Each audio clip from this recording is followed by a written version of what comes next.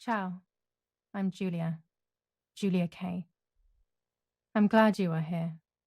Nobody has visited me in ages. It's been years now. I must tell you my story, but I don't know where to begin. There is so much that I should start from my childhood, but my memories of these times are vague. I only remember the summer of 1929, when they sent me off to stay with my nanny.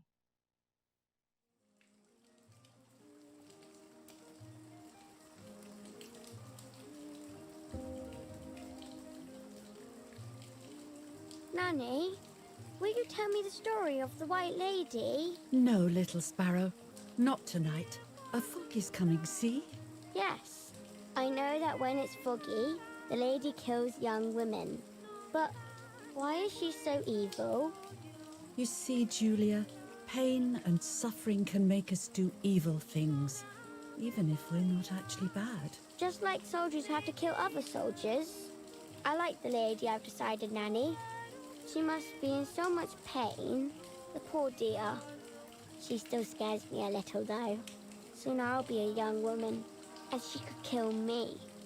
Does she kill those who love her? Of course not. That makes me feel better because I love her. But what about Martha? Would she be in danger? Your sister is with your mother, so do not worry. Do you miss them? No. I mean, yes, I miss Martha a little, but I love spending time with you. Now, go to sleep, little sparrow. It's getting late. Okay, Nanny. I'll go to sleep and dream of the lady. Was she beautiful? She was beautiful. Yes, very much so. Then she'll be beautiful in my dreams. And will I be beautiful just like her? You'll be even more beautiful. Listen, Nanny. Since the lady won't harm me because I love her, and since you're not a young woman, could you tell me her story? Even if it's foggy outside. Please. Oh, please. Then I'll sleep. I promise. Oh, all right. You always get your own way.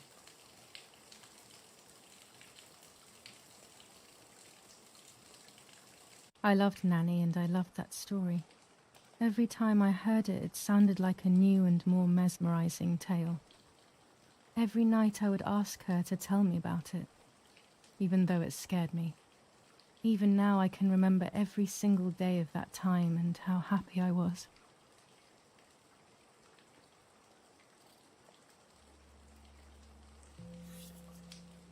According to an ancient legend, the lakes of the area are haunted by the spirit of a young woman who was killed by the man she loved.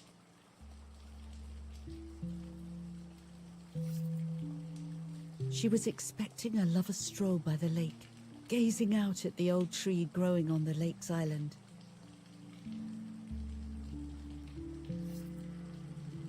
So much hope and desire, but death, not love, was awaiting her.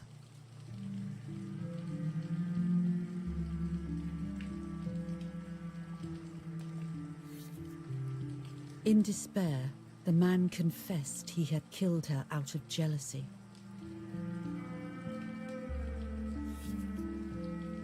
So he was hanged on the small island, in the middle of the very same lake where he had killed the girl.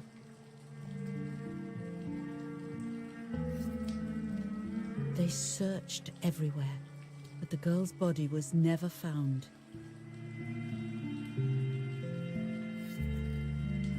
Since then, her spirit, known as the White Lady, has been imprisoned in the depths of the lake. She grieves eternally for the loss of the man she loved. When fog arises, the White Lady is known to leave the waters of the lake and roam the woods, looking for her long-lost love in vain. Within the fog of dawn, hunters have claimed to hear the wailing of a woman in the distance. I'm a little scared of this story, even though I like the lady. Should I stop reading, my little sparrow? No, Nanny. Daddy always tells me that fear must be faced. Go ahead. Okay, honey.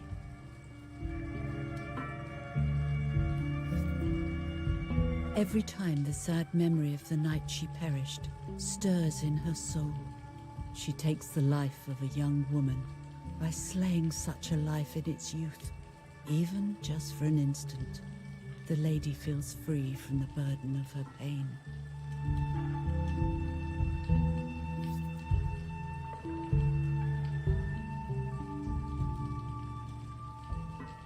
Good night, Nanny. Good night, my love.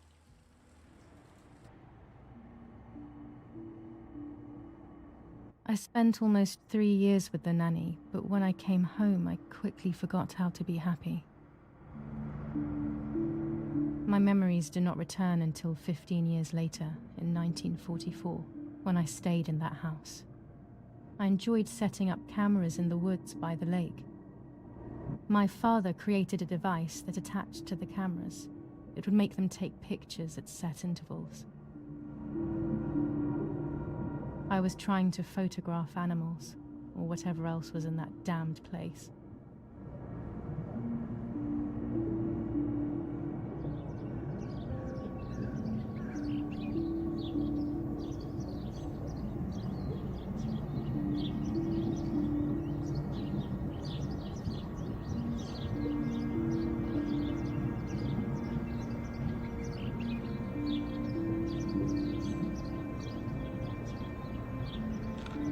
Reel off the film.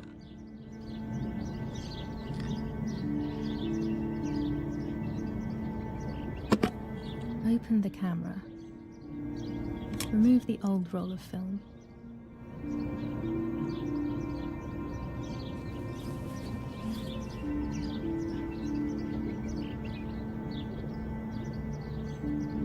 Put the new film in.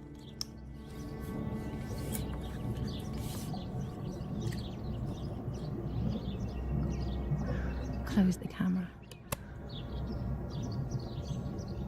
Load the film.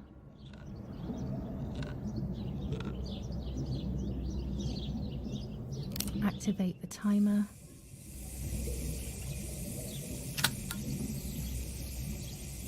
Almost ready. Now to bring the image into focus.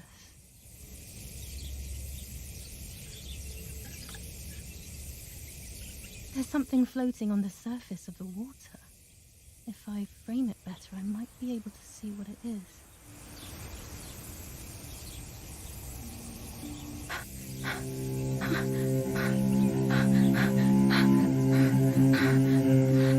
What?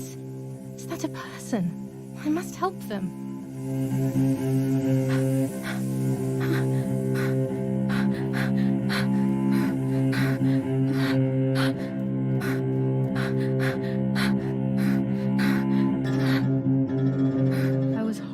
At the idea that someone might have drowned in my lake. The lake was my world, where I would spend entire days daydreaming.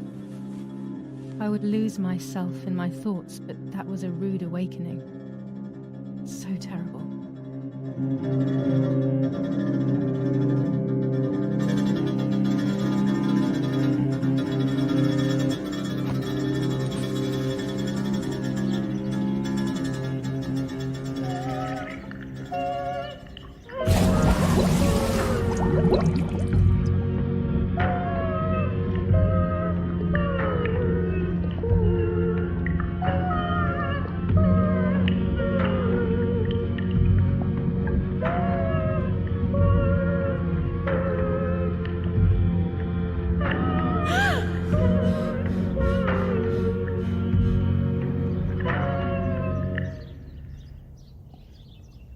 I instantly noticed that the person was wearing one of my dresses. I was scared. I dragged that lifeless body as best as I could to the shore, trying not to drown myself. Only when I lifted her in my arms did I realize who she was. It was my sister, my twin, a part of me, dead. Impossible to comprehend. I was desperate. I didn't know what to do or to think.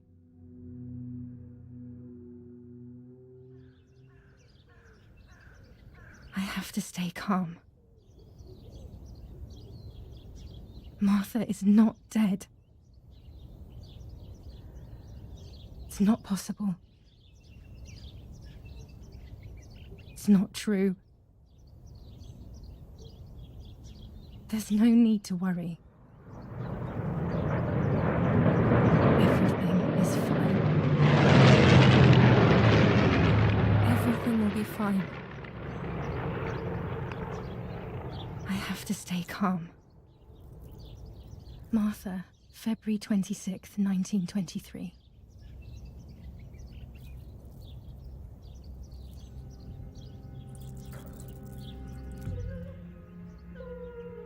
Is everything okay? Are you hurt?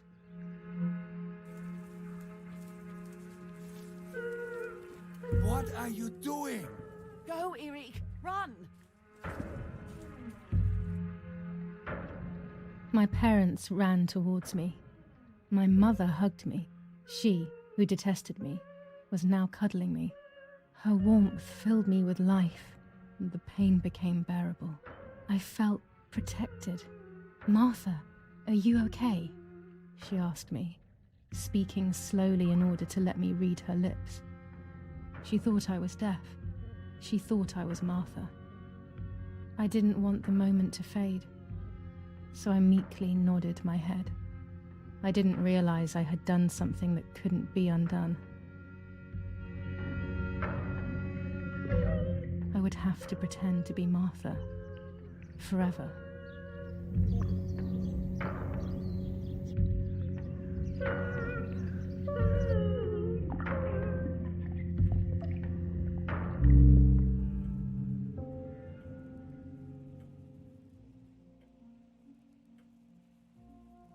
Praying is pointless.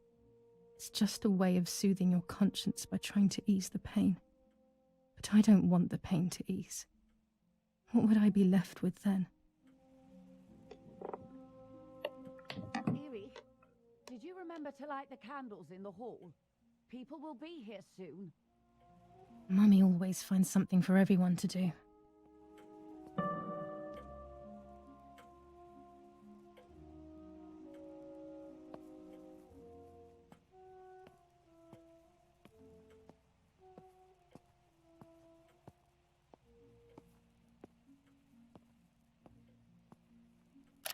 The only way people could tell Martha and me apart was by dressing differently. Even Mother couldn't tell us apart. This painter was a friend of Grandpa's. I always loved his paintings. As a child, I used to look at them for hours.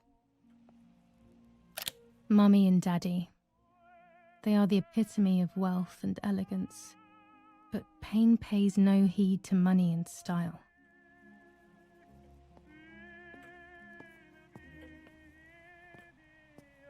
Daddy must be devastated. He loves me. I messed up and now I have to watch him suffer my death. I can at least light the candles and let him find some comfort in sleep. These hunting rifles are not Daddy's. He never went hunting. Nanny must have left them here. Daddy's oboe. We were preparing a really nice duet together. On the rare occasions he's at home, that is. Daddy, Mummy, and my grandparents. It seems almost impossible that Father is a soldier. Mother would have been more suitable if she wasn't a woman.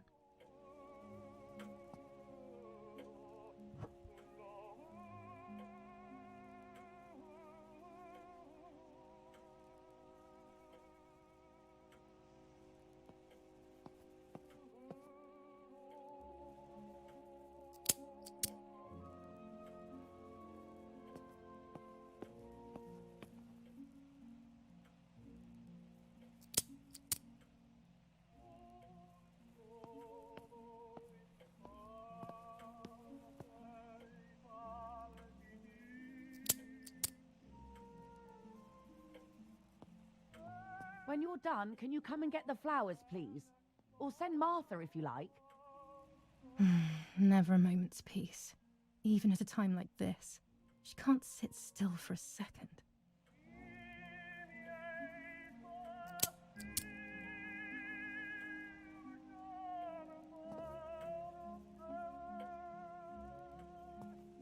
telegraph box. I know how to use it. Daddy taught me.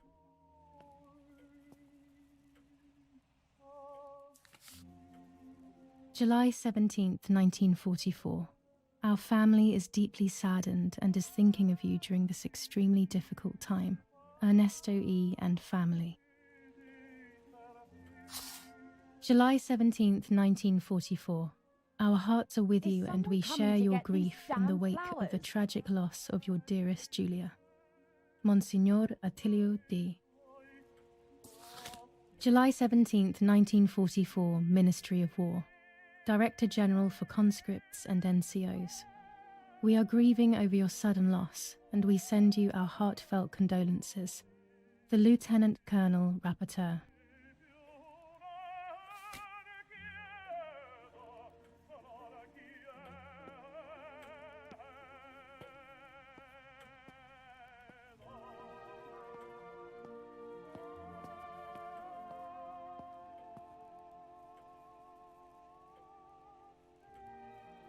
I can't turn it off. We have to listen to the radio all of the time. Any news and announcements can be vital.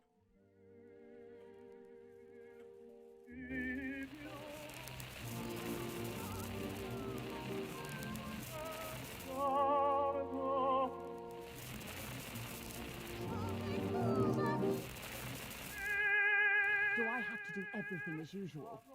Erik, get a move on. I better go or she'll end up getting seriously angry. Daddy's canes. They are so beautiful, but I can't say why, but they have always scared me.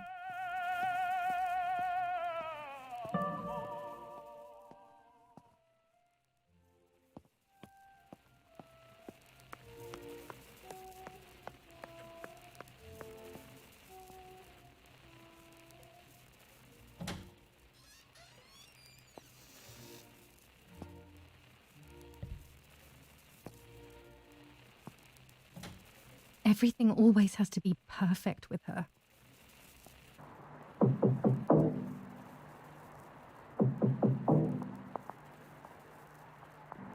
Parla Londra. Trasmettiamo alcuni messaggi speciali. Felice non è felice. E c'è stata la pioggia. La mia barba è bionda.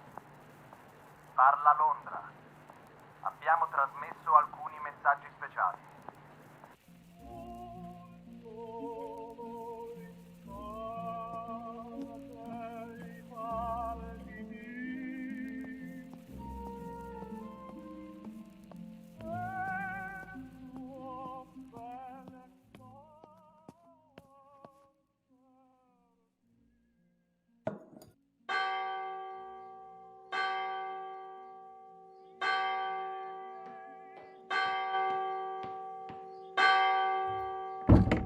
What's happening? Who closed the door? Erik, wake up. Do you think it's appropriate to sleep here, of all places? What? Yes. I must have fallen asleep. What are they talking about? You can't stay here forever. Why don't you go to bed? No. I want to stay with my daughter. Your daughter? Your daughter? You have another daughter, you know. The one who's still alive. Remember? What are you talking about, Irene? Julia is dead. What kind of comment is that? How can you? You should be thinking about Martha. Julia harmed Martha. You know that, right? And as if that were not enough, she has now also abandoned her. It's the same old story. Everything is always Julia's fault, isn't it? Her fault for Martha being deaf and for you being infertile. Do you think it's the right time for this? Julia is dead, Irene. Dead. Someone killed her. Do you realize that? Of course I realize. I get it. Do you think I'm stupid? No one understands it better than me. She always brought problems. Only problems. It would have been better if she hadn't been born at all. You're crazy. I'm the crazy one? Me?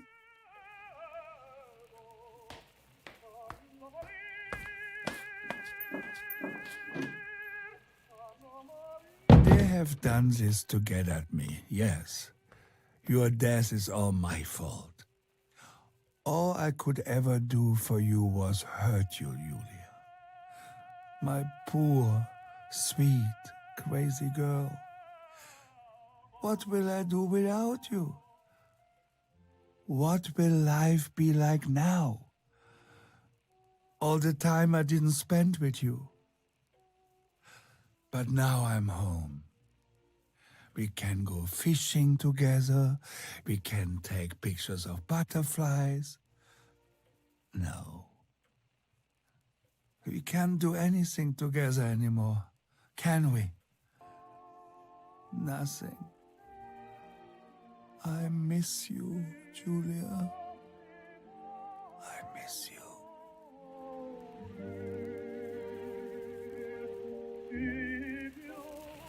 While American bombings continue to devastate the peaceful towns within the Elsa Valley, we have heard some tragic news from the area of La Ramola. The young daughter of German Army General Erich K. was murdered near her home. What possible reason could there have been behind such a cowardly act? This is what the Carabinieri, who immediately intervened, hope to find out.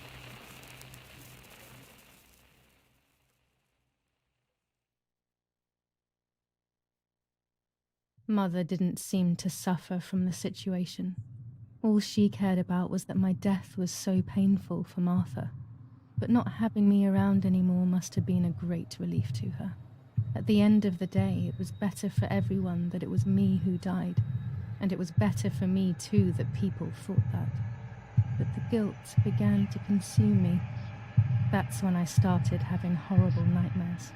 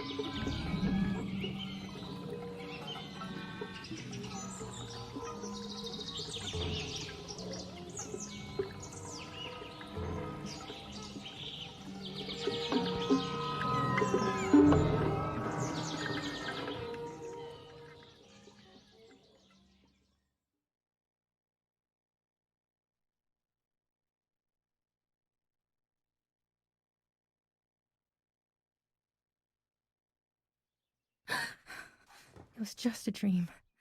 A horrible dream. That horrendous woman and the face of my sister. I wish all of this was a dream and my sister is just sleeping in her bed.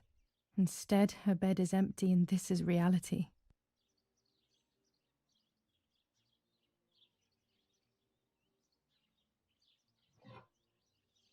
This is Martha and me at the festival of the patron saint. It was only a few months ago, and now...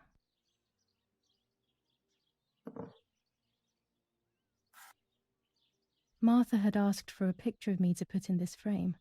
She wanted me to do one of those expressions of mine that made her laugh. Expressions that she couldn't quite imitate. She used to say that those were the signs of my soul. Can a photo capture the soul? Can I capture Martha's soul?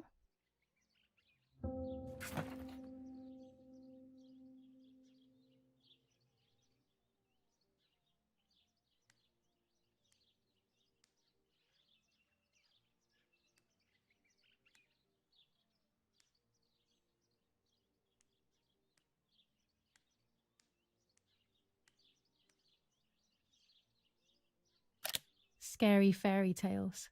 Everything seems to be scary lately. Yet everything here is so beautiful and bright.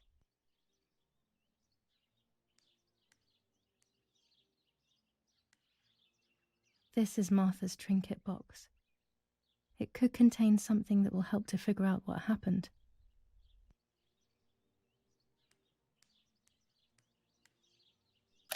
Even more scary fairy tales.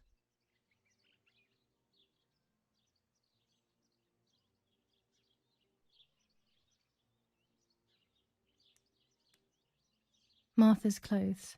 To me, wearing them will be like having her with me. Mummy will also be happy to see them. Or I could wear my clothes in the other wardrobe.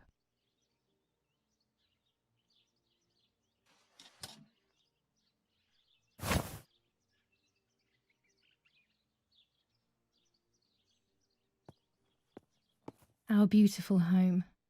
In spite of everything, I prefer being here.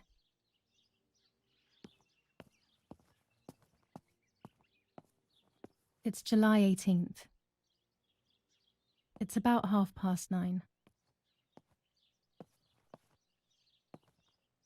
I always keep my trinket box locked.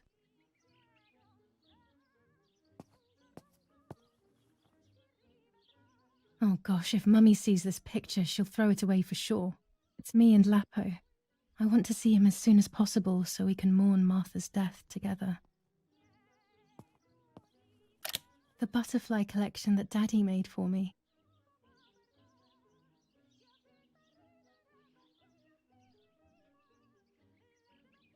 Nanny will be visiting me soon. I still like to have the books and games from when I was little with me. My dress, the one Martha wore when she was...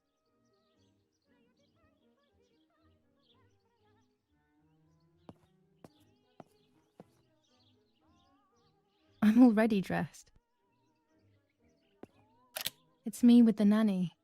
Or maybe it was Martha. No one can remember.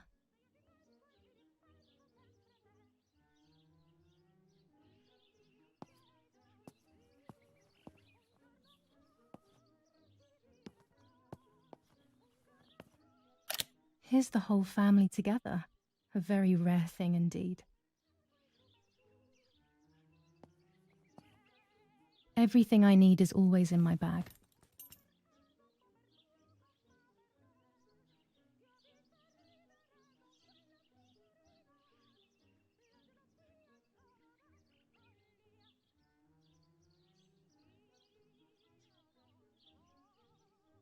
The key to my trinket box.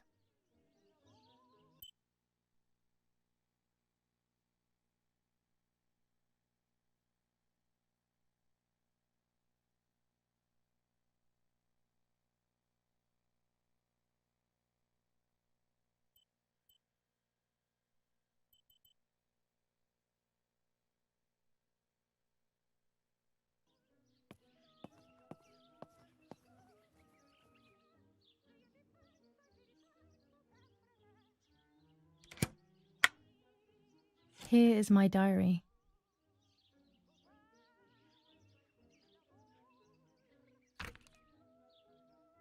July 12th, 1944.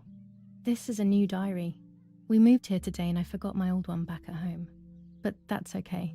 A new chapter in my life, a new diary. They say they brought us here for our own safety. Daddy, the war, and everything else. Nanny gave us her house and she went to look after the mansion. It's weird being back here after so many years. I remember Nanny telling me the fairy tale of the Lady of the Lake. It's one of the few happy memories I have from when I was little. Nanny isn't here and that's a shame, but Martha is here with me. I also get to see Lapo more often, which is wonderful. He's always hanging around here. Mum is thankfully too preoccupied with fixing up the house to worry about me. At least for now. July 16th, 1944. There's something creepy about the woods. Every time I'm at the lake, I get a strange feeling. Maybe it's the legend of the White Lady playing tricks on me. I get weird ideas. I think that there is this presence. Then I think I'm just being crazy. Anyway, crazy or not, I want to take some pictures. I'm not scared. In fact, I'd say I'm excited. I've made arrangements with Martha. She's coming to the lake with me tomorrow to set up 2 new cameras with timers, and we'll see what we can photograph. Not before a good swim, of course. To be honest, Martha doesn't like photography all that much, and recently she's gone off swimming too. But she does like spending time with me by teasing me. Then when she gets bored, she disappears into her books, and I do my own thing. We feel right when we're together.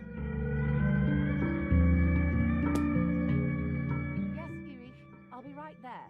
I'm just going upstairs to call Martha down for breakfast. Fine, but I'm not sure we should let her sleep all day. What do you think? What did you say?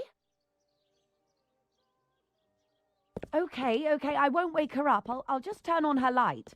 So when she wakes up, she'll know when to come down for breakfast. They really think I'm Martha and I can't hear them. I need to be careful not to talk, or I will be in serious trouble.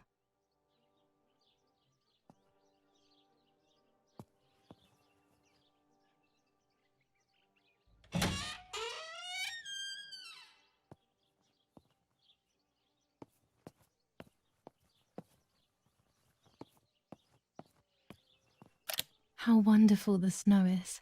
Unfortunately, it doesn't snow often around here.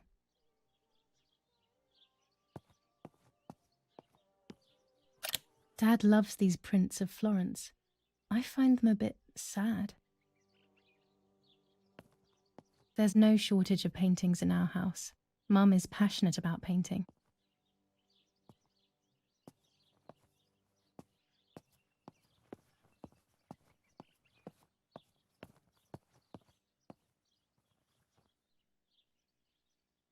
As a child, when I spent those short years with the nanny, this was my room.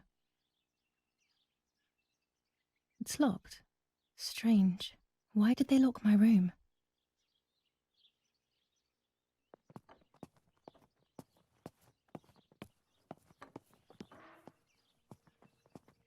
Martha's breakfast is ready. We can go. Yes. It's getting late. Did you leave the newspaper for Martha? You know how much she likes reading it. Yes, Irena. It's on the table, can't you see? And that camera, are you leaving it there? Yes, Irene. Can't you leave it there for a few more days? Do you mind? It was for Julia. I will take it away soon. I promise. The thought makes me so sad. Seeing it there is as if... I don't know how to explain it. All right, but let's go now. We have too much to do. We can't stay here all day talking. Mummy is right, though. Martha always read everything. It's me who will now read the newspaper instead. They'll be out all day. The funeral preparations will take them a long time. Everything is more complex with the war. Over the next few days, I will see little to nothing of them.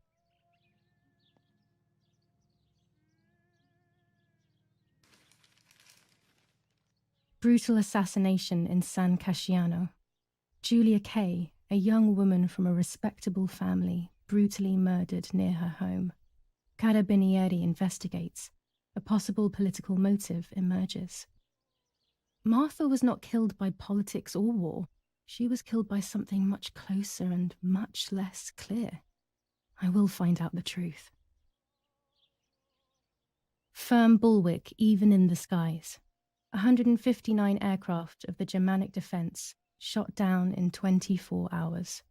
Major Russian operation northwest of Jassy. Enemy convoy lost in the Mediterranean. 2 destroyers and 6 merchant vessels sunk. Julia Kay. Distressed but supported by faith. Irene the mother, Erich the father, and Martha the sister sadly announced Julia's passing. The funeral will take place in La Romola, Thursday, July 20th at 9:30 p.m., departing from the property of the deceased. First improvements in food registration. Bread rations increased by 50 grams per day as of April 20th. A kilo more every month of soup ingredients. Reforms to the treatment of agricultural workers and an unexpected distribution of jam.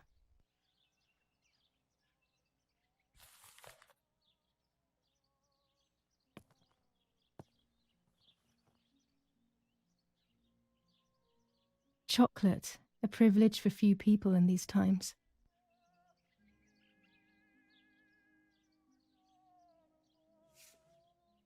For Julia, to take more and more photos, Dad. I can verify that the camera is still working by taking a photo. I could photograph a sparrow. There are so many of them out here. There might be birds around the little wall in front of the house. I always put crumbs on it for them.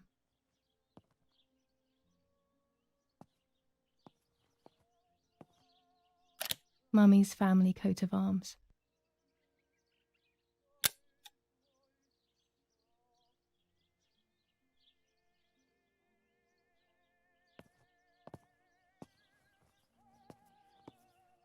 These plates are not ours. Nanny left them here. I remember them well. Daddy says that our wine, which is produced here, is extraordinary. I hate wine. I prefer beer. During deep winter, I would go to sleep snuggled by the fire and Nanny would get angry. Do you want to turn into a piece of charcoal, Julia? Bread, butter, jam and coffee. Martha's typical breakfast. I prefer honey and milk, but I'll have to adapt to her tastes, obviously.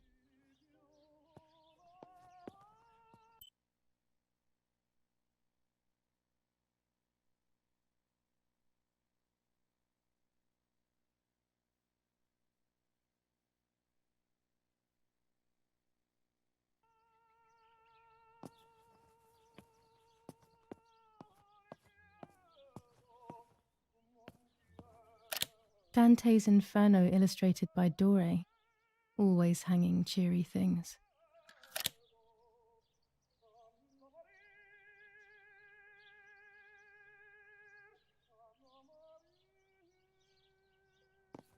One of Daddy's many photos.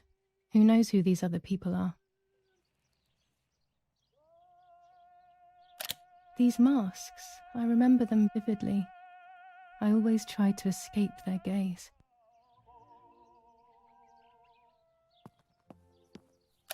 Old photographs that father took of this house.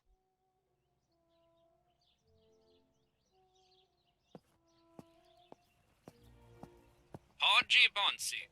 On the day of St. Alexis, the battle rages in the city tormented by Anglo-American bombing.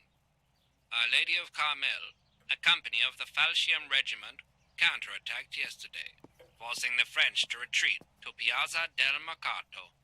The situation is currently under control.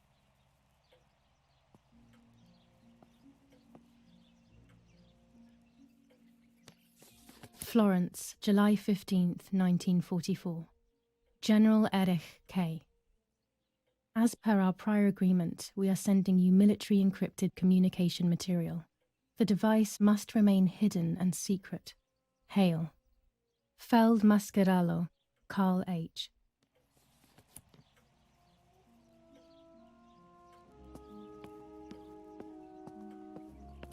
Books, books, and more books. In our villa, there must be 10 times more than even here.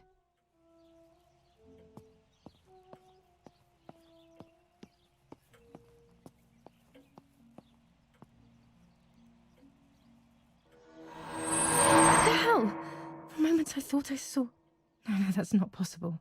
It must be this whole situation making me see things that don't exist.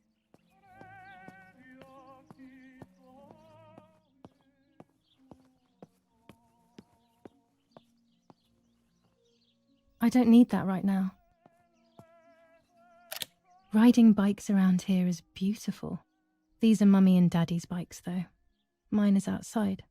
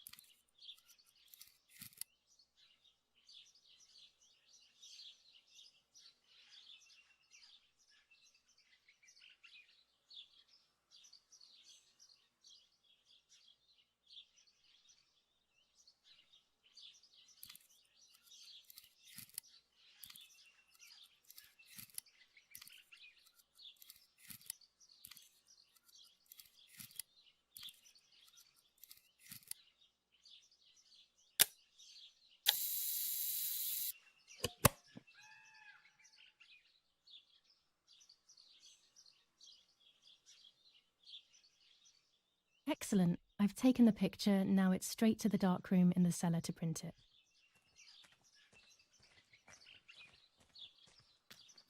Daddy recently became a general in the German army.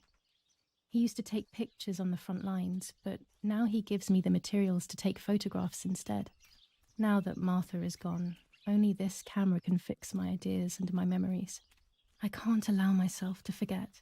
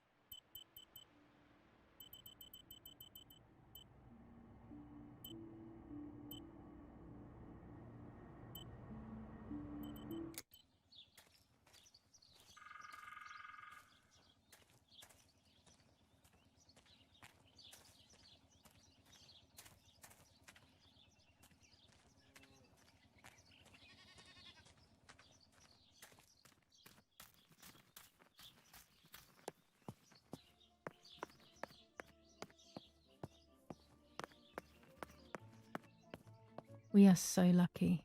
In these difficult times, pantries are empty and people are going hungry. But with a German general for a father, food is never scarce.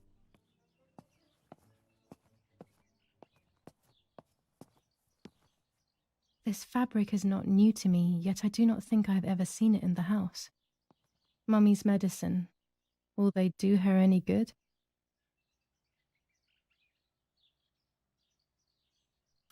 Mummy's sewing machine. She learnt how to sew because nobody else could do it to her liking.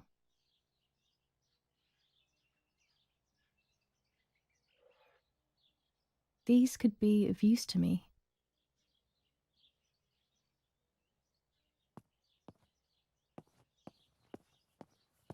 Our wine. Daddy is so proud of it.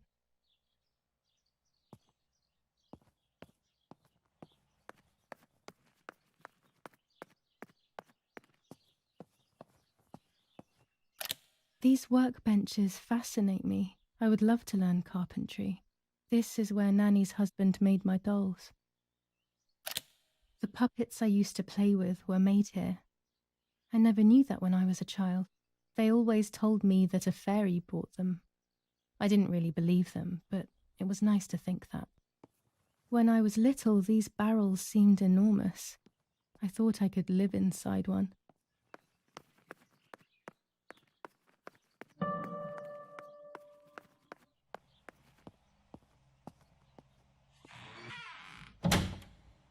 Daddy set up his darkroom here. He doesn't take photos anymore because of his work, but photography is still his true passion. I'm allowed to use the darkroom when I want to. Daddy had this device brought here last week. It's old, but still works. He has always loved everything technological.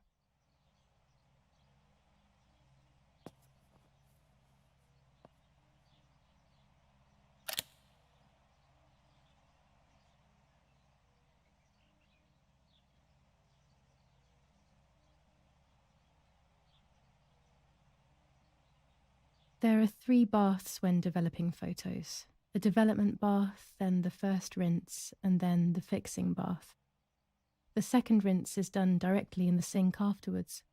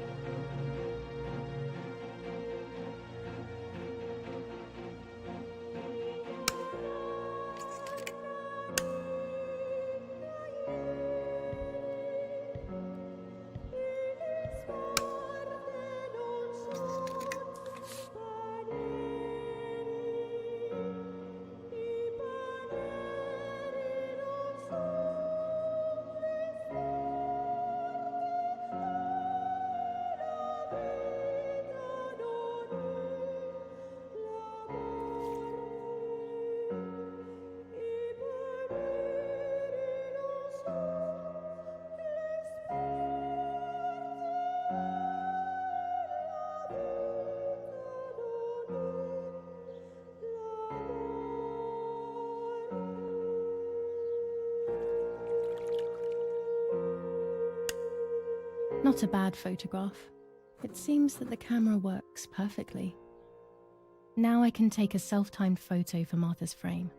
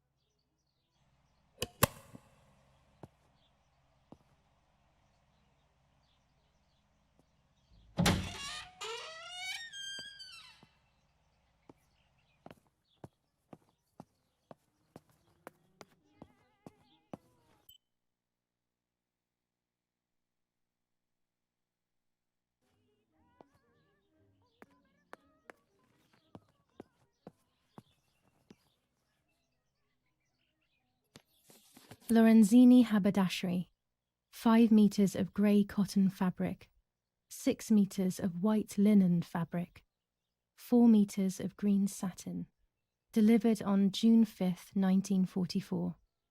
In the event of an issue, contact us on the number 6987. And this red fabric? It's not been mentioned. Could this also be one of Mummy's, or could the nanny have left it here?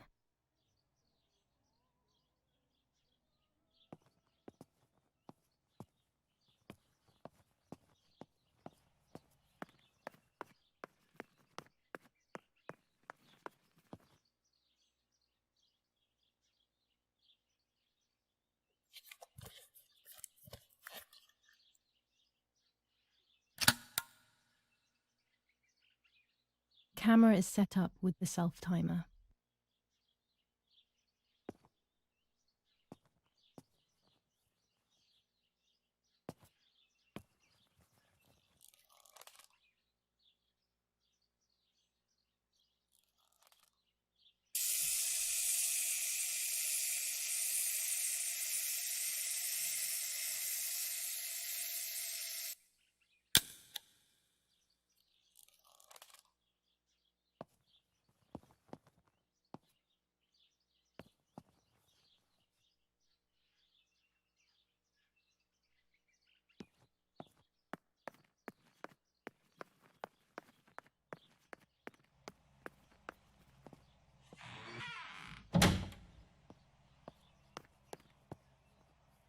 It's always a thrill to develop a photo. You can't see anything at first, yet something invisible is captured on the black film, a kind of ghost.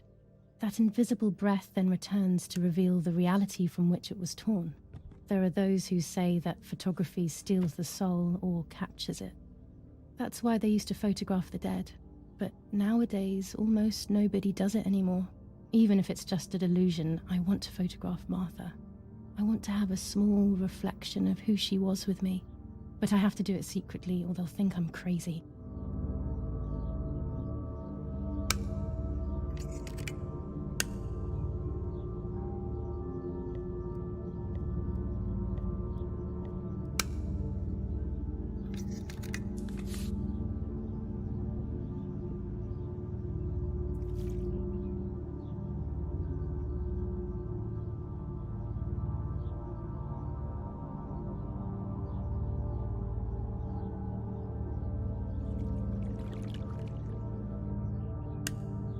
Yes, this is me. No one was ever able to tell us apart. But I never had the slightest doubt, and nor did Martha. It's strange how what identifies us most deeply is not visible to anyone.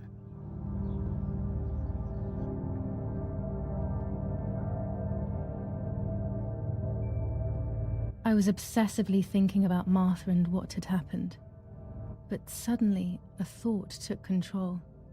The memory of that day at the lake was becoming more and more like a dream when, after awakening, the image becomes more and more faded. Could it be that the memories were a figment of the mind? Had I been the one that hurt my sister? I had always envied her, and now I had taken her identity. I experienced a suffocating pattern of thoughts. I decided to go straight to the lake to retrieve the film rolls. They would tell a different story, I was sure. But deep down, I kept hoping they would confirm my fading memory. Of course the door is locked. The keys aren't hanging on the lock as usual, then they will be in Daddy's study. We live in fear now. My parents are not going to let me go to the lake anymore after Martha's death. So this is the right time. I need to know. The self-doubt I feel is eating me up.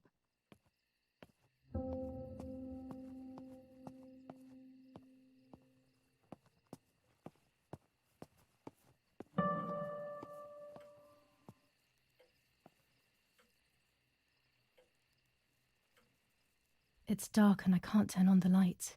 It's dangerous. I'll need a flash for the camera. I can look for it amongst Daddy's things in the room below his bedroom.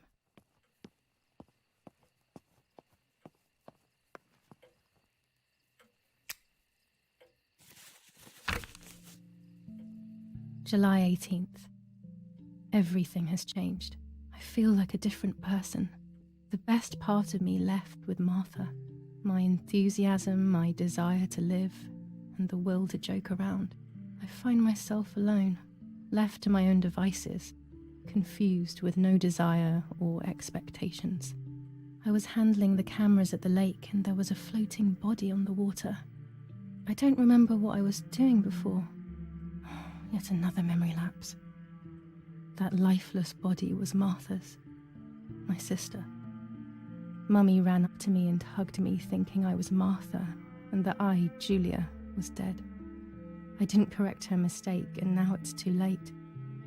If they find out I have been fooling everyone, I don't even want to think about it. I feel terribly guilty pretending to be Martha, pretending to be deaf. I took the photo for Martha's frame. I know it's too late now and I felt incredible pain placing the picture. I said goodbye to her forever in that moment. I realized she was gone and there was no going back. I must do one thing for Martha. I must find out what happened. The partisans couldn't have killed her. That's just ridiculous. Lapo is my friend and he is one of them. He loved us so much. We know all of them, so it's just impossible.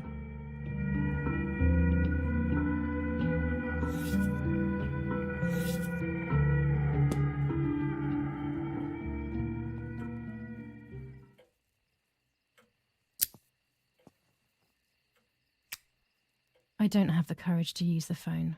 Not right now.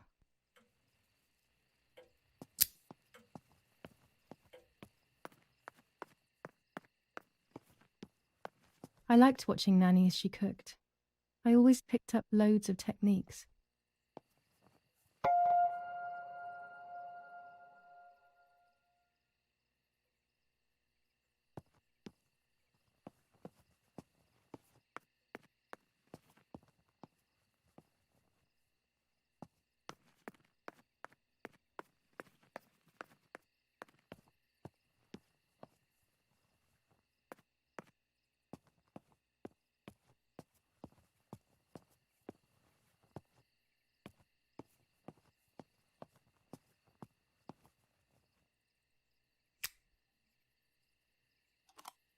Here's the camera flash.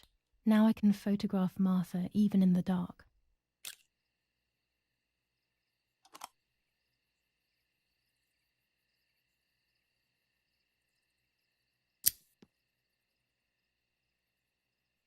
Daddy's stuff. War maps. I've heard everything will play out on this new defensive line.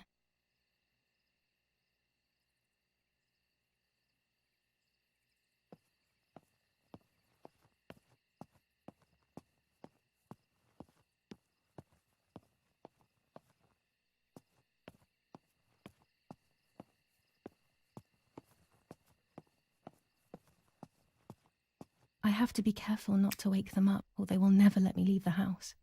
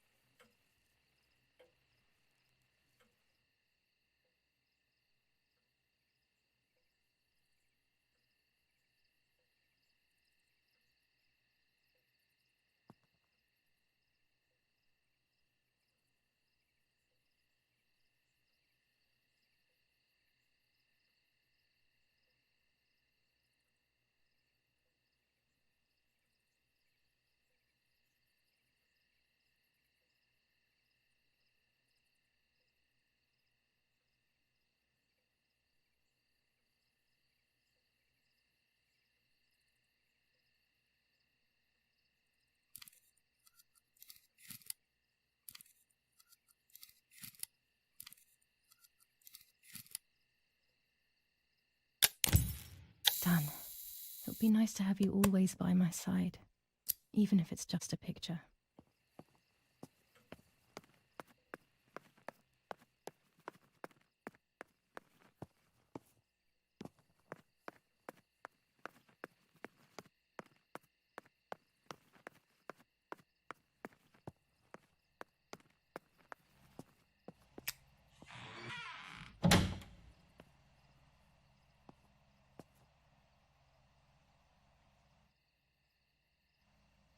A lens and a roll of infrared film.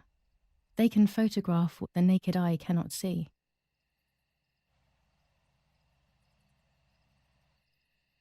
With this lens, I can shoot very close up. Blue filter, ideal for indoor photos. Orange filter, when there is fog, it improves the image by giving it some contrast.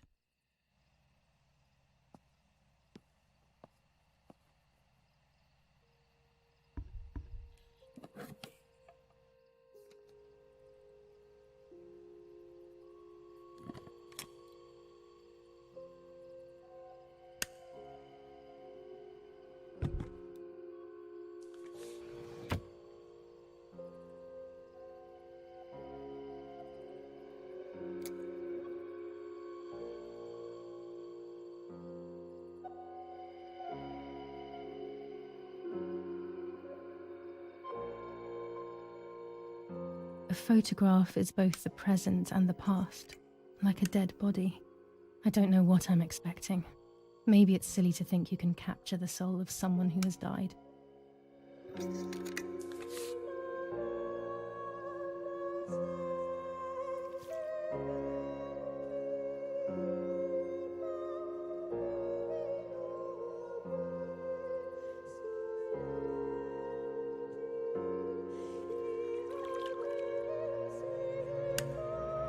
Her face can no longer tell me if what happened was my fault.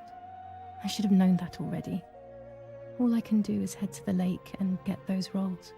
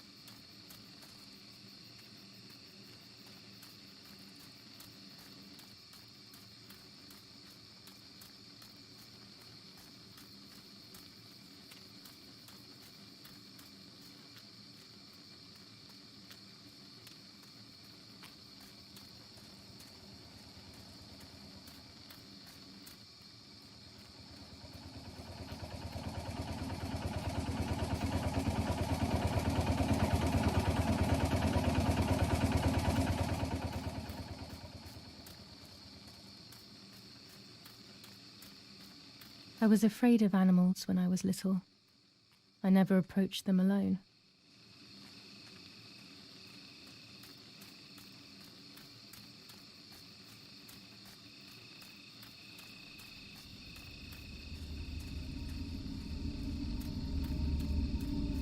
I love the night, but this night scares me.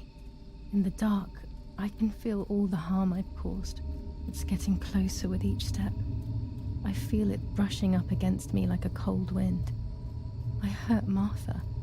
The closer I get to the lake, the more certain I am of this. How could it not be? I killed her to steal the love that everyone felt for her but didn't feel for me. How could I have done such a thing?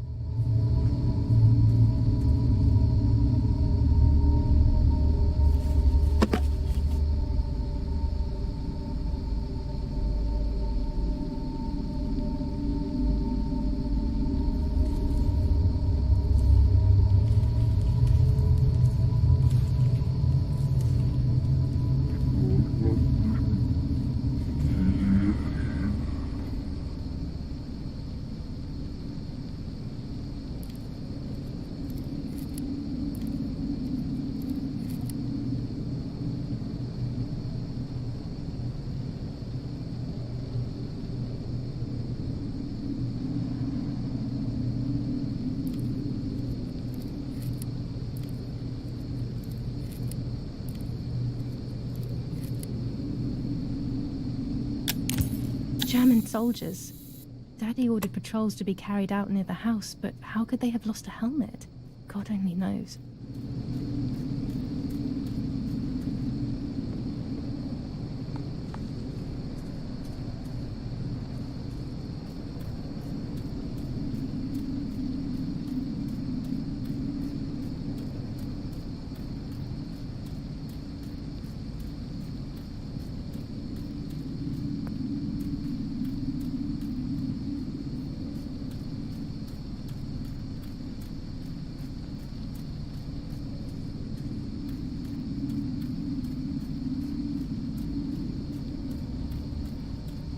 Oh no!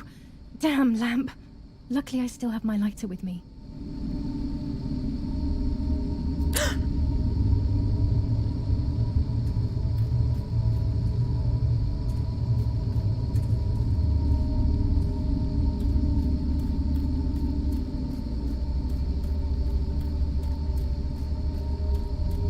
The cameras are somewhere around here.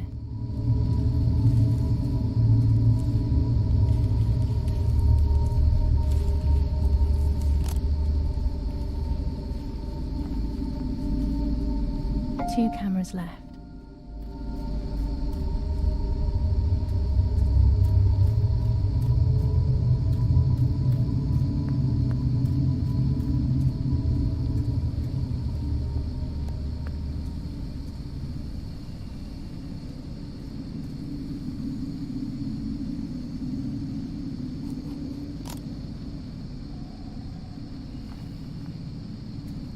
One more camera to collect.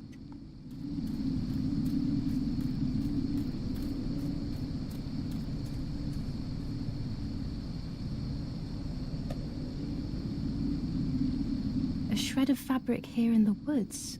How strange. Let's take a photo of it and leave it where it is. That's it. I've got them all.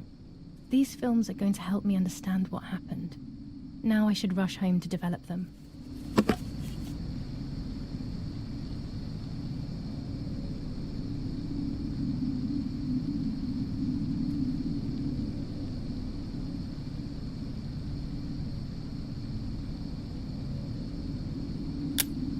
How could it have ended up here?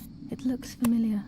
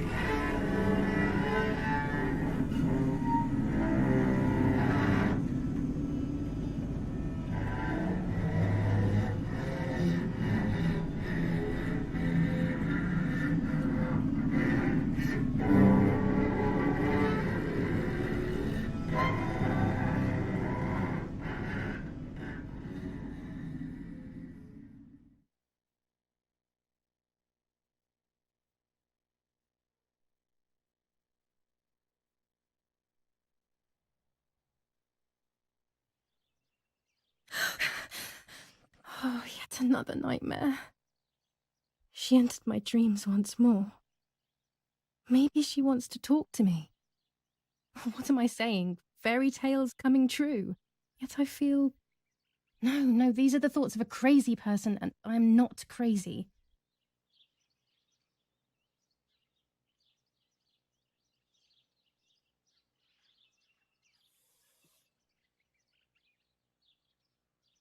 Oh, damn it, what's all this blood? I'm not due yet, and there's a lot more than usual. What's happening to me? Am I going to be joining Martha sooner than I thought? I have to wash up and do what needs to be done. If I'm sick, I have little time. The truth awaits me. It must be hidden within those rolls.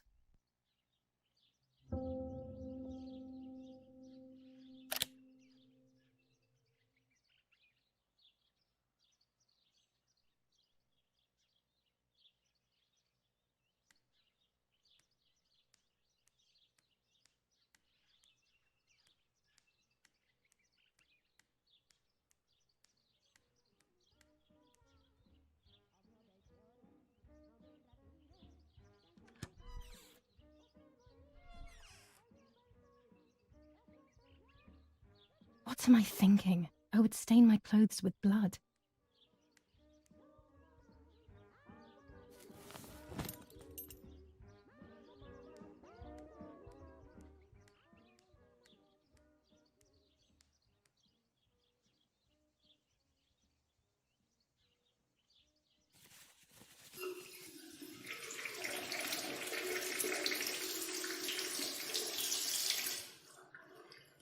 That's better. But I still don't understand all of that blood. That's never happened to me before. But I'm not going to tell my doctor. Otherwise he'll make me stay in bed and rest.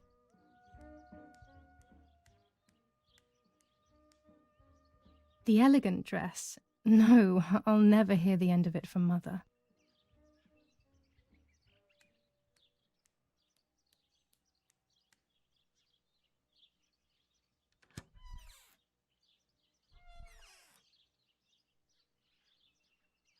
The elegant dress? No, I'll never hear the end of it from Mother.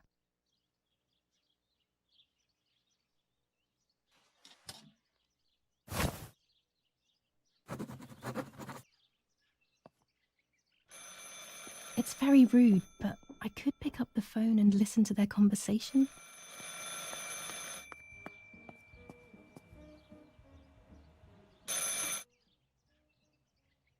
How are you doing today, Rennie? I'm worried, Father. Very worried. We found more partisan tracks in the woods, right next to the house. That Lapo, I suspect he may be involved in the death of... No, please don't say that. It's not possible. I know the boy and I don't... Father, anything is possible in these dark times. Anything. That boy didn't even come to say goodbye to Julia. Didn't they love each other dearly? He must be terribly scared, and Julia always used to say that. Yeah, sure, she used to say they were just friends, but you know too, right? Friends are not supposed to do such things, Father. Or are they? But anyway, you're defending them both. You, my husband, and even the nanny who, deep down, is a good woman. The nanny. I believe the nanny is the one who hurt Julia. With her evil passion for those cards. They are cursed things. I hope you made them disappear. Of course. I keep them safe in my room. Anyway, you must forgive me, Father. I have to go. They've come to pick me up. Have a good day. You too. Lapo's involved in Martha's death. My mother is losing her mind again. How could anyone even imagine such nonsense? And Don Attilio, he is a great friend, but what a weird view. Those cards are just a game. But most importantly, they're mine. Why on earth did they take them from me? Will protest with the French in the city for the raping being committed by invading troops. New ordinance for the safety of citizens. From this moment on, it is forbidden for anyone to leave their homes and walk the streets of San Cassiano. All windows, including cellars, house entrances, and doorways, must remain closed night and day. The population are advised to stay in their cellars, or, where these do not exist, churches and other large buildings. The patrols of German armed forces have orders to shoot at people who are on the street, or who are found looking out of their windows. I shall repeat for clarity. New ordinance for the safety of citizens. From this moment on, it is forbidden for anyone to leave their homes and walk the streets of San Cassiano. All windows, including cellars, house entrances, and doorways, must remain closed night and day. The population are advised to stay in their cellars, or, where these do not exist, churches and other large buildings. The patrols of German armed forces have orders to shoot at people who are on the street, or who are found looking out of their windows.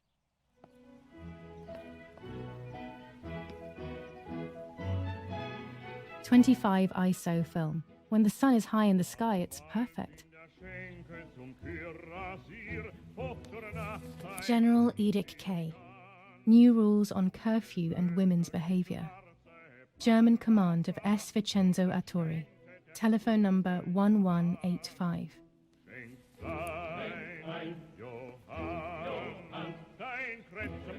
The radio needs to be kept on at all times these days. It can save your life knowing things on time, especially before they happen. Nets for catching butterflies, poor creatures. I had so much fun with them.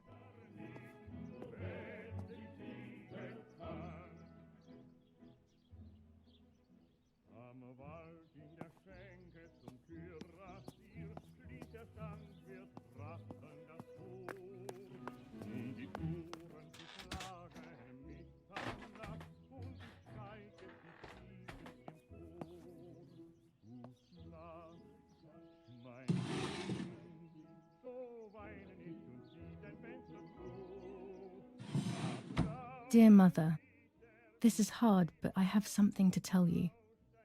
I found out that Julia is pregnant. Go to the lake tomorrow morning at 7 and watch her as she bathes. You'll see that her tummy is growing. Martha. What? I'm not pregnant.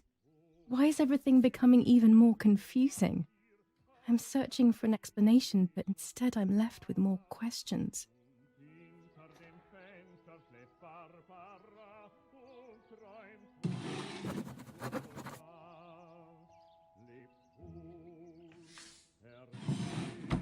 Here are my cards. Nanny and I always used to play with them. She would predict my future and I pretended to predict hers. The future was always good for everyone. Maybe when she read them, she saw my true future, which she hid from me. Or more likely, these cards are actually just a stupid game to reassure and deceive oneself with. But deceiving oneself is sometimes necessary. How can we live happily otherwise?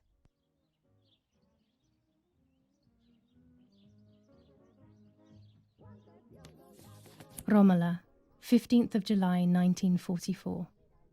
Dear Mrs. Irene, I'm writing to let you know that all is well here at the villa.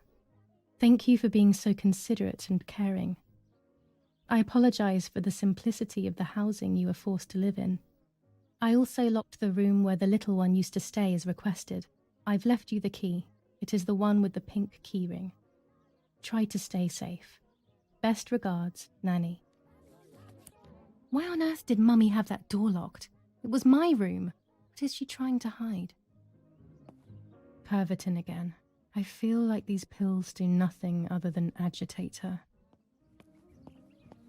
There are more and more weapons around, and everyone is scared after what happened. This is Mummy's jewellery. She wears them every day, even though Daddy says it's impractical and dangerous to show signs of wealth these days. As usual, she doesn't want to listen to reason and ends up arguing with Daddy until he goes to play war, as she says. The keys to my old room are not here. Where are they? She leaves them everywhere. I think she's having too many and too often.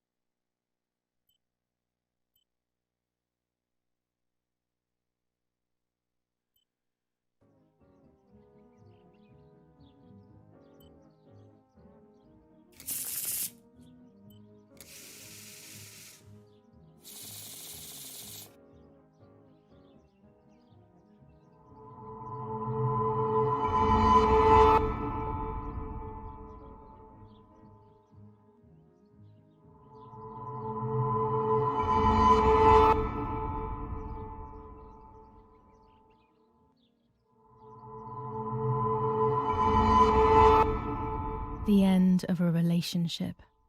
It's very clear, but my plans will be successful. I only need to know what these plans are.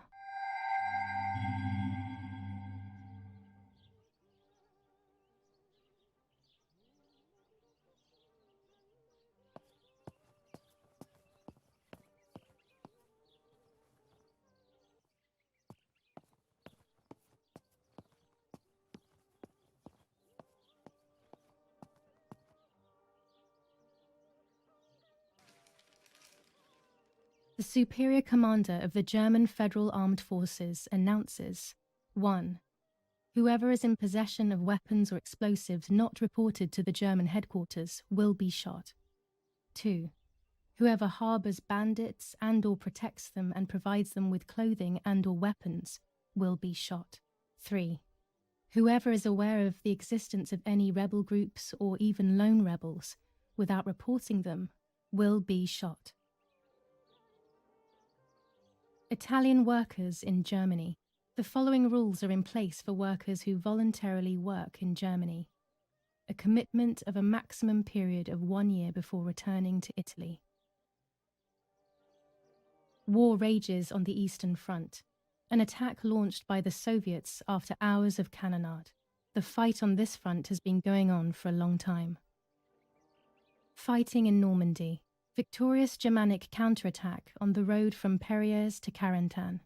Pont Heber reconquered north of Saint-Lô. Many US losses caused by the flying bomb action.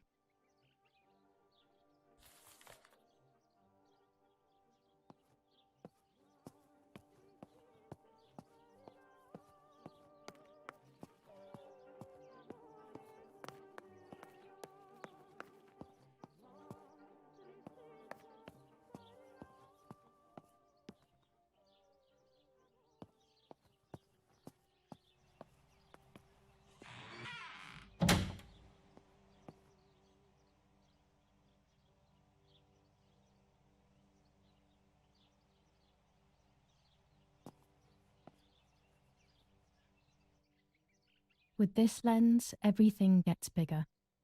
Red filter for super high contrast photos. This lens increases the framed area. It allows me to fit more into the image.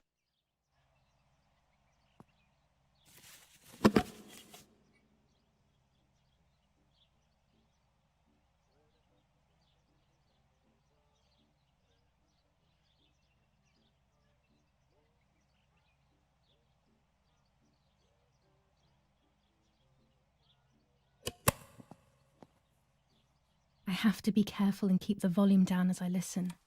I must go unnoticed. I am meant to be deaf after all.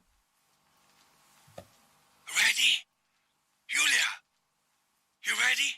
Sure, Daddy. I'm good to start. I've already started recording. Oh, no, my voice will sound awful. No way, come on. Didn't you want to study singing anyway? No. I was young and stupid when I said that. Okay. Ready? Go. Oh, how nice. It's the rehearsal for last week's concert. I never heard the recording. But I was right, my voice is awful. Cannot be called singing.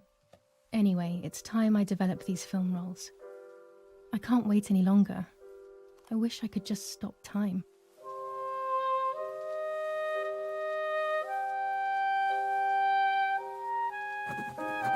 These images could change everything. I cannot bear the fact that I may have hurt Martha. I would rather die. Damn my head and these memory lapses. It's such a pain not remembering. It's like getting lost inside yourself.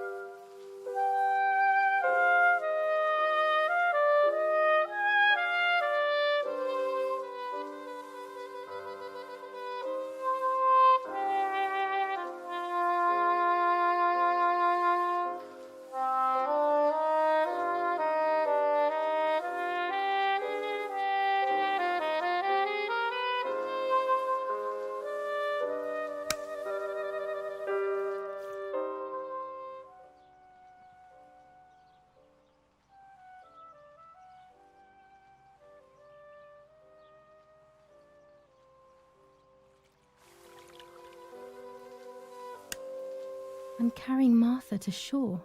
I'm trying to save her. My memories, although fuzzy, do match reality. I feel a little better. Now I can find out who really hurt Martha. Maybe I should meet with the White Lady. She might be able to tell me something. Is this crazy talk? Yes, definitely. But what's normal about any of this? Maybe you have to be a little crazy to get anything done.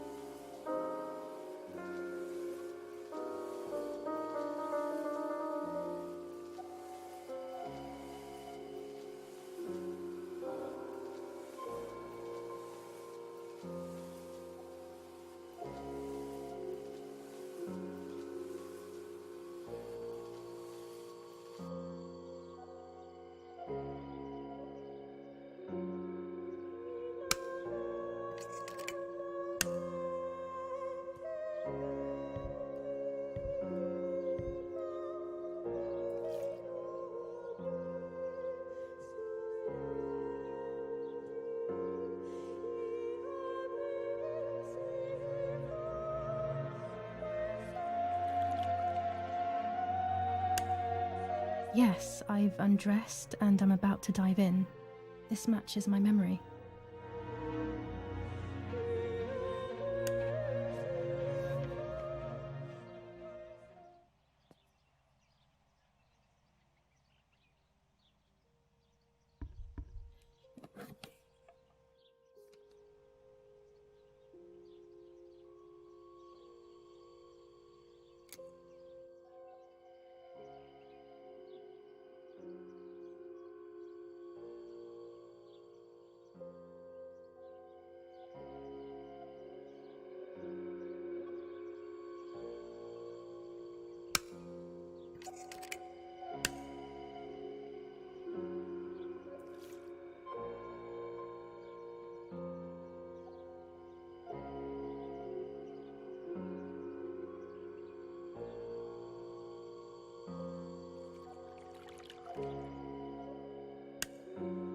Here I was running toward the pier, just as I remember.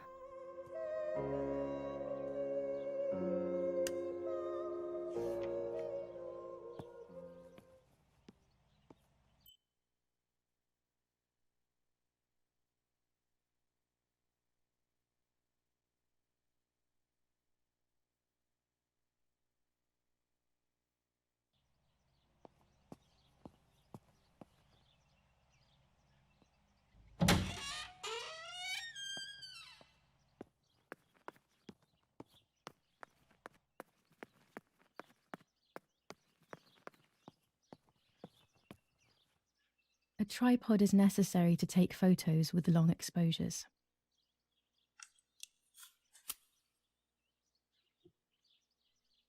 I have found what I need to take infrared photos.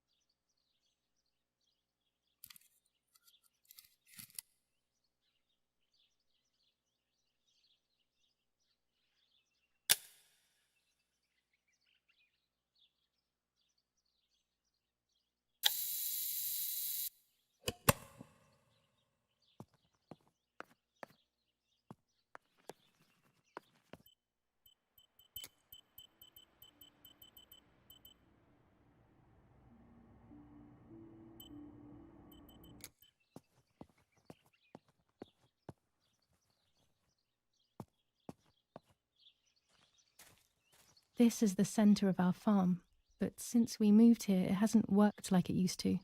Security matters, Daddy says.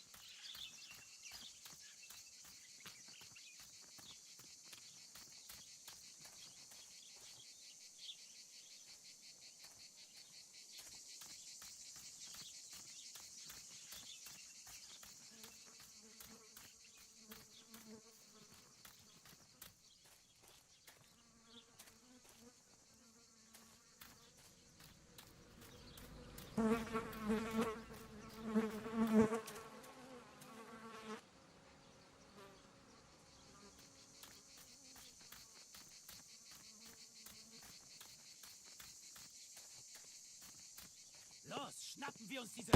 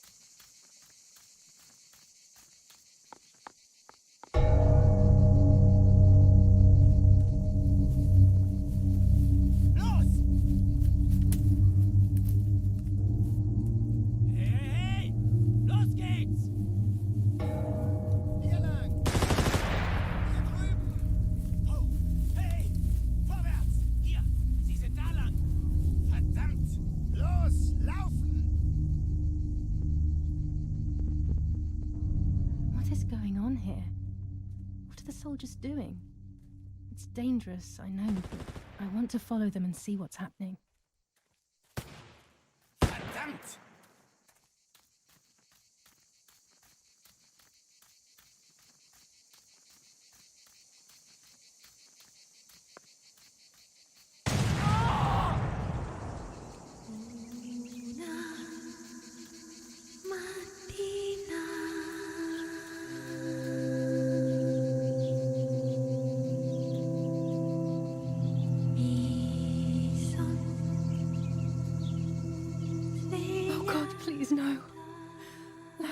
Dear friend, what have they done to you?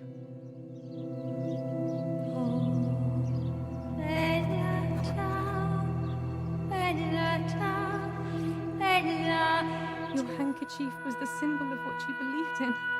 At least that is left of you.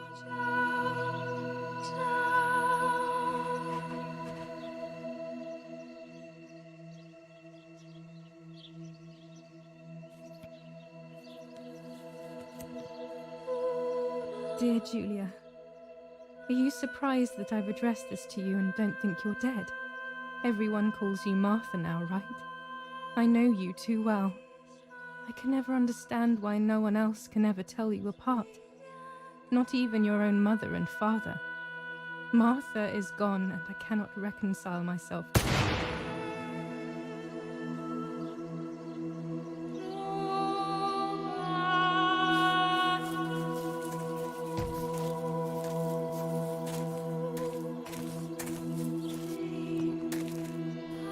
Ein Mädchen erschossen, du Idiot.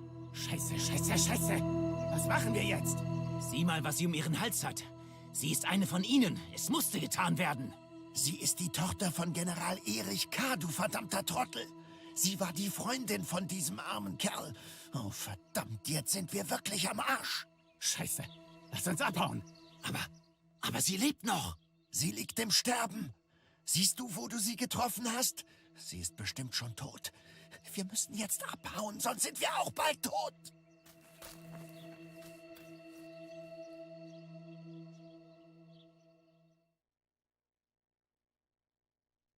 I'm dying, I thought. But strangely enough, I wasn't afraid. In fact, I was almost relieved. When I returned, I found myself once again in the midst of a bad dream. One whose meaning I did not understand at the time.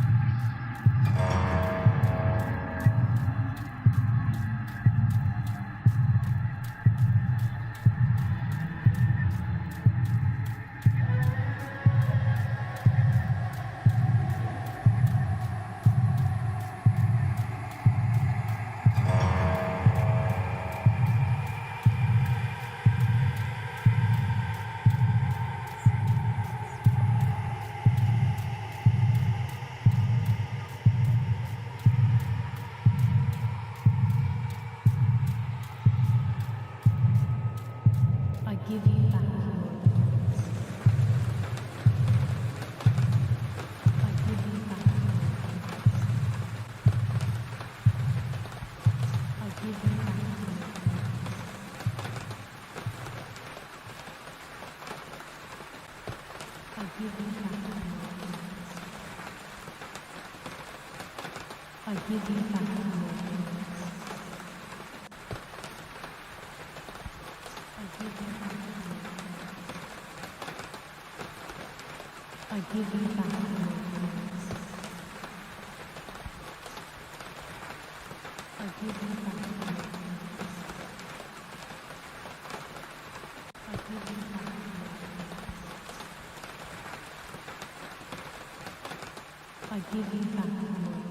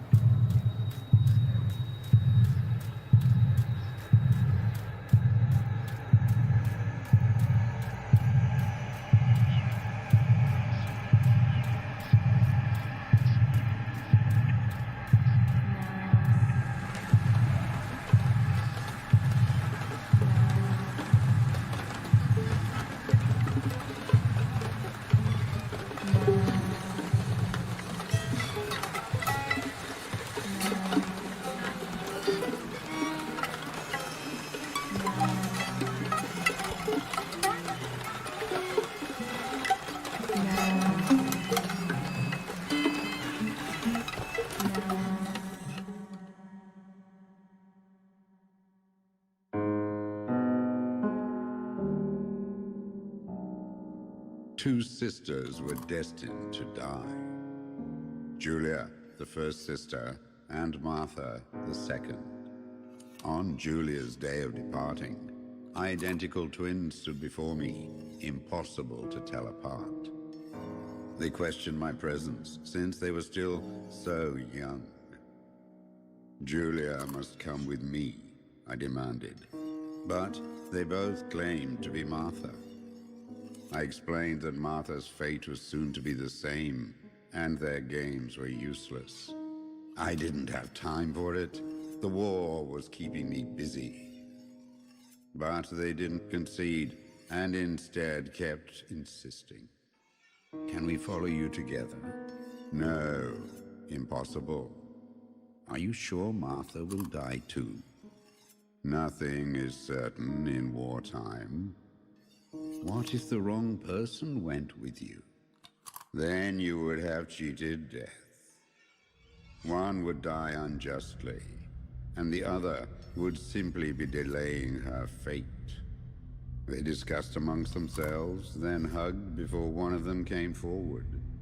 She stared in a determined, almost threatening manner.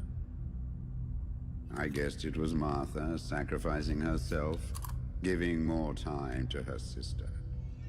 But I stayed silent, not to reveal their failed deception. No one lies to the face of their own death. So I asked how their choice was reached. We drew lots by throwing a medallion, she said quietly. They had trusted in fate. Oh, how naive they were. They knew fate plays by its own rules, which is true, but it is also my ally. Fate never would have allowed the wrong girl to follow me. In that case, my work was done. She must have been Julia. However, little to my knowledge at the time, that blasted medallion had the same name engraved on both sides. Martha's. So, my first assumption was correct. They were too damn smart, and had fooled both fate and me. One thing is for sure. I'll put things back where they belong. I will correct my ignorance and give fate back its blindfold.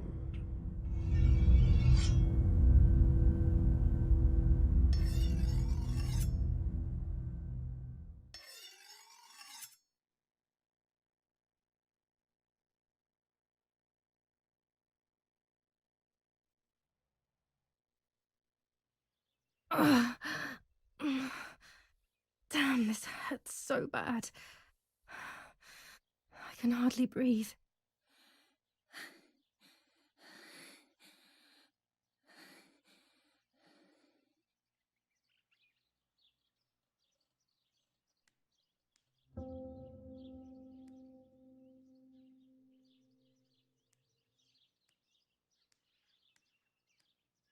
Looks like Mother has been here all night with me, or rather, with Martha.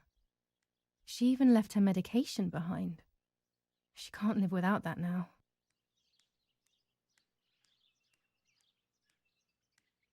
No, my bag is not here. My diary. Lapo's letter. How is she? How is my daughter? Please, doctor. Please give me good news. It's a miracle she's alive, Eric, but she will be all right. The ceremony is today, so I need a suitable dress.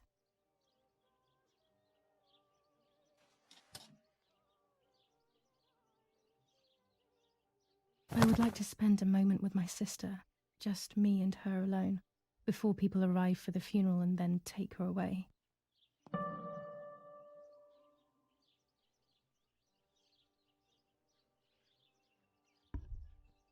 The bullet passed right by her heart and exited her chest. Unbelievably, it missed her lungs, spine, and heart.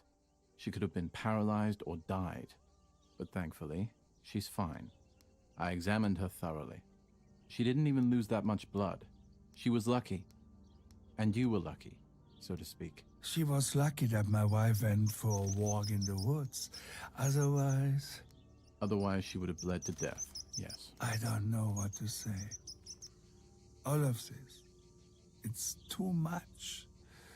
So much death and suffering. Nothing more. Don't worry, Eric. She's young, so she'll recover quickly. I'll be here all day anyway. Thank you, doctor, for everything. Do you mind coming with me to pick my wife up from the cemetery? The funeral will start soon in the chapel. Of course not. Lead the way. You know, with all of these preparations for the funeral, Irina wants everything to be perfect. It's her way of coping, so she doesn't have to think about everything going on. She is a woman who has suffered so much. Maybe too much.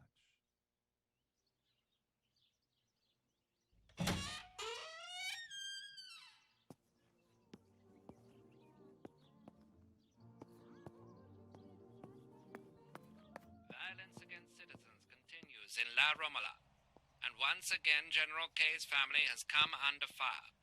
Now it is the life of her sister, Martha, that is in danger. The blow from the gunshot in her back could have killed her. It is only by the grace of God that the girl is alive. The anti-fascist political motive appears to be the only reason behind the cowardly act. The New Zealand troops are advancing slowly. After the Battle of Poggibonsi, on the 18th, they are still far from the Tavernelli Val di Pisa. The German resistance on the Tuscan hills has been exhausting for the invaders.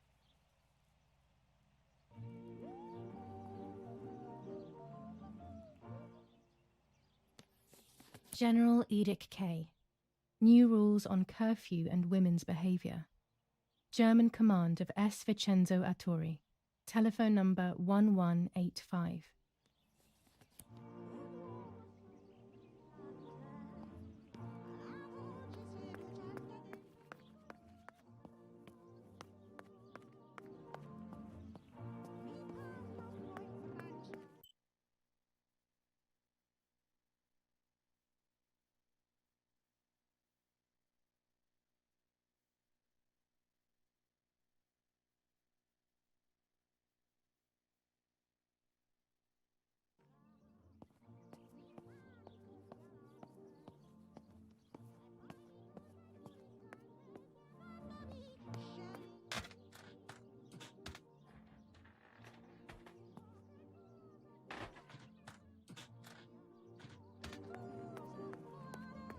What if the bag is here somewhere?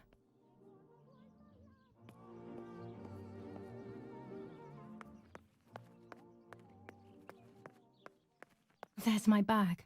Thank God.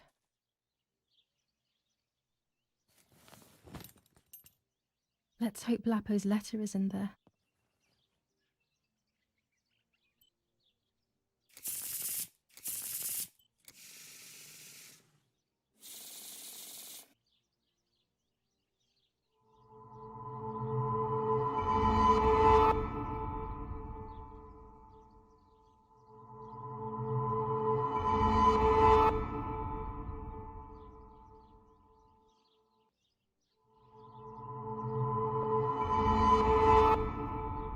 have to see beyond appearances. There are those who betray me and speak ill of me, but someone will know how to give me the right advice.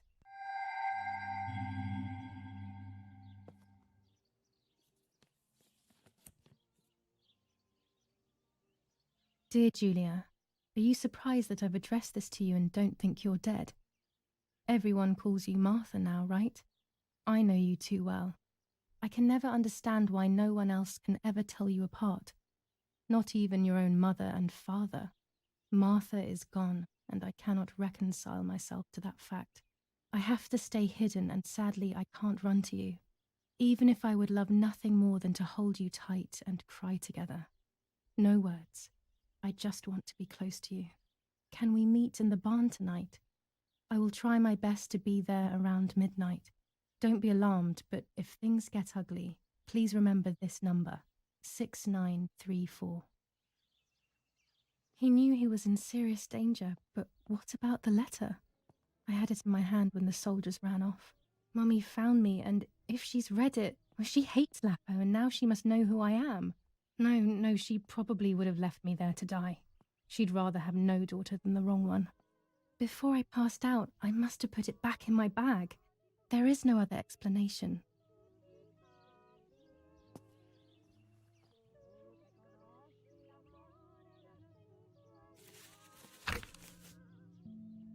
July 19th. I retrieved the cameras at the lake, but I had convinced myself that I was the one who had hurt Martha. So much so that when I had the rolls with me on the way home, I found myself in another horrible dream. I don't even remember going to sleep. As soon as I woke up, I developed the film. The photos confirmed to me that my memory of that night was correct. It was a great relief. I have decided to go back to the lake in an attempt to communicate with the White Lady. I know it's a crazy thought, but I can't get it out of my head. I need to know what happened to Martha, so I must pursue every possible avenue, even the path of insanity.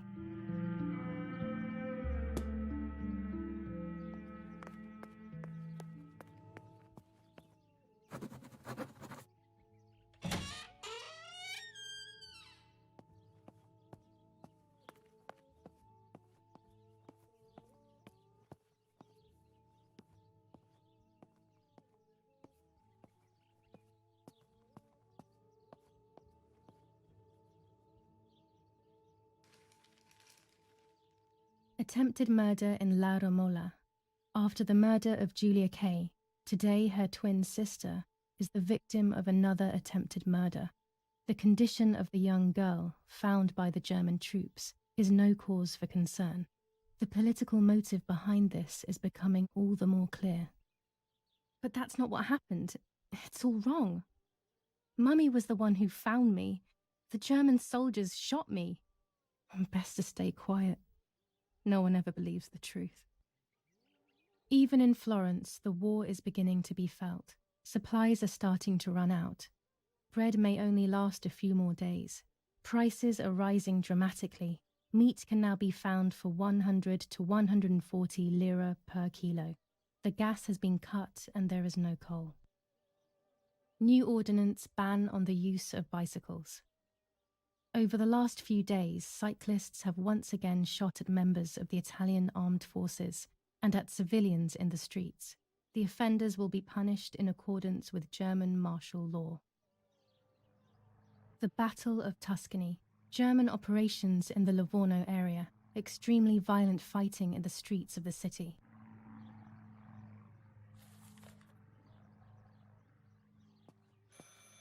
I should pick up the phone but remain silent.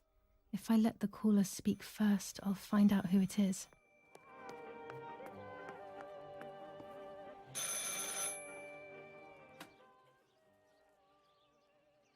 Hello? Ma'am? Can you hear me? Is there somebody there? Mr. Eric? It's the nanny. I can confide in her. Nanny? Hello, it's me. What? Hello? Oh, my lord. I must be dreaming or something. No, Nanny, you're not dreaming. It's really me, it's Julia. Oh, my God. Julia, my little sparrow. How wonderful.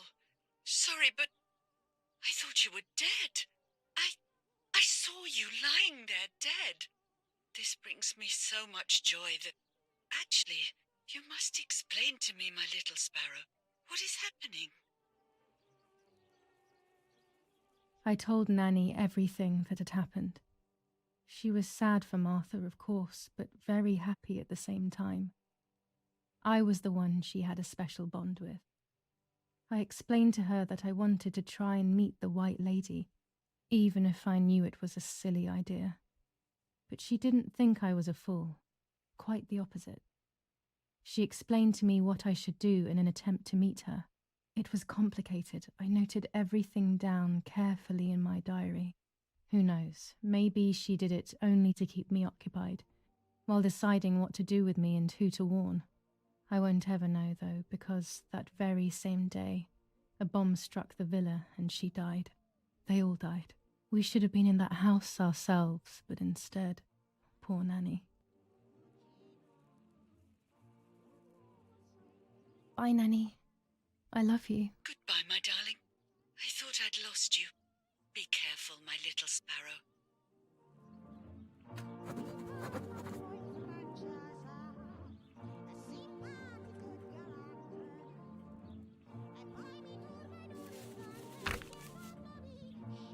Now I know what must be done to meet the lady. Nanny has explained everything to me. I must try to meet her early in the morning when it is foggy, or all will have been in vain. That's what the legend says. This is what I need to do. 1. I must re-invoke her loss by putting her into contact with her lover. To do this, Nanny said to look for his grave in the woods, but there are so many. Daddy always said that infrared photos can see what the naked eye cannot. Maybe then they also see ghosts. There wouldn't be anything strange about that now, considering I'm trying to contact one after all. How crazy. 2. A part of me needs to enter her world. A lock of hair would work, so I'll need scissors to cut some off. 3. I will need an object that connects her world to mine. I don't know what to do for this yet. Hopefully something will come to mind when I least expect it. 4. To communicate with her, I will need to use my tarot cards. I will meet with the lady on the island where her lover was executed.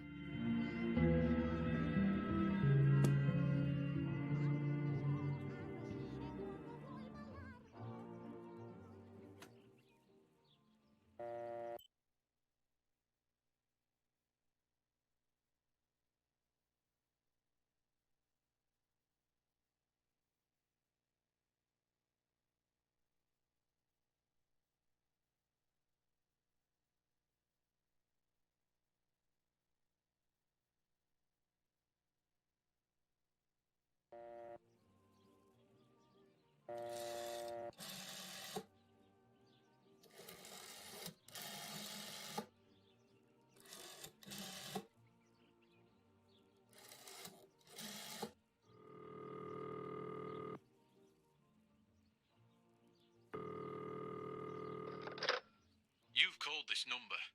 Damn, Lapo must be dead then. Rest in peace, fair comrade. Yes, Lapo is dead. I am due... No, don't talk. We don't need to know who you are. By calling this number, it means Lapo wanted you to complete his work. A telephone cable near the house of German General Erich K. has to be cut. One goes to the house, but there's another cable we suspect is connected to a secret base. That is the one that has to be cut. If you see any German vehicles around, let us know immediately. We won't use this number anymore. It's dangerous. Use a telegraph. That will be safer. I hope you know how to use them. Otherwise, you'll have to come up with something. This is important.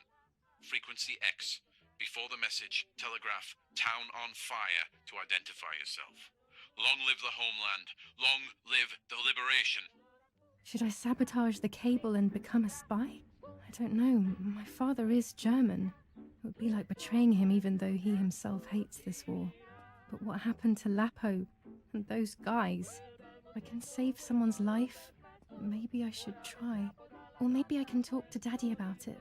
He may be able to advise me on what to do. I don't even know the first thing about all this. What were you thinking, Lapo?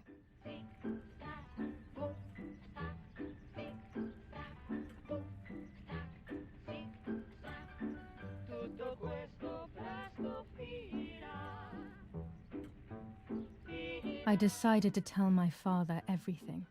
I loved him very much, so I couldn't do such a thing in secret.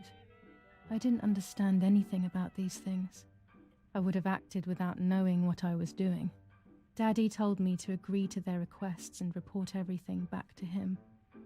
He implored me not to get myself into any trouble, like all fathers do. To cut the cable, I will need sharp scissors. Tailor scissors should be fine.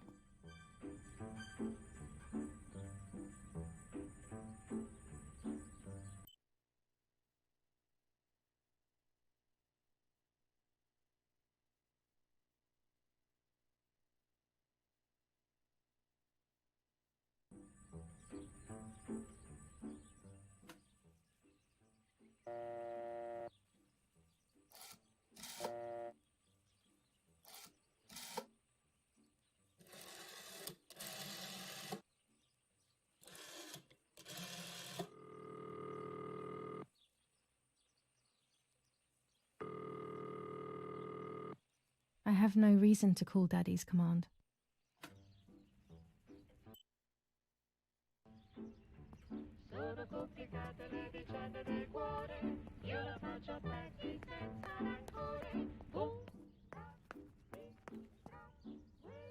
I don't need that right now.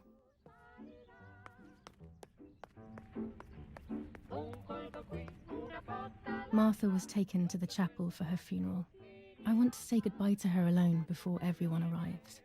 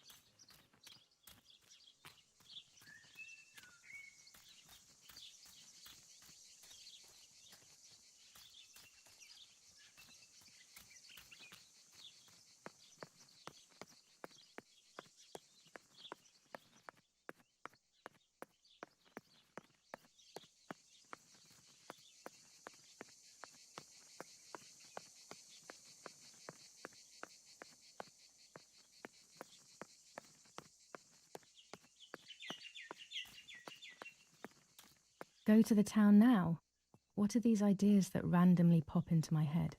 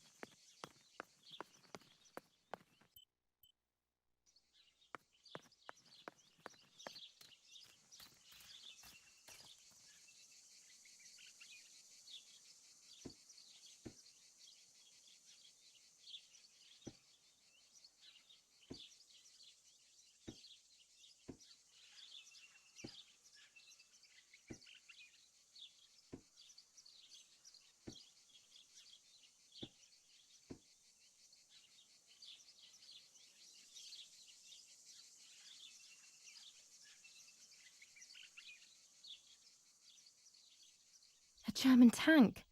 I have to report its location via the telegraph hidden near the cowshed. Daddy probably asked for a garrison after all that has happened. I should report its location via telegraph. This wire heads towards the house and then keeps going, so it must be the right one.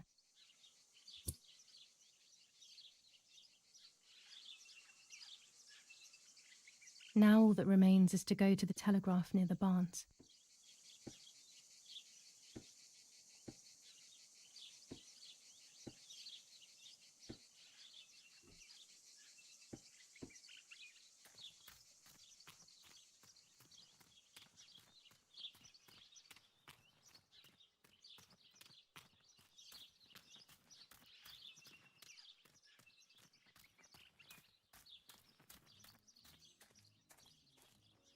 My bike, the wheel is deflated as usual. A bicycle pump will solve this.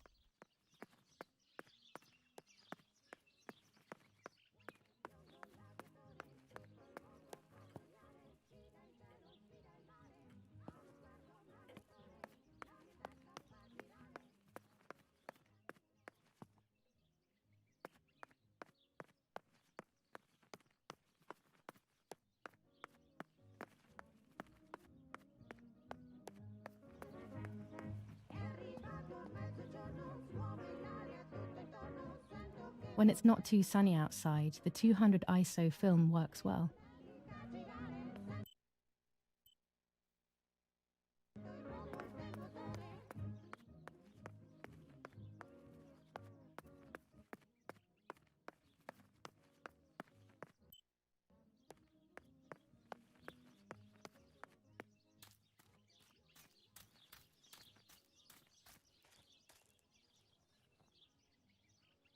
My mother's tailor scissors.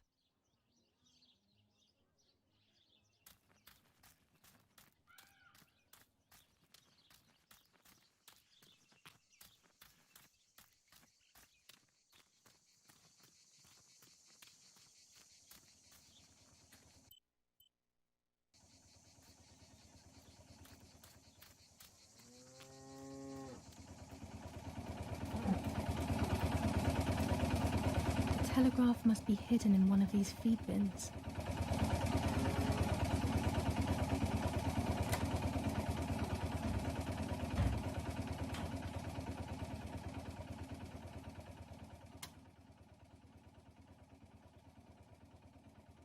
I have to start every message with the code word. I saw the tank on the road, and the road is near the house.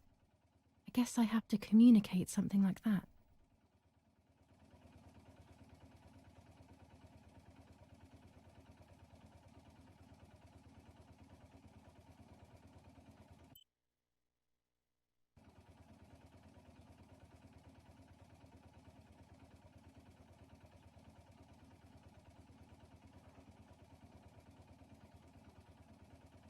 I have to start every message with the code word.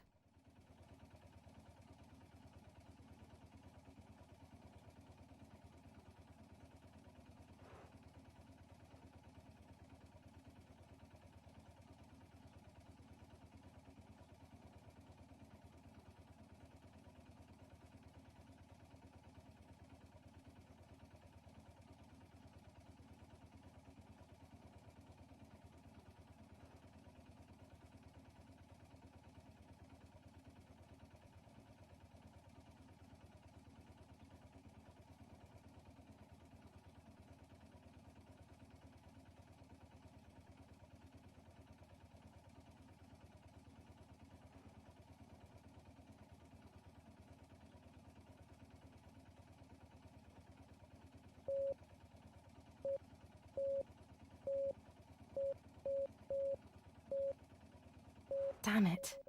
I got the length of the sound wrong. I'll try this word again from the beginning. Damn it again. I need to be more careful about the length of the sound. No, another mistake. I need to focus more and think less. I need maximum concentration and complete mental silence, or I'll never do this.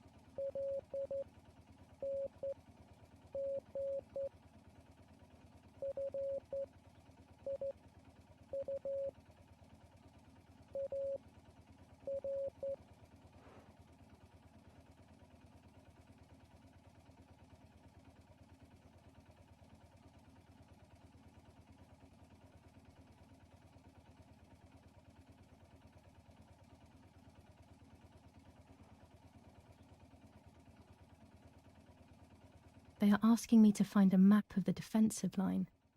There is one in my father's study.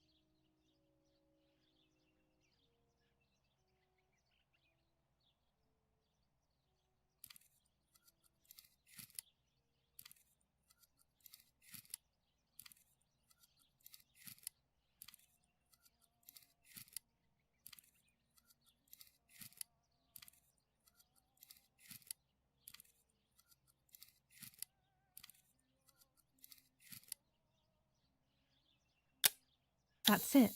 Hopefully the image comes out clearly.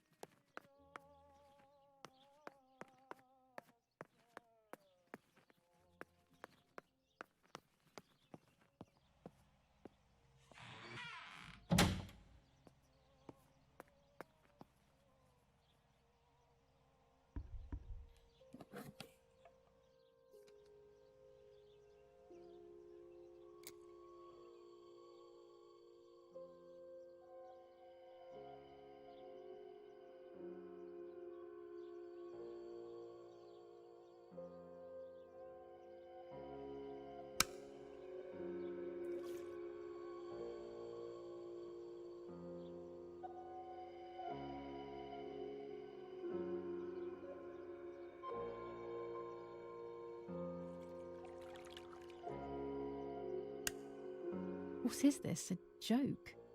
Maybe someone wrote on the film? Also, what does that even mean?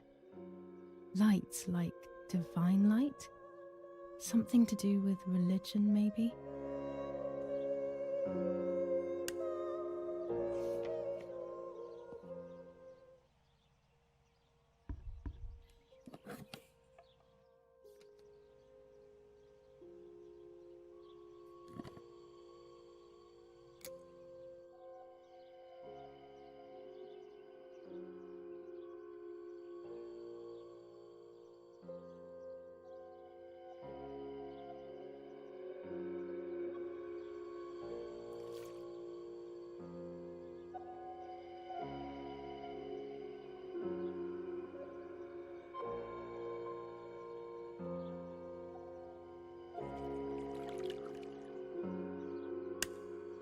The print should be fine like this. You can see detail clearly.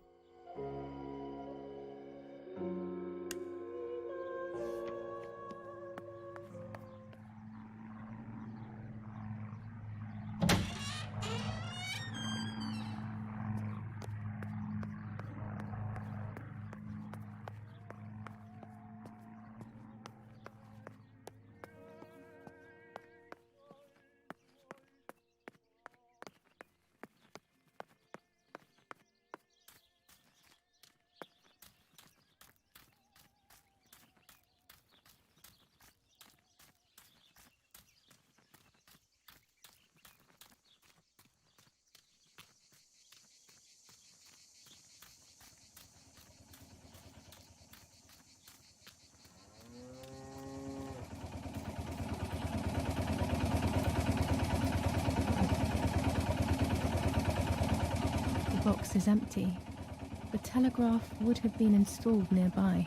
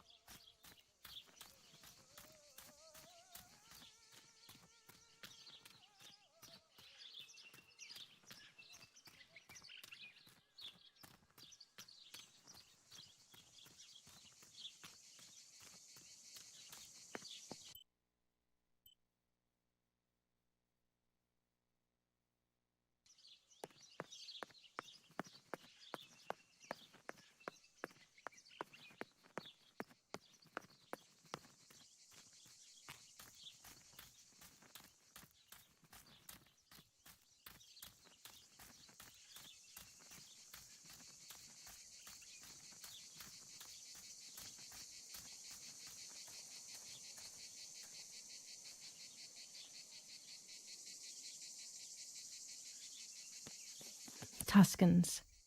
Throughout Italy, the people are fighting against the German invaders. Over a third of Italy has already been liberated from this loathed invader. We know that you are doing a lot to prevent the Germans from strengthening their power over you. The day of your liberation is approaching. Your freedom is certain. Your region is of the utmost importance in this war of liberation. Hinder the Germans by refusing to cooperate with them in any way. Transport is essential for the German troops and their supplies. Your region is the centre of the transport network south of the Apennines.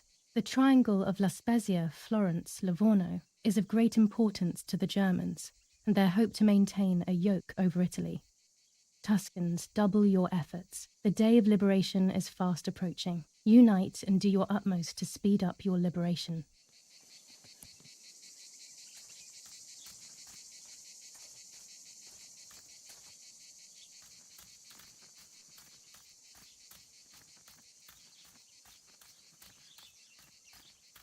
According to Nanny, this was an old windmill. It has been abandoned for as long as I can remember, and it has always given me the creeps.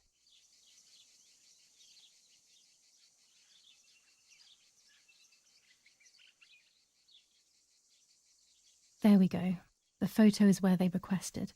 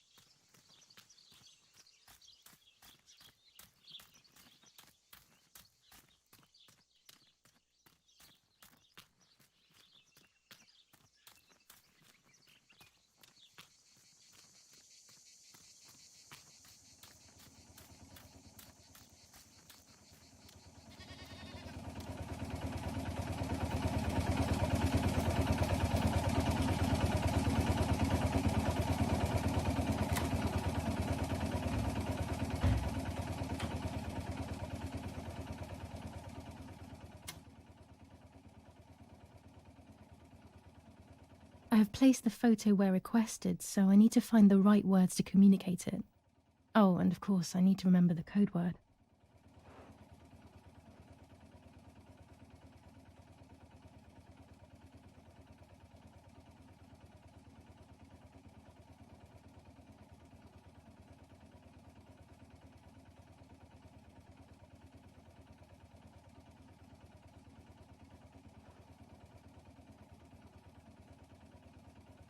I'll add over at the end to make it clear that I have finished. No, this doesn't seem clear to me. I need to find the right words.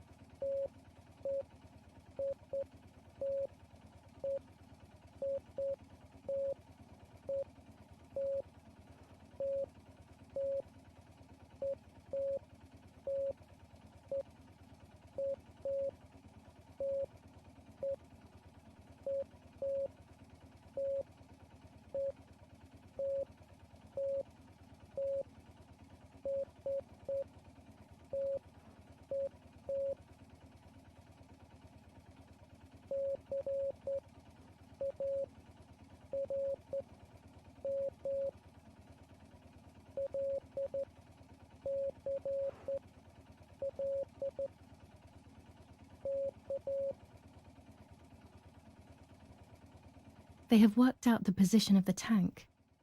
I should confirm that I've understood their message with received.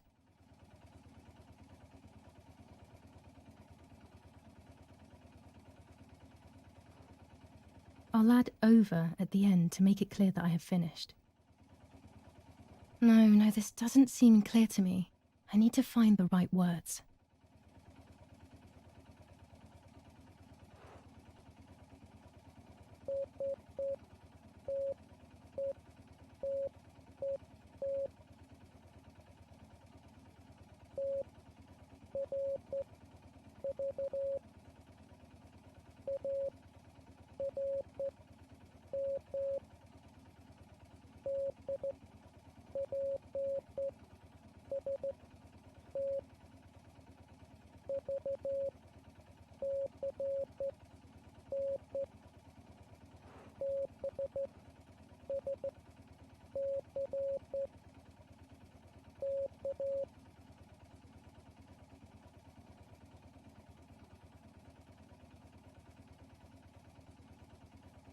There's a weapons cache in the woods.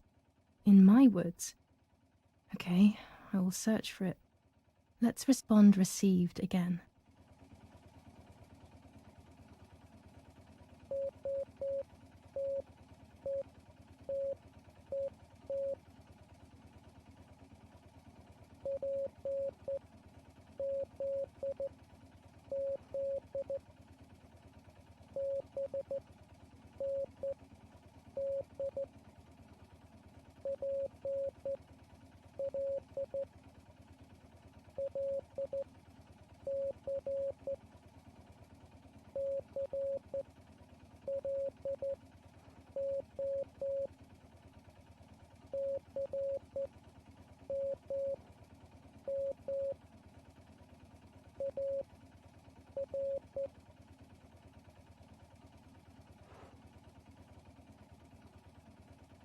Okay, so after I've been there, I will place a flag on the telephone pole near the house. They will then know that I have accomplished the task. Easy peasy.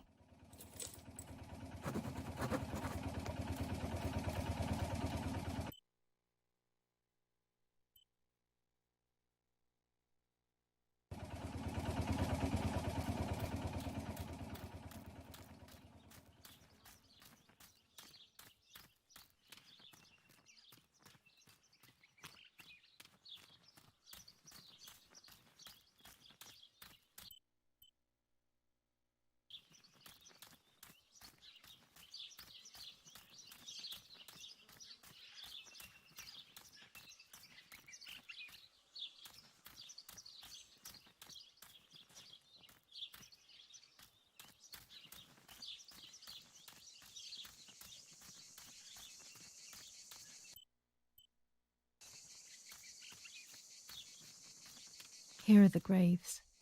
I should wait for a foggy dawn before I photograph them. This will increase the presence of spirits.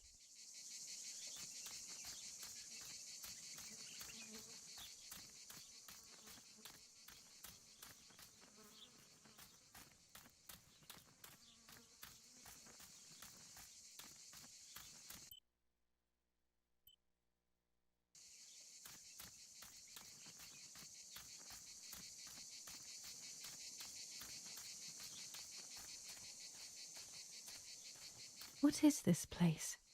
This never used to be here.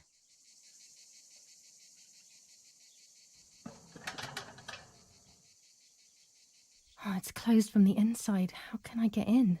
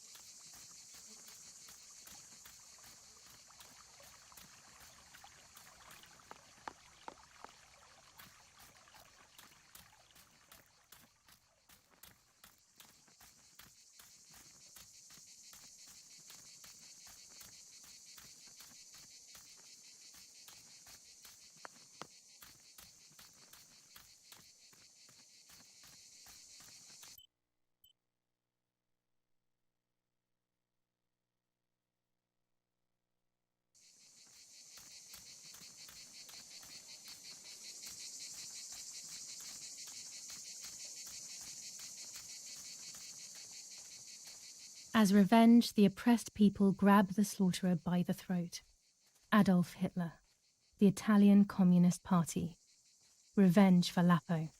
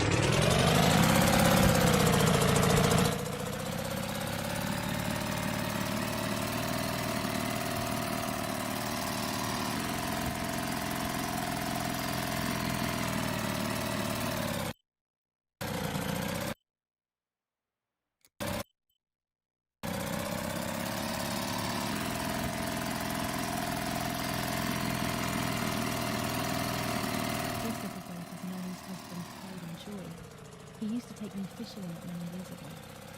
I don't understand why Mother never wanted me and Martha to use it. This old culvert used to be covered in bushes.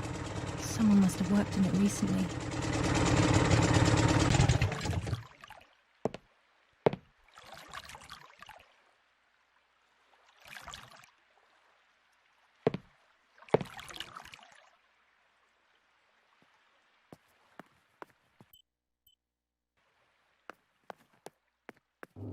Tunnel? Here?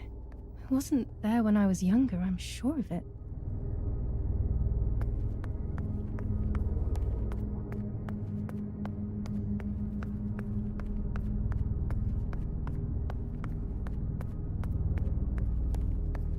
There's been a whole world underneath us this whole time.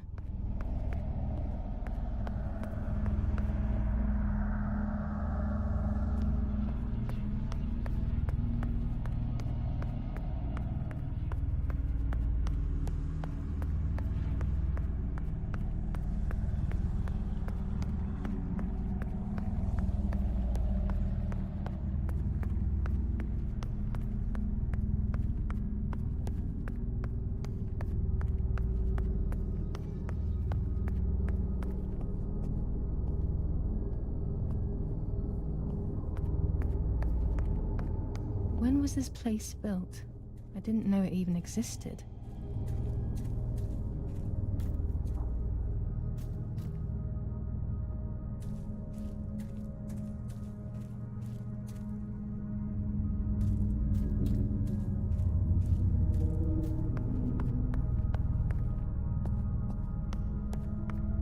This place gives me the creeps.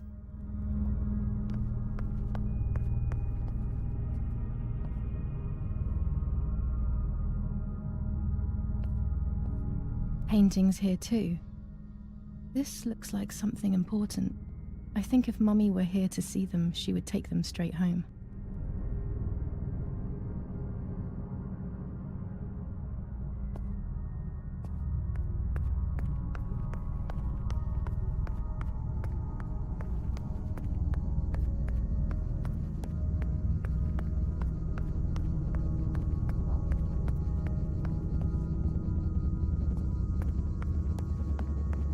This must be a dormitory, but no one is here.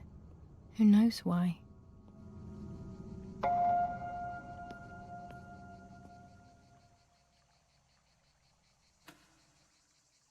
This telephone doesn't work. Oh, it's probably because I cut that line.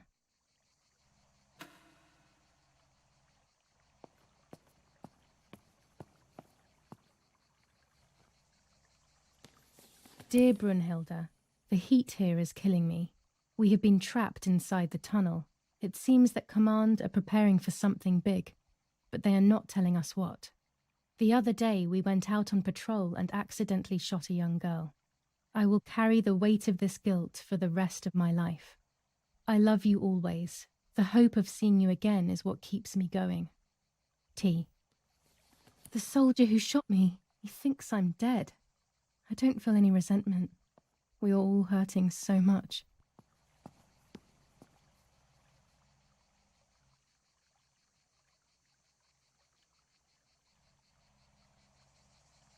I will hang this on top of the pole next to my house. That will confirm these tunnels are in the area. My mission will then be complete.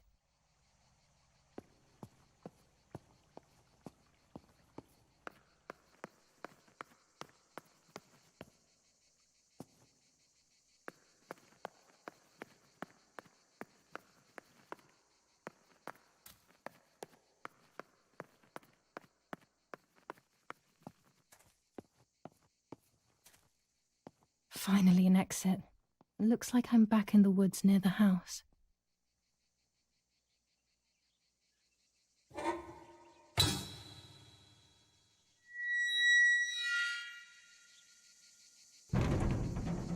I will pull the gate closed so nobody notices that someone was here, but it will remain unlocked.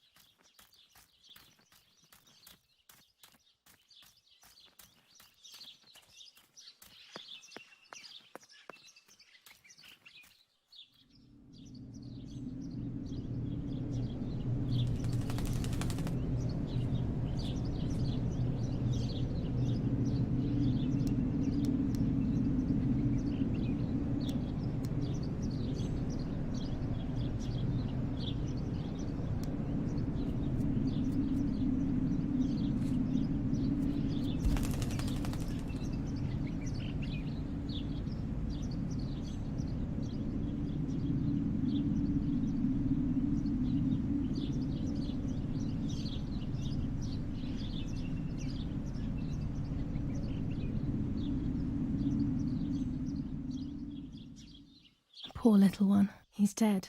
Poor little guy. His place is by Martha's side.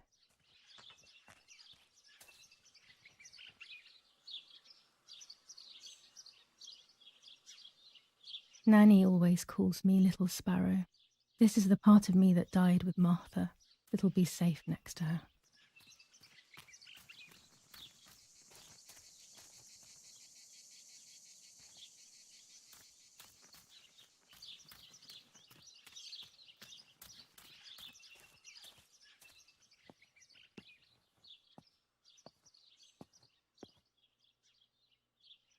Here, Martha.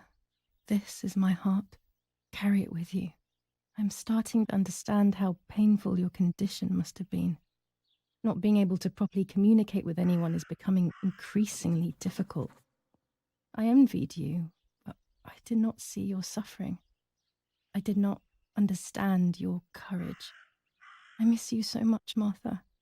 I'm not worthy to dress in your clothes.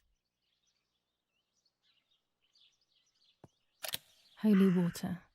It's only water, and yet there's something special about it. There's only a few signatures from my funeral. If people had known that it was actually Martha, there would have been far more. I'm sorry that I took this from you too.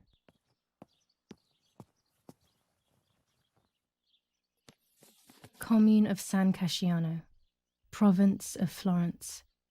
Death certificate. From the Register of Death Certificates of this commune, number 174, part 3, series 12 of the year 1944. It is certified that on the day of the 16th of July of the year 1944, Julia K. has died, resident of Via Perciabaya, born in La Romola. On the 26th of February 1923, the daughter of General Erich K. and Irene K., Don Attilio D. will give the funeral, and the esteemed Mr. Alberto M., who will look after the burial in the cemetery of La Romola. Telephone number 6537. The official state civil service. General Galeazzo T.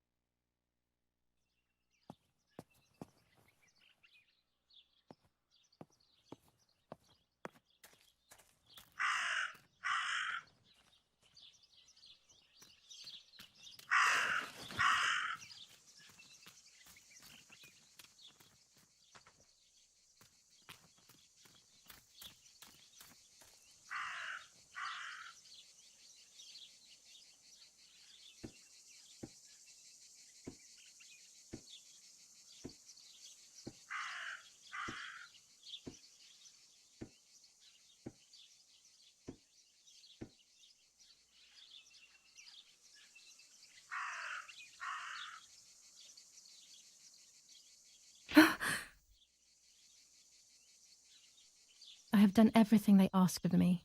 That's the end of it. That's the end of it. I hope I made the right choice.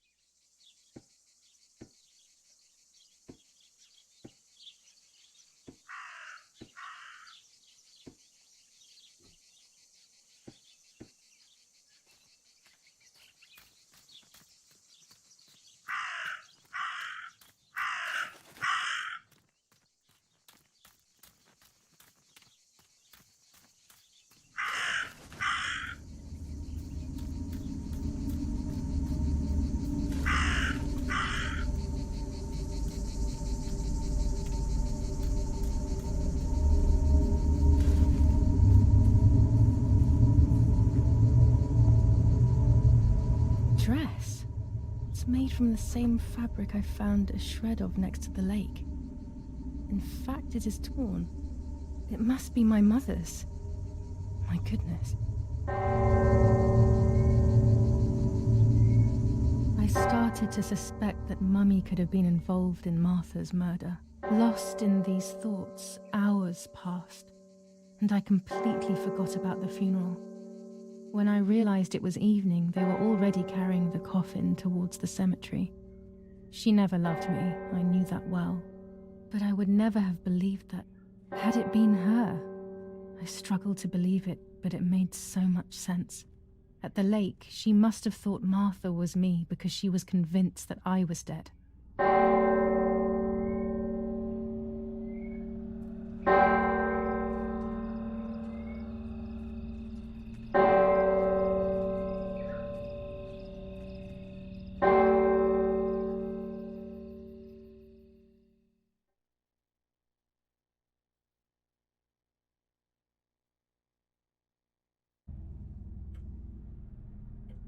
When the funeral ended, I felt an irresistible urge to play. I loved music. I started playing without thinking about the possible consequences. I didn't care anymore. I needed to feel alive, to exist again.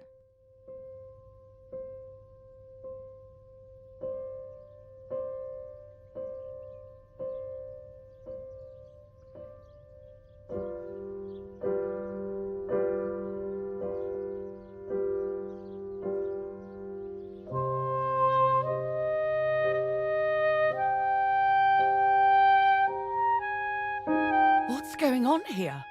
Julia? Is that you? No, it's not possible. Martha's never played. She's deaf, yet no. This is madness. My God. So, Martha? I understand now. You can get all of the attention, right? You were jealous, weren't you?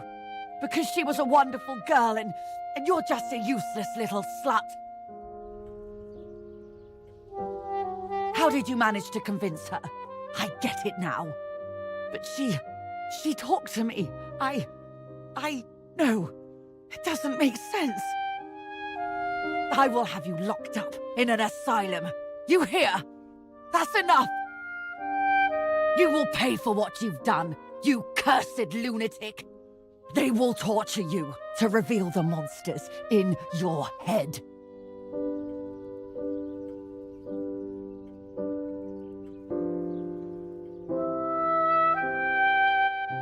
Her words were as sharp as blades. I tried to tell her that it wasn't me. I showed her the photos I developed that proved my innocence. But she grew all the more angry, calling me crazy, and then she began to hit me with everything she had at hand. I closed my eyes as more darkness began to take over in me. Memories came flooding back. Not memories of actual past events, but more so of feelings. Feelings I had when I was little. They were scary. They were the fears of a little girl. Despite what had happened, I went walking in the woods early the next morning to meet the lady. The evening before, my father had tried desperately to console me. Talk to me, Julia. You know I love you. I just want to understand what happened. I am happy you are alive. Even if we have lost Martha, your mother was just in shock. She didn't want to hurt you.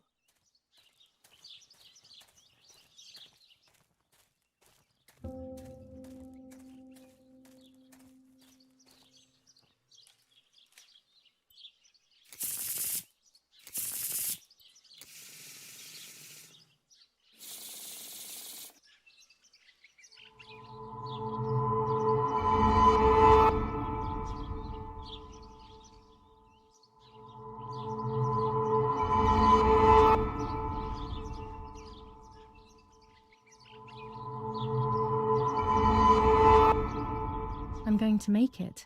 It will all change eventually. But luck will not be my ally and everything will be very difficult.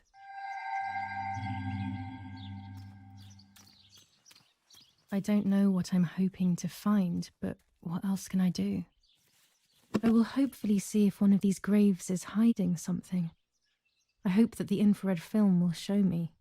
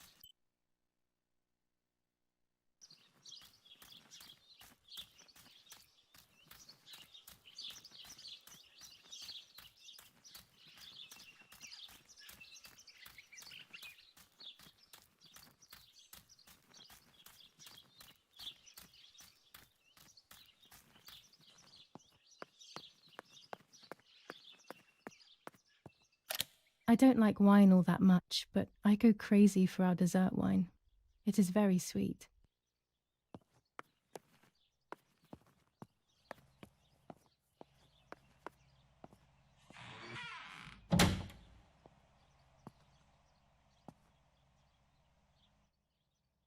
The yellow filter. If it were to snow, it would be perfect. The green filter. Useful for landscapes.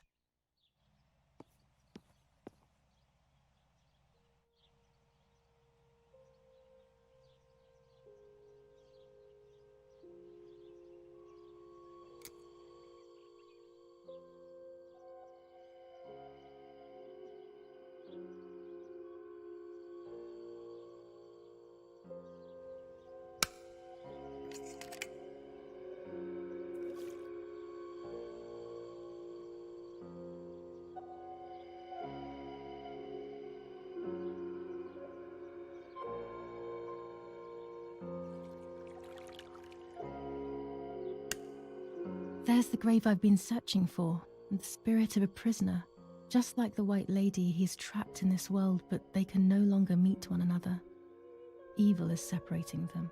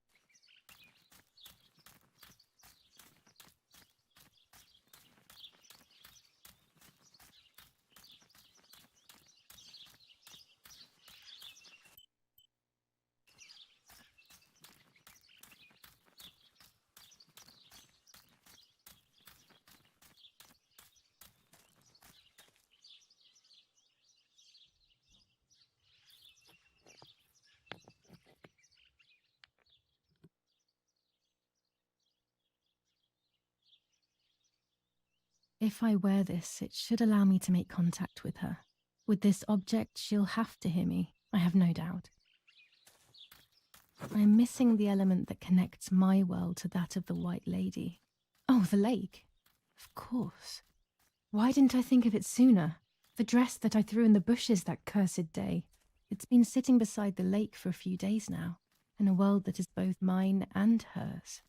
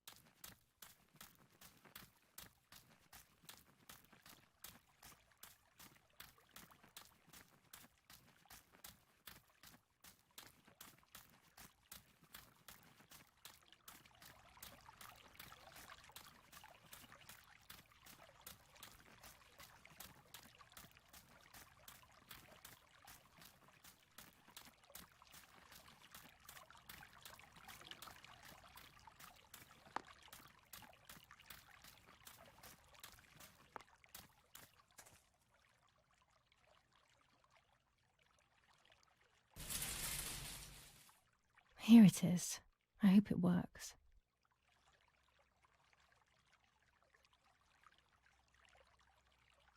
Now that I have everything I need to communicate with the lady, I can finally go to the island.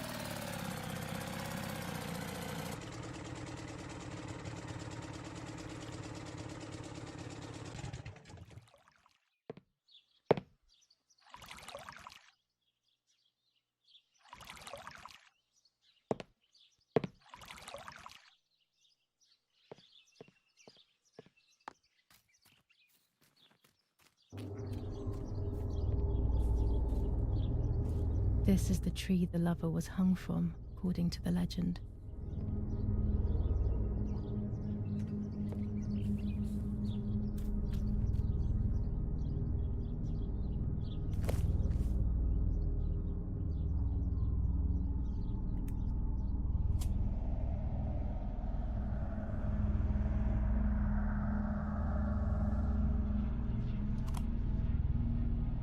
A roll of film. It's the one that I was taking out of the camera just before I discovered Martha's body. It should contain shots from before that moment. With a bit of luck, one of the shots has captured the moment of Martha's murder. I will then finally have an answer. Was it really Mummy? I will develop it as soon as I can, but now it's time to speak with the White Lady.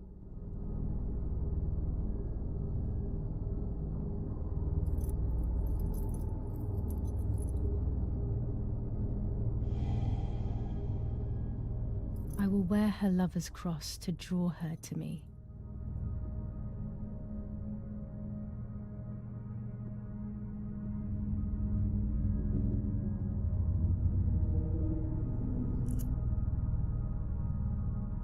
A lock of my hair to enter into her world. I will use the tarot cards to communicate with her. The first 10 will be used like I did with Nanny. Once 2 cards have been chosen, it should begin.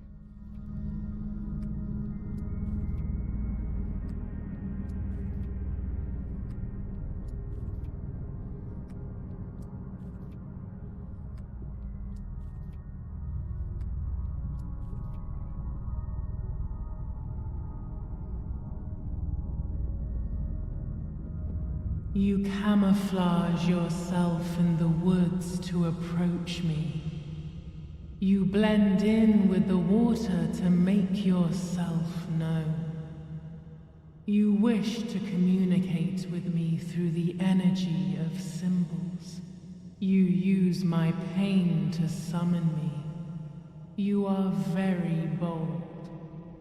You call upon me for knowledge that I do not possess, for answers I do not have. I am only a vessel, like water, like air, a vessel to move and breathe. It worked. Now I need to choose 2 cards. Here we go.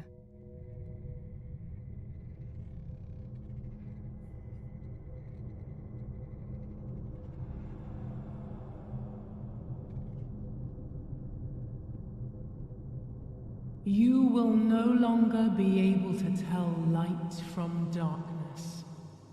In sorrow, the difference is so subtle. You are alone, and you will remain alone. Memories are abandoning you. They are your only true companions. Now they take the place of your happy childhood, and they may return to keep you company.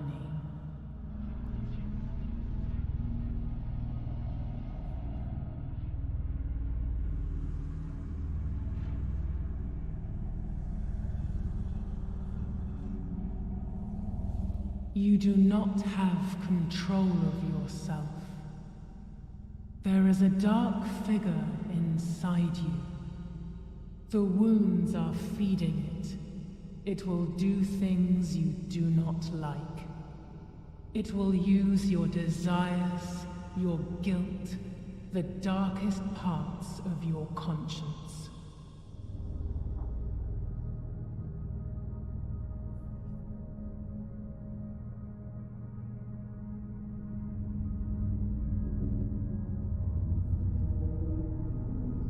The daughter, the house, the mother. The daughter comes from the mother's house, then makes herself a home and becomes a mother. This cycle is broken. To undo the knot, find the sun. He is the original sin reflected on you. The one who gave you the light wishes to take it back. She wants control. Bit by bit, she is crumbling your life. You have to stop her.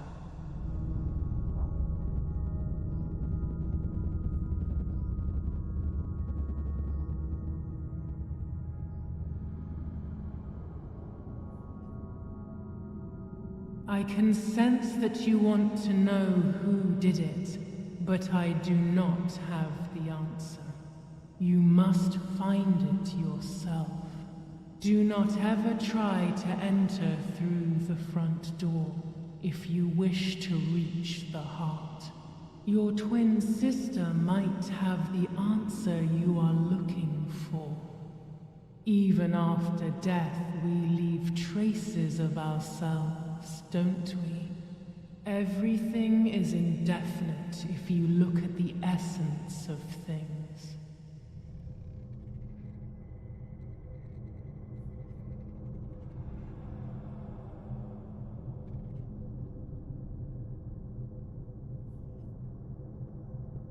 Part of our soul embraces the people we love. It is then torn away from us when these people disappear. The wound is deep and it cannot heal. Faith vacillates. Death causes fear. But the church is a safe place. It is home and mother to its children. Faith is the light. Do not lose it. Finding it again is almost impossible. I lost it in sorrow, and without time, I am lost in the dark.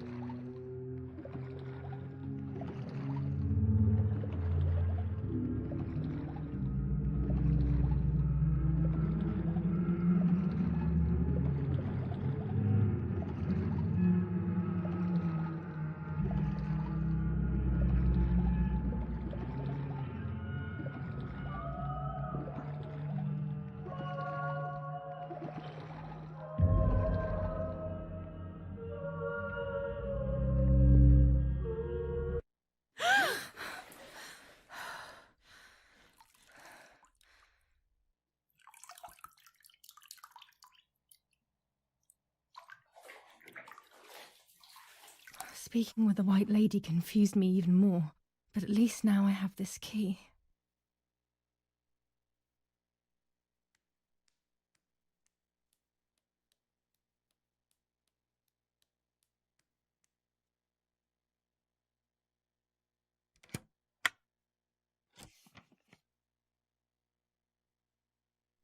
July 16th. Dear sister, I entrust my secrets to this letter. If you are reading it, things have gone as I thought they might, and I am no longer there with you. First of all, I am not deaf, and I never was. Mother scared me when we were little, so I decided not to speak or listen anymore. It worked. In fact, Mother began to love me. They also found a scientific explanation for my deafness. Neurological damage caused by excessive pressure exerted by the twin during pregnancy progressively led to hearing loss. And like that, my decision was also transformed into a fault of yours. So I must put it right. Do I have any other secrets? Unfortunately, yes, but a letter is too cold for such matters.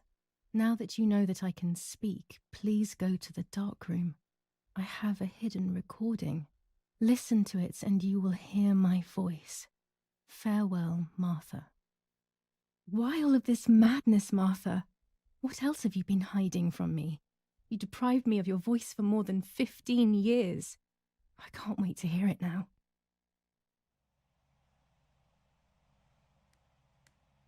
There is nothing here.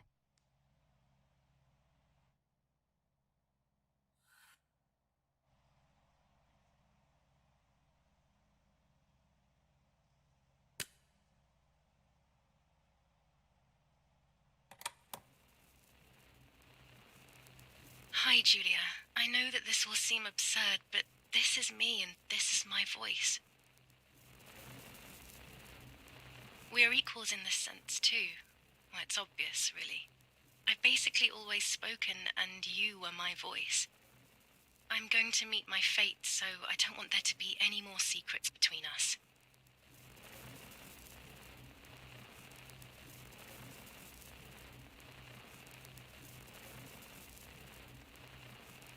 I have to tell you that I'm pregnant, Julia.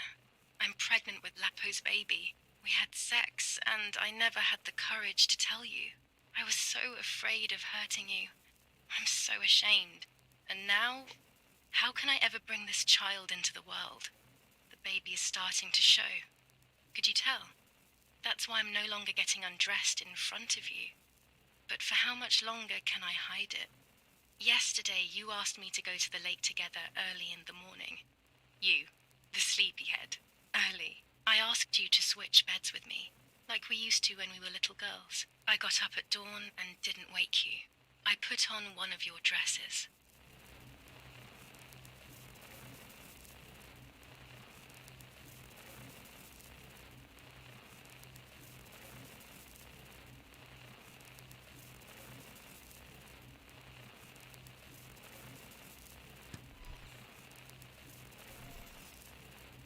I wrote a card to Mother telling her that it was you who was pregnant, not me, and to come and see at the lake.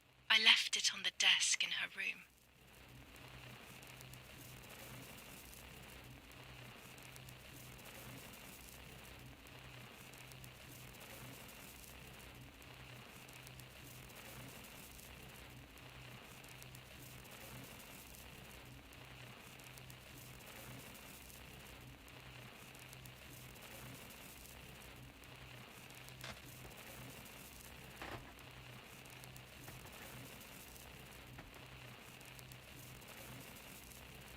Then I felt the need to talk to you, and I remembered the recorder in the dark room.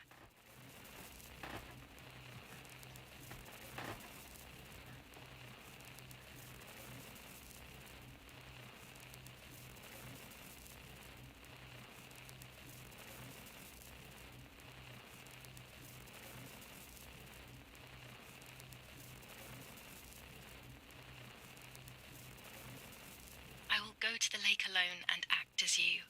I will tell her everything you never had the courage to tell her. I will be your voice.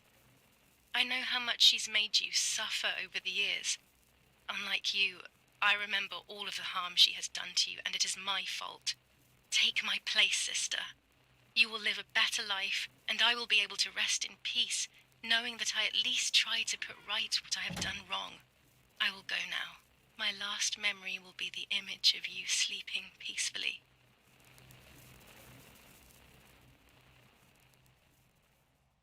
Hi, Julia. I was upset, unbelievably upset. July 16th, that cursed day. Martha didn't wake me up.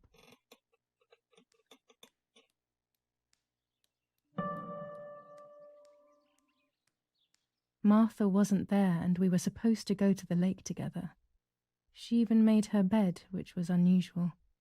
I thought Mother woke up early, despite her medication, and asked her to do something. There was a dress missing from my wardrobe.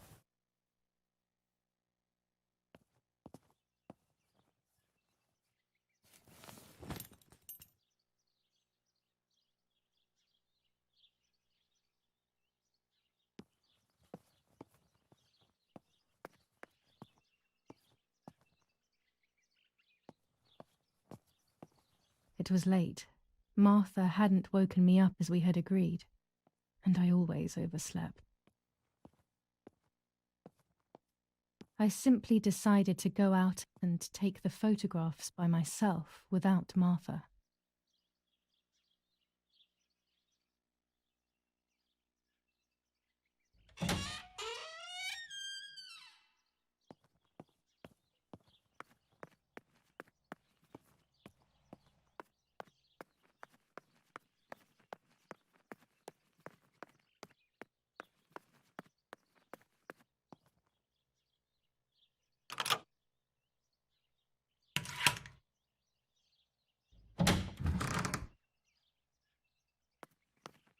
It was a foggy morning, but it was no longer dawn.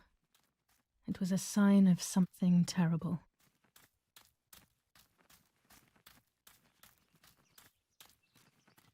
My mother had killed her beloved Martha with her own hands. I had then taken her place, usurping the throne of her affection. She would have never forgiven me. I had real reason to be afraid.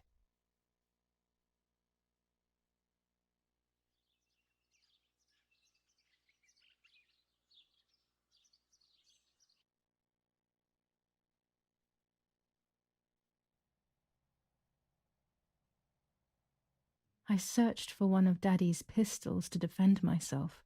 What a stupid little girl I was. In spite of everything, that roll of film still needed developing, even if it didn't prove she was guilty. I also wanted to search for proof of Martha's pregnancy.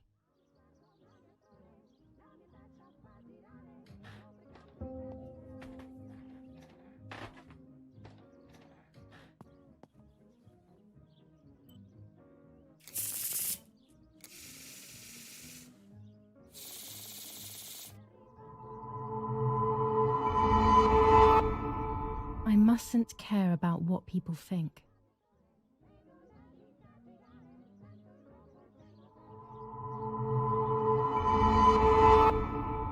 Or fear will prevent me from facing the music.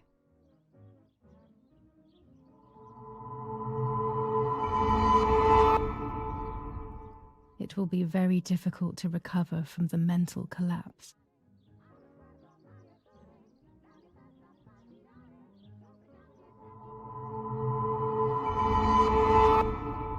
Destiny is inevitable. The end waits for us.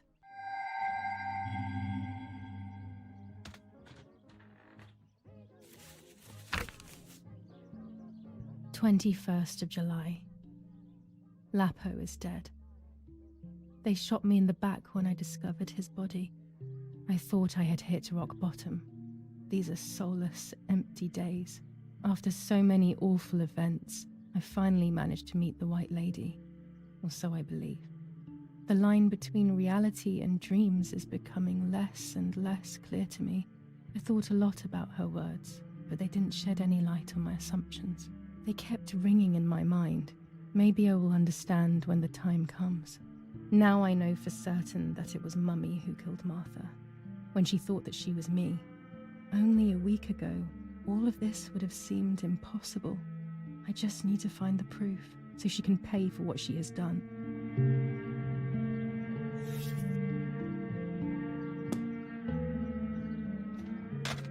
Almost 5 German divisions faced the troops of the 8th Army. Units of an Indian division crossed the River Pesa on a vast front, and they advanced 2 kilometers south of Monte Lungo. Meanwhile, the New Zealand units have reinforced their positions that run from San Michel to La Romola. Near La Romola, the Michelangelesque villa of the E family, where General K was staying, was bombed by the artillery. Luckily, the general and his family were not in the house at the time of the attack, and once again La Romola has been the site of graphic barbarity. A farm was stormed and animals were stolen and killed. Nobody has claimed responsibility for yet another act of senseless vandalism. But at the scene, an anti-German propaganda flyer was found. This is the civilization that our comrades are proposing.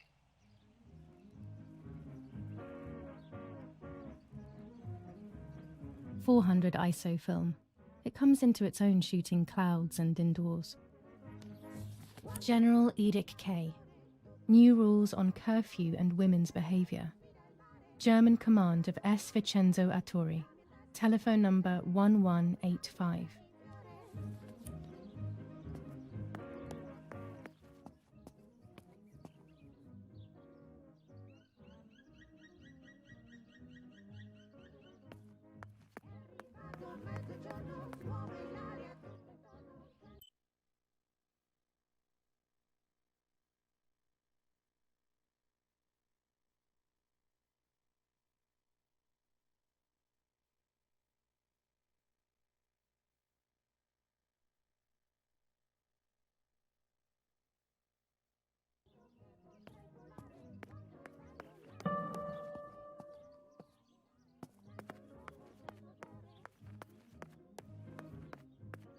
Telegram. I'll leave it in the letterbox. Have a good day. Another telegram of condolence. Isn't it a bit late?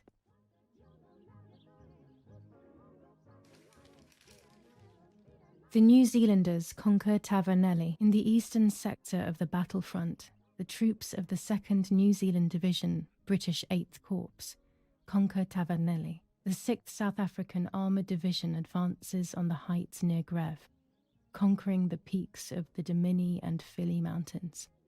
The 4th Division reaches San Giovanni. Bombings. Damage caused by the bombings between Florence and Siena continues to increase. After the disaster at Poggibonsi, rubble and power cuts are the order of the day. Attack on Hitler. After an attack carried out by a group of traitors, Hitler's words are, "In having escaped, I see a sign of the duty incumbent on me to continue my work." Sabotage of the phone lines in La Romola. Telephone cables have been cut, causing danger to general safety. Any damage to the information service facilities is punishable by death.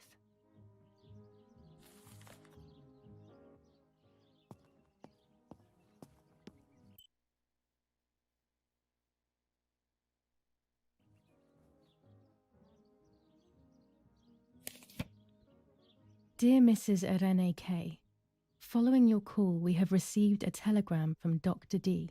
Your request has been accepted. As soon as the police station issues authorization, we will send for the girl. While we wait, to avoid the girl taking any extreme actions, as per the fears you have expressed, we ask that you trust in the advice of her treating physician. I thank you for your generous and charitable donation to our institution. Director S. Volterra Psychiatric Hospital. Telephone 0782. Now that she has discovered everything, she wants to lock me up in an asylum. Or maybe even worse, she wants to kill me and have everyone believe it was suicide. She is preparing all the finer details.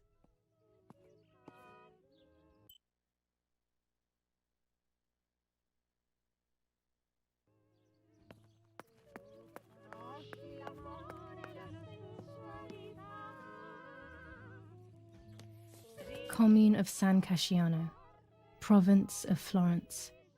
Death certificate. From the Register of...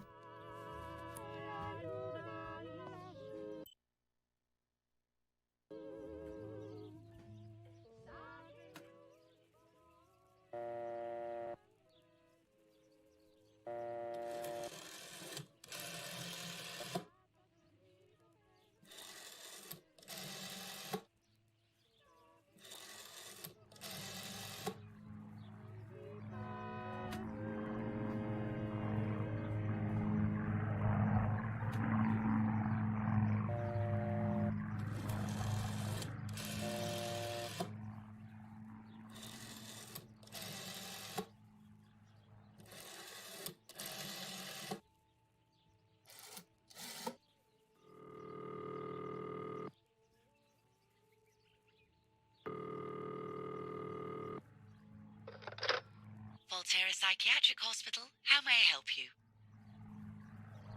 Hello, we recently requested the admission of Julia Kay to the hospital. I just wanted to know whether it would be possible to cancel the request. I'm sorry, but the request was issued by the municipality where you reside, madam.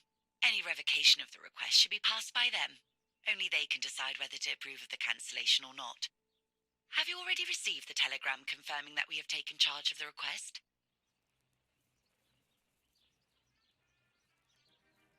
No, I haven't received any telegram. Then you must hurry. If you go to the town hall and discuss the issue with them, they can approve the cancellation. Thank you. Goodbye, madam.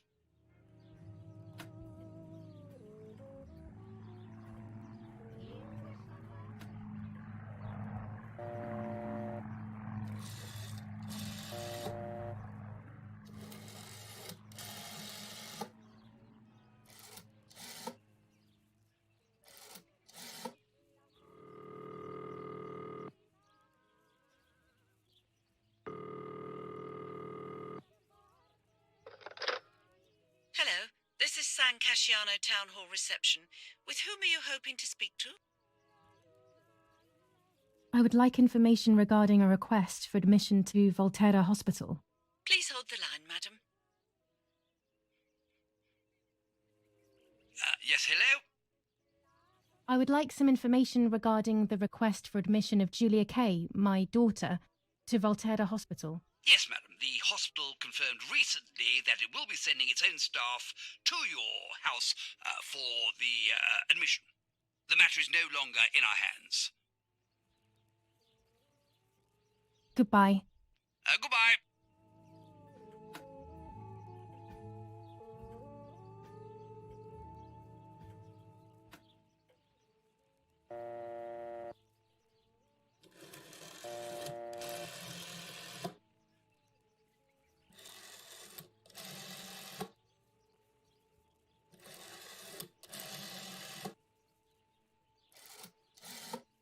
I've already called this number. What use would there be calling again?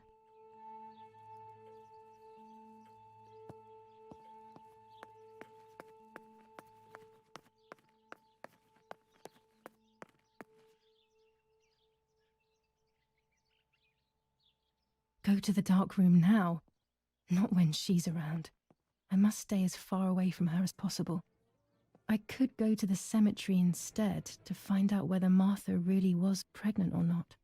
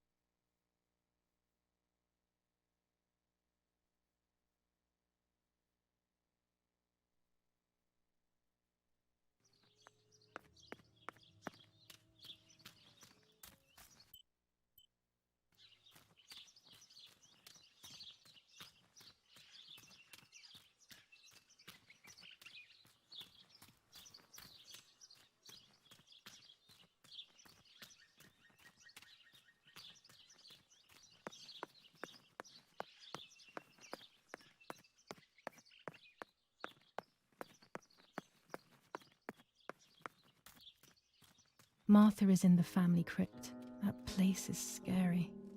I don't remember, but Nanny told me we used to go there when we were kids, to see who was brave enough to go down the stairs. No one would ever go further than the first 2 steps. Now Martha's down there, alone, in the dark. She must be frightened.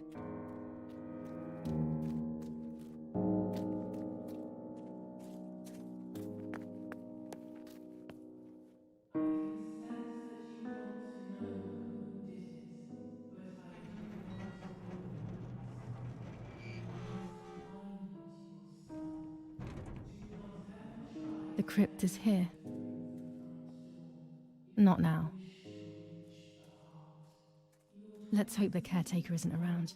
That man gives me the creeps.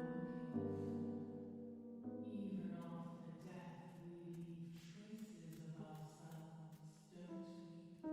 Everything is indefinite if you look at the essence of things. I should water the plants. No one will do it. The caretaker clearly doesn't care.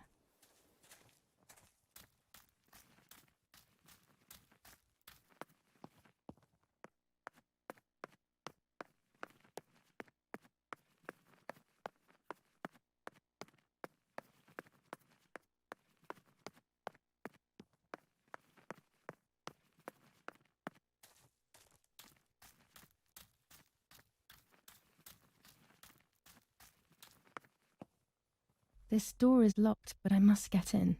Maybe I can find something around here to break the lock. Among all those keys, one of them must be for the family crypt.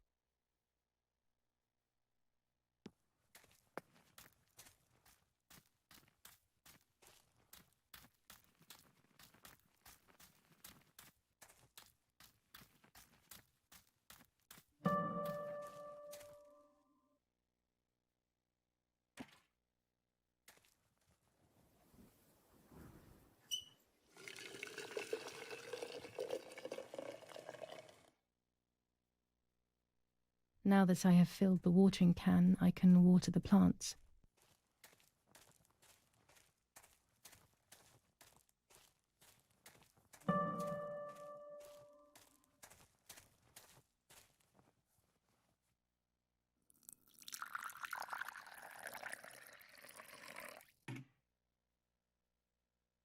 Lapo, if you were in front of me, what would I say to you?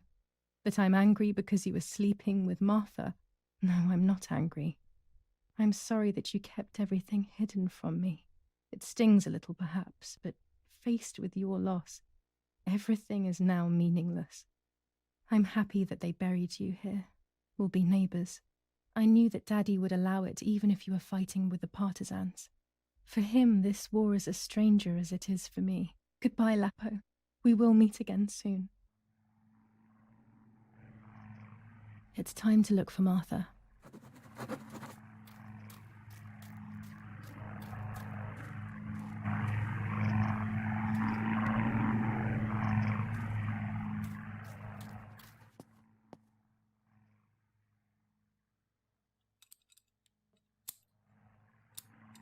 These are perfect for breaking the lock. I should hurry before the caretaker comes back.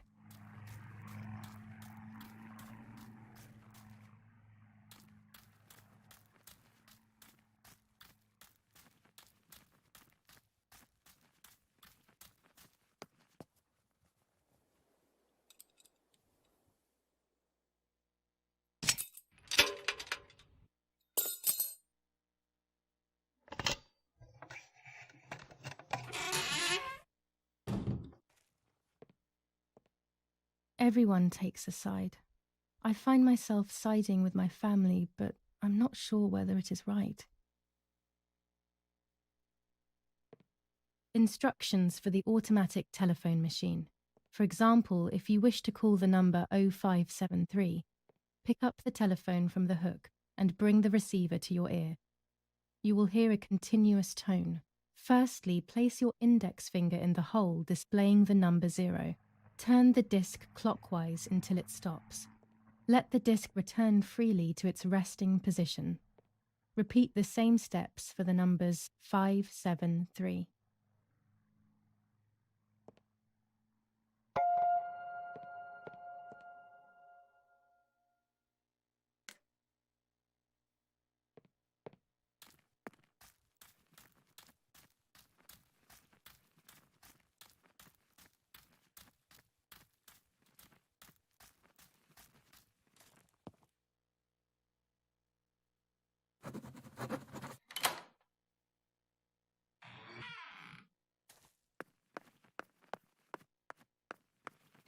I can see why we were scared as children. It's a rather gloomy place.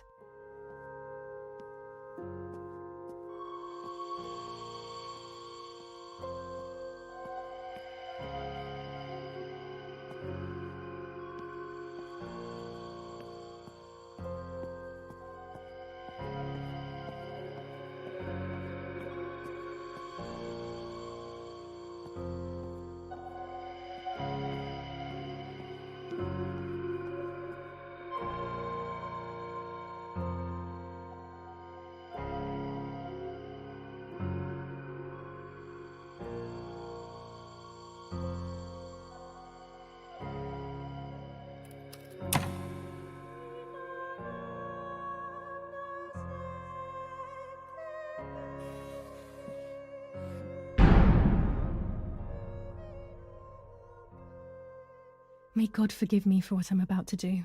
I also pray that you, Martha, will forgive me.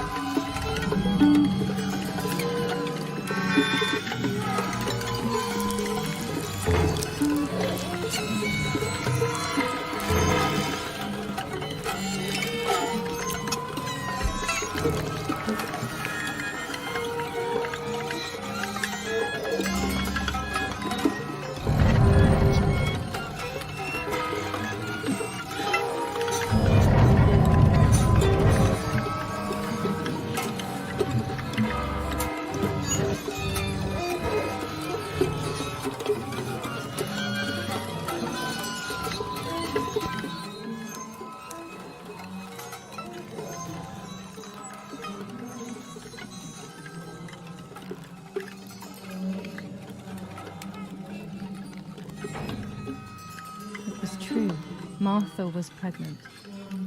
Pregnant with a deformed fetus with 2 heads. Twins again. They always said that it ran in the family. I was all the more shocked. I was doing things that I had never done before. I do not know what force was moving me. I became unstoppable. I decided to photograph the horror as evidence to show my mother and to everyone. Who knows why?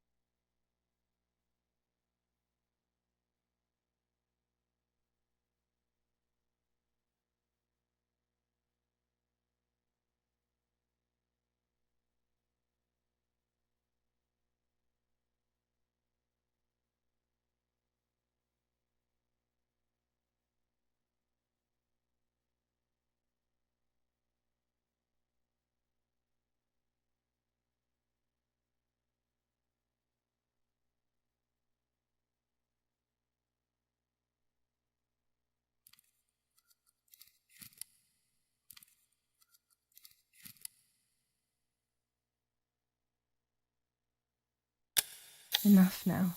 I will torture you no longer. I will come back to fix you, and I will stay and take care of you. We will spend so much time together. I love you, Martha.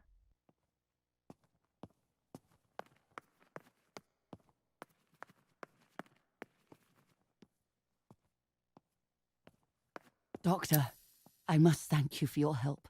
I wouldn't know what to do without you. Even our own dear Don Attilio seems to not understand the situation. Irene, please. Consider the idea of leaving Italy as your husband suggested. It would be better for everyone, especially for the girl.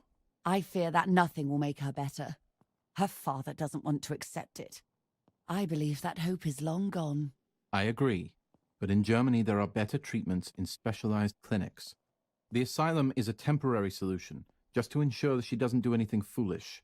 But it's a nightmarish place. You know that all too well. You cannot possibly want this for your daughter. Of course I don't. But what can I do? She is a danger to herself, to us, to everyone. One of Eric's guns has also disappeared. She must have taken it. Who else could it have been? I am so scared, Doctor. I cannot wait any longer. Also, you know what they think of Italians in Germany, don't you? But you would be with Eric, an esteemed general. Everyone will respect you. That cursed girl. Where could she be? Let's hope she doesn't play any more foolish stunts. I'll wait for her here, in the cellar. Sooner or later, she'll go to the dark room. That's for sure. I would gladly stay and keep an eye on her. But I must rush to town to organize the last few things for her hospitalization. Thank you, Doctor. Don't worry. We'll see you later.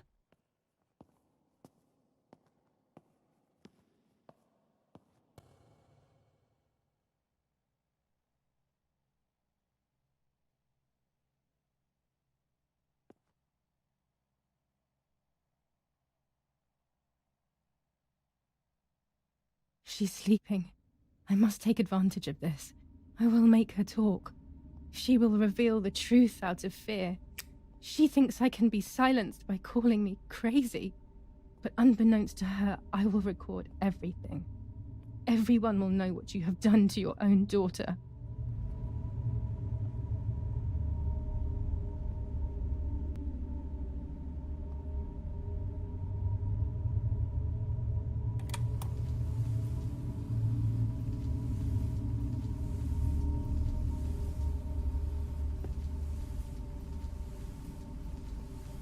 I would make too much noise and wake her up.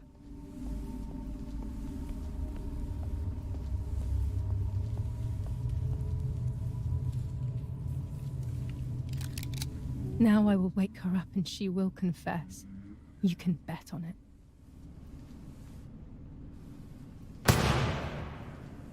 What are you doing, my daughter? Why do you want to ruin your life? I'm sorry. It wasn't me who just shot Mummy. It wasn't me.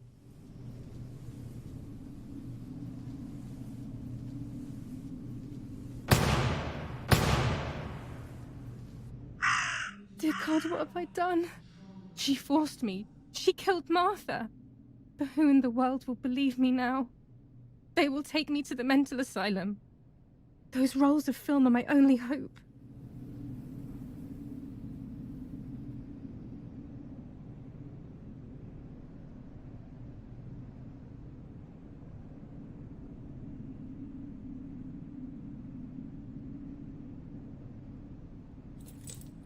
So that's who had the keys to my childhood bedroom.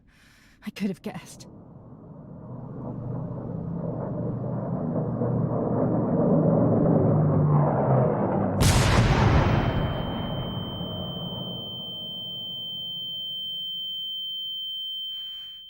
My God, sooner or later more bombs will land here. Then everything will come to an end.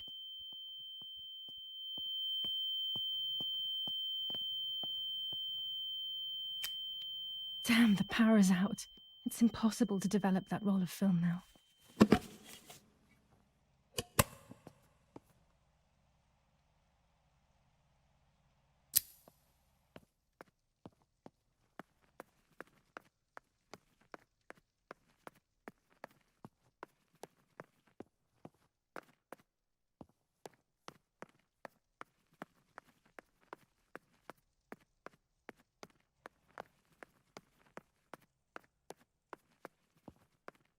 At least now I finally have the keys to my old room. But why was it locked in the first place?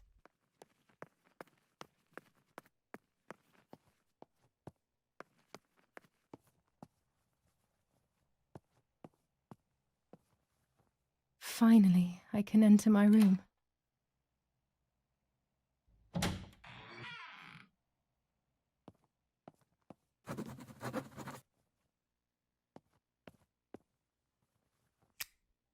It's like being a child all over again. I used to play with the puppets by reenacting what was happening in my life, to clear my mind. I want to do it again. At the beginning of any puppet act, there was always the legend of the White Lady. Otherwise, the scenes I was reenacting were worthless.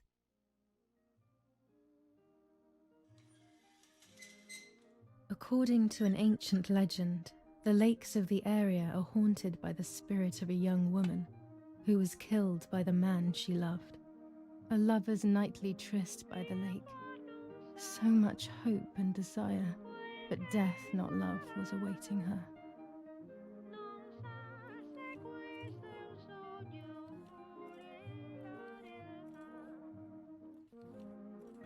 Ah, what a beautiful moon tonight.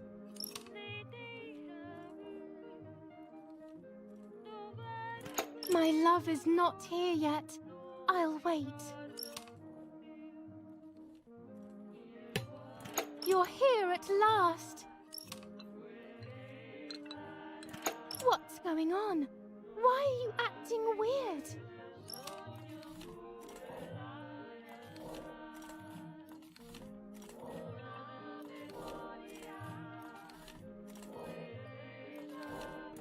I know you kissed another.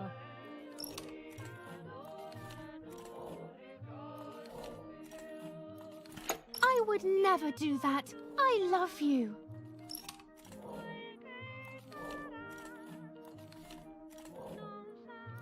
I love you too much. The thought of you with another drives me insane. That's why you have to die.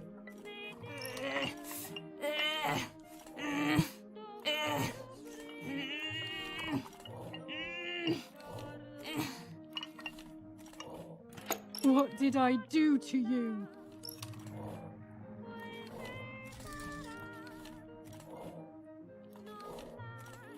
In despair, the man confessed he had killed her out of jealousy.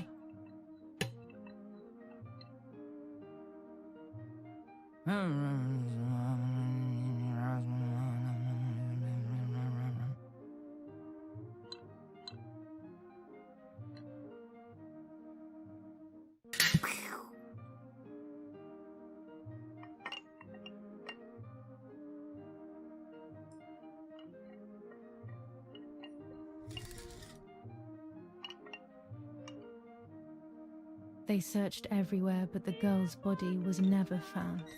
Since then, her spirit, known as the White Lady, takes the life of a young woman whenever events take her back to that sad day.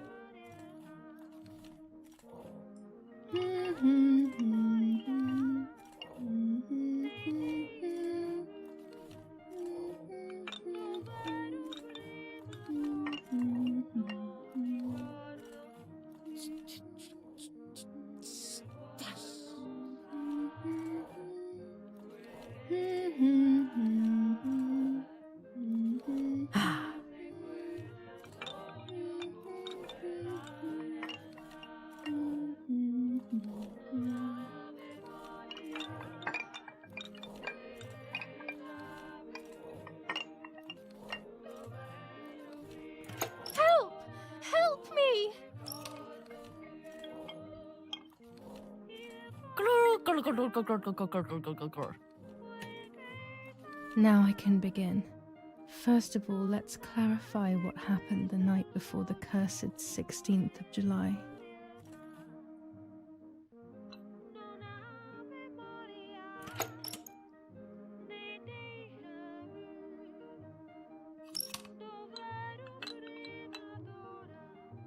Dad says we're losing. What will happen if we do?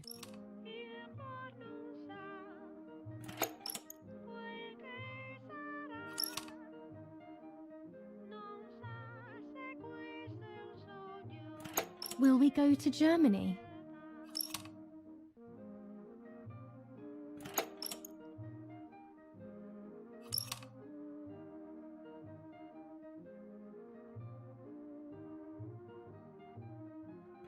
Did you see Lapo yesterday?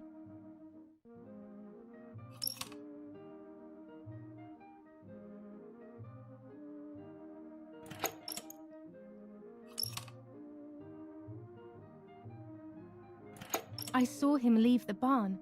Weren't you there?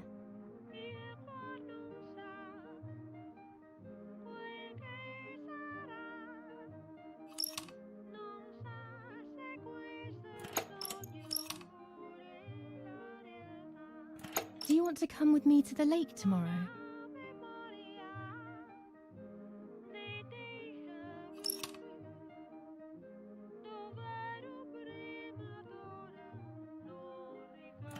I want to take some photos.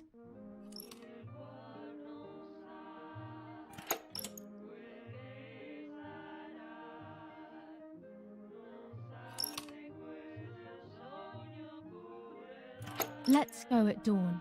Mummy sleeps heavily anyway. You know she's been taking that medicine.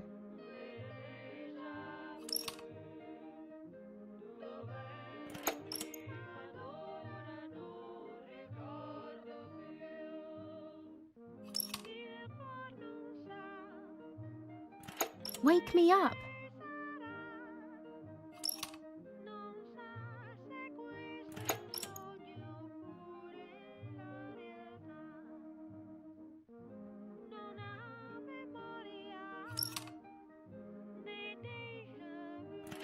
Sure, great idea.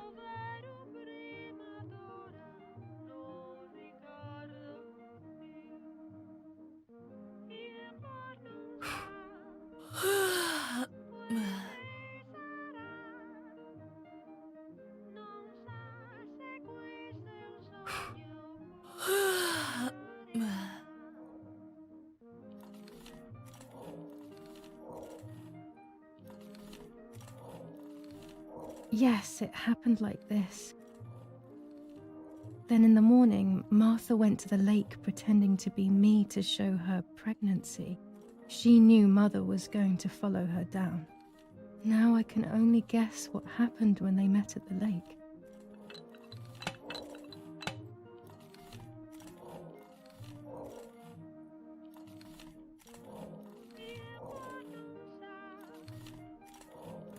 What do you want from me?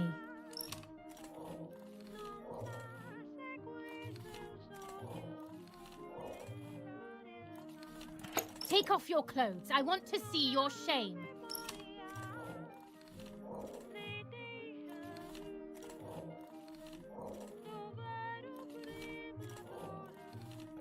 No way!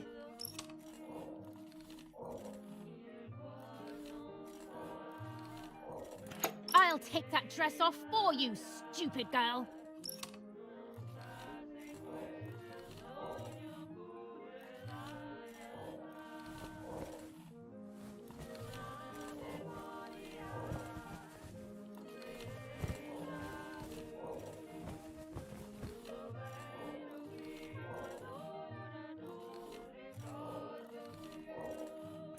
So you are pregnant. Your sister was right.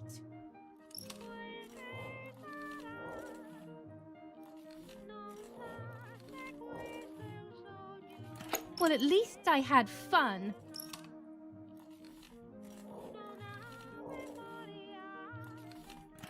I'll punish you for this, whore.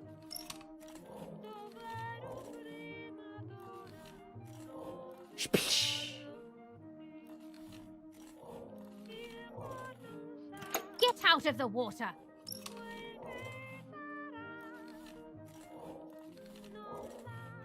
You won't do anything. I will do what I want.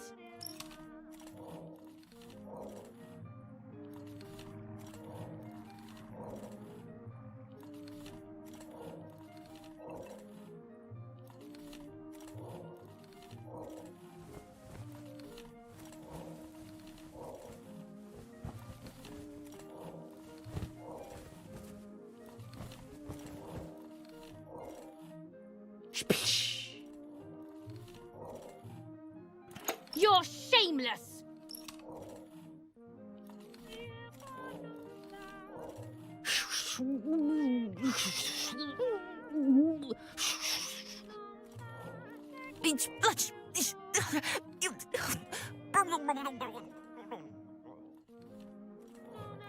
No, it didn't happen that way.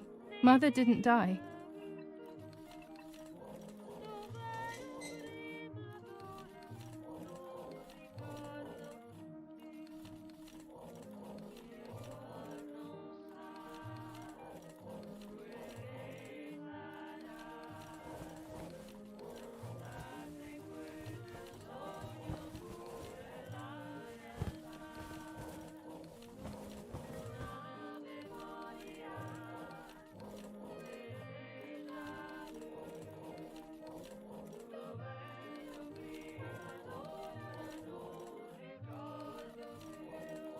Do you want to hurt me, Mummy?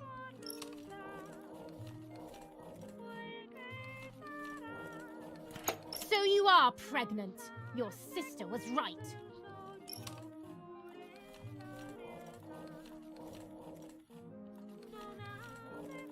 Leave me alone.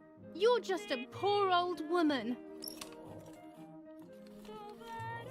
You disgust me. Dum, dum, dum, dum, dum.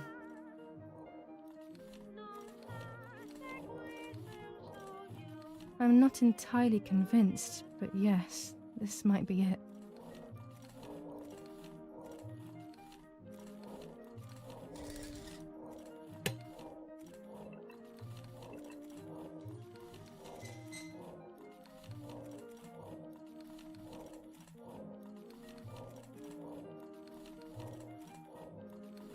What do you want from me?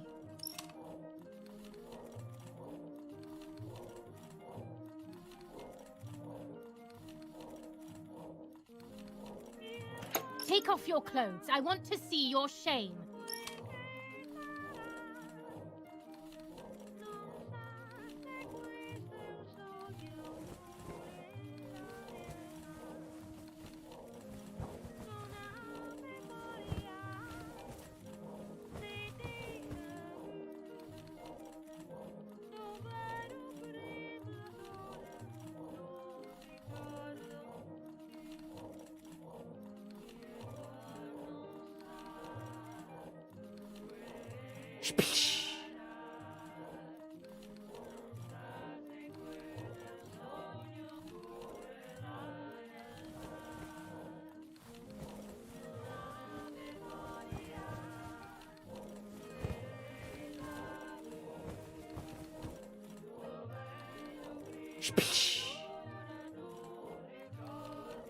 Dum, dum, dum, dum, dum.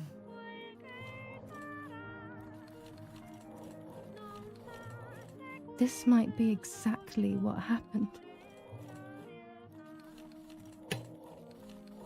I will never know exactly what happened, but I think I have an idea. And after everything, I shot my mother. No, I didn't shoot. What actually happened? It is all in my mind, but I can remember. I know I can.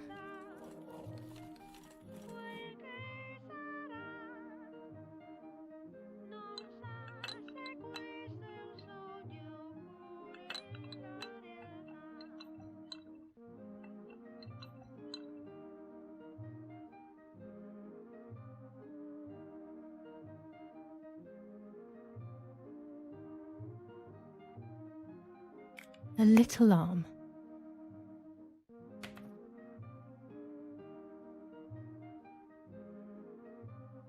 A small leg.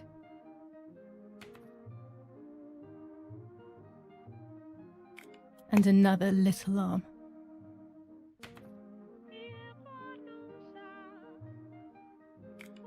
Another small leg.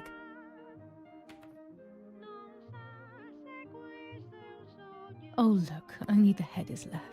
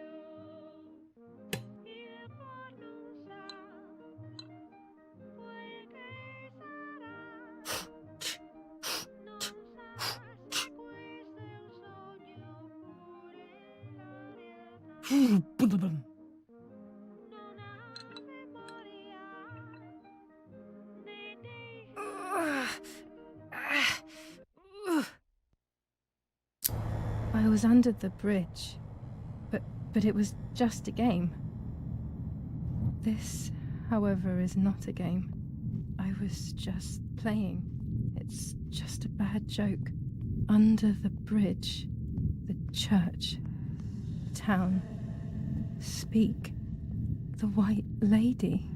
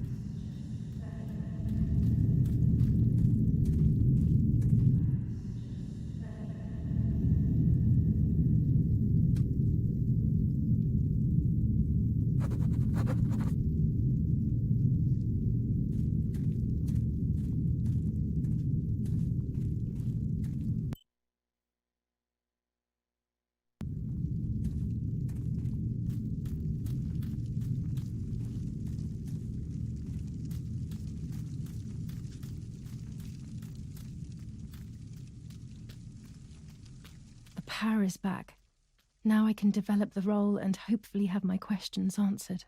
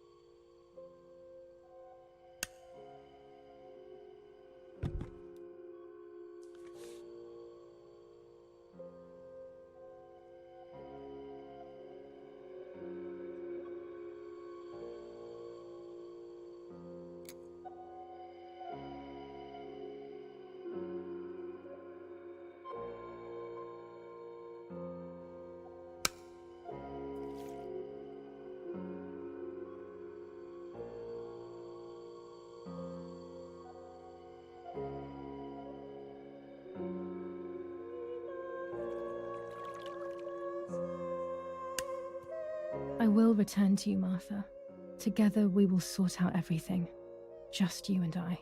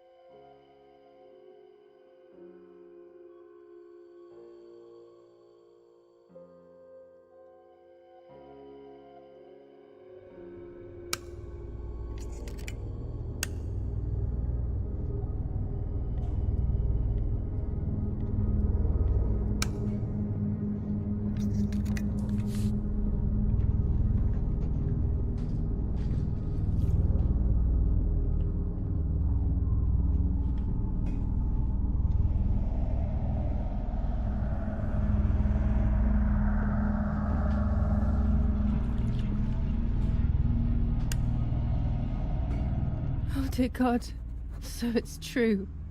I killed my sister. I did everything to hide the truth. Then I killed my mother to rid myself of the guilt. But she was nasty and everything was her fault. God, what does that make me? I don't deserve to live a second longer. Maybe I will see her again and I can try and ask for her forgiveness. But if there is nothing after death, at least I will be free from this suffering. I know it's not right, but I can't do this anymore.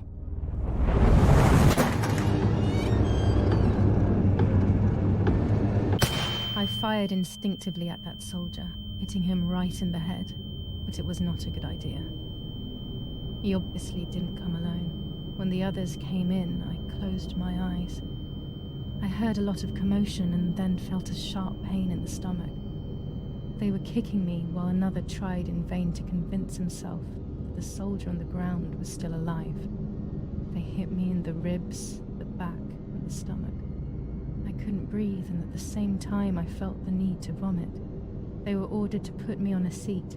They bound me up so tightly that I couldn't feel my hands or feet. On the seat next to me was my father. He was breathing, but he appeared to be unconscious. The guy in charge started asking me questions. He kept hitting me in the face and head with some kind of short cane.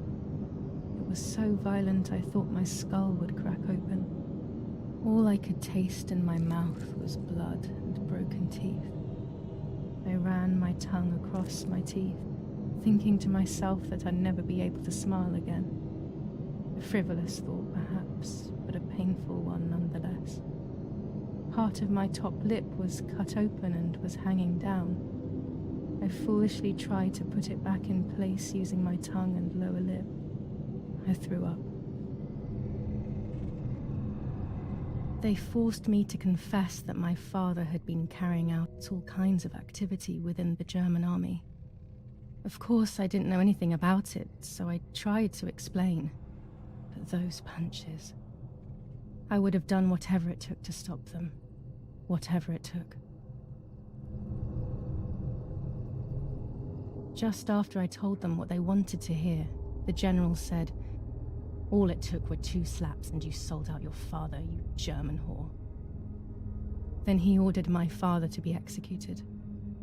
It took less than a moment. He didn't even move.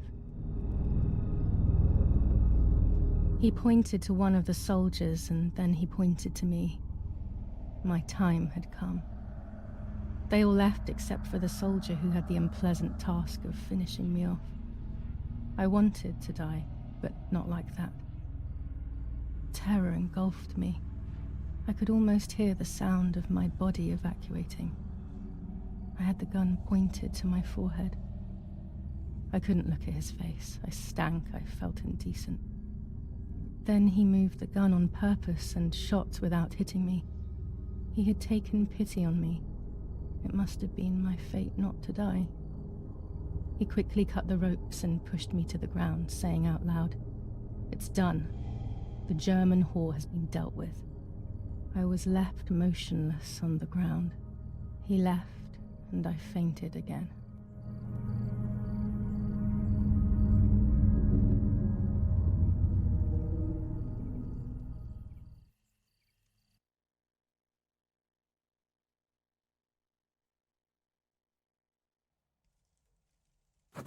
When I came around, I did not know what to do. I was completely empty and felt pain everywhere. Everyone was dead. I was now alone in the world. I felt a desire to hear their voices one last time on Daddy's recorder in the dark room. Provided the soldiers hadn't destroyed it, that is.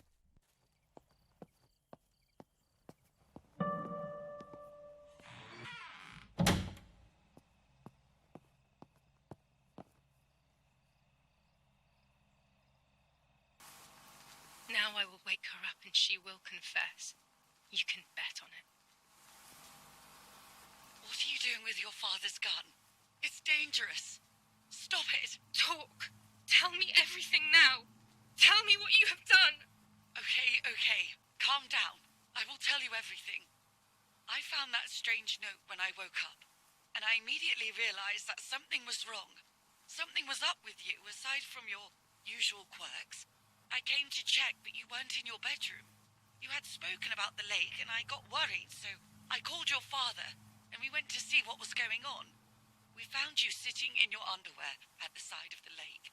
You kept saying that nothing had happened, and you kept repeating things like that. I hugged you to try and make you feel better, but you did not speak again for days.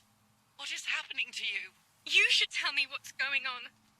I'm not going to that loony bin. I would never have wanted this, but I'm afraid you will harm yourself further. You were really hurting yourself in front of the piano that night.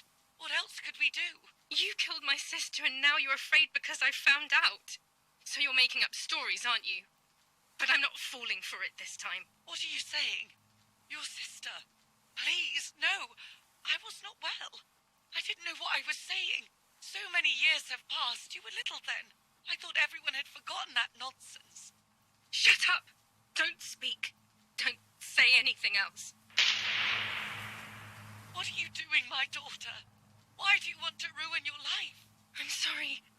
It wasn't me who just shot Mummy. It wasn't me. I didn't know who I was anymore. Everything had fallen apart. I was afraid of myself. My God, it was terrible. I had always been convinced that I was too good for myself, but then I had become my own enemy. I was the danger. What should I have done? I thought about the puppet theatre in my old room. There I could find something in myself, perhaps. So I rushed to go play with it again.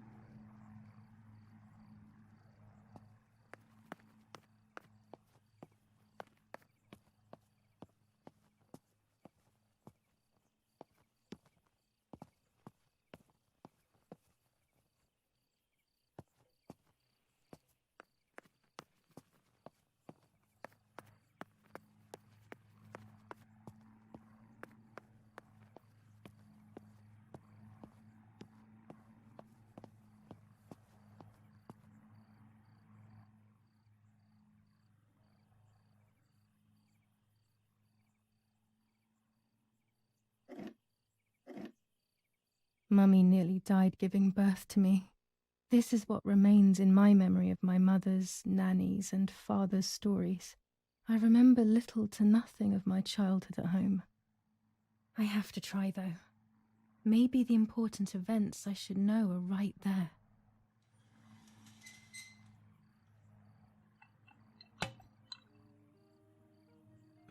I can't move. I'm too sick. How are you, madam? I can't move. I'm too sick. I feel a sharp pain. Do you need anything? I can feel it. The time has come.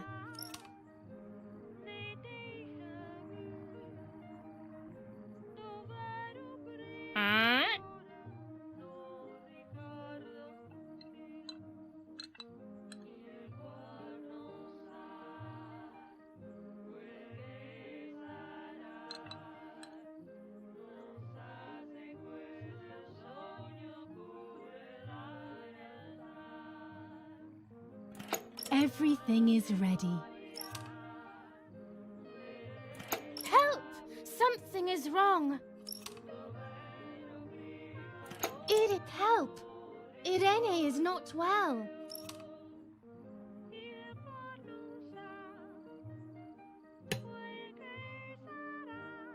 How are you, honey? I'm getting weaker and weaker.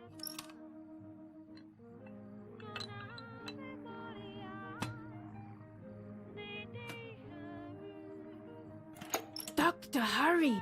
Arena is sick.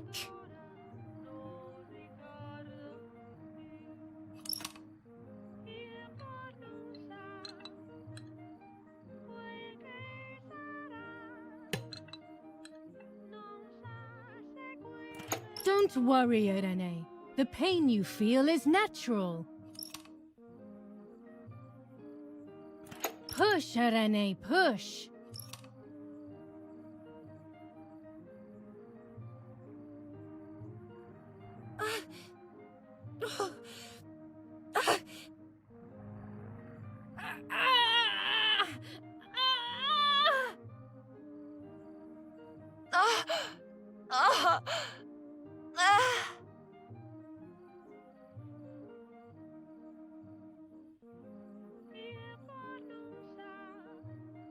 The baby is born. I feel sick.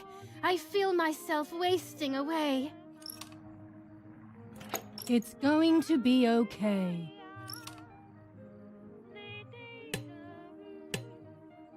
Poor Mummy. She has suffered so much. I have hurt her so much ever since I was born.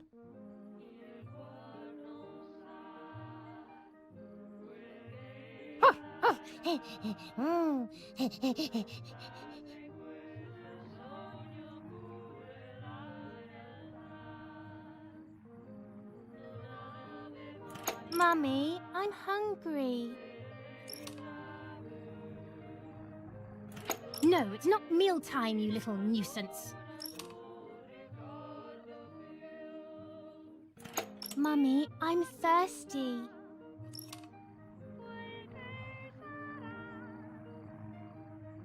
You just had a drink, whiner.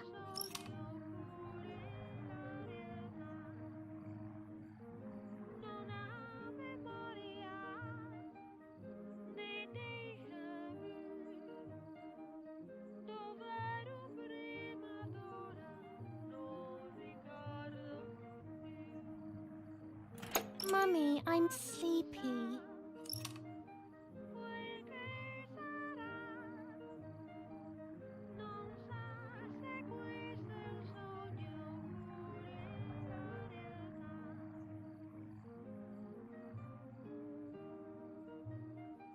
You can't sleep now.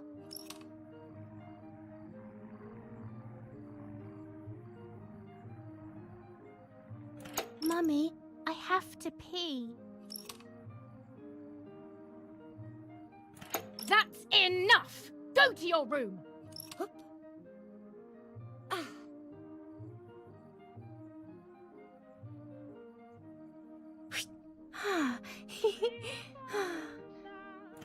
Get out of my sight! I can stand you no longer!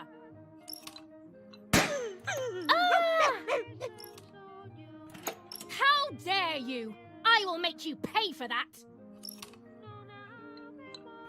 My hands are not enough! You need to learn properly this time! Sorry, it was an accident, Mummy! Please don't hit me!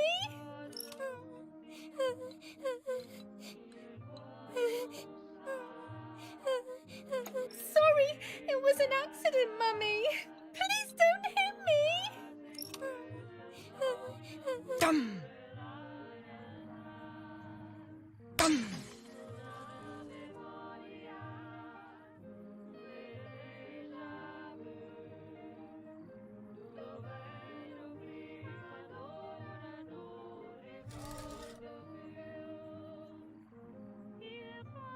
This is just a game. Is it only a game? I believe the White Lady said that my lost memories would return in the place of my happy childhood. This is the only place I have ever been truly happy. Are these my memories then? Is this actually my life?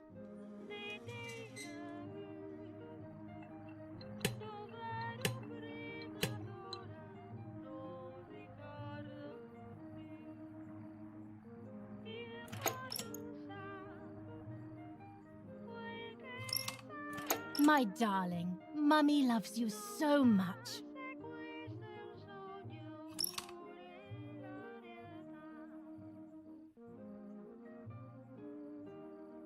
Julia, play with your sister.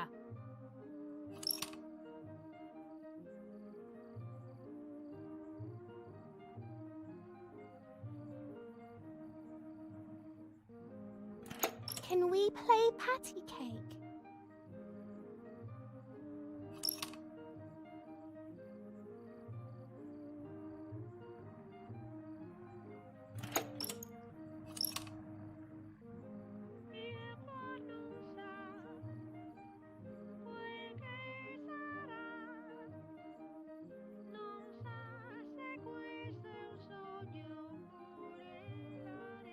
Martha, don't you want to play with your sister?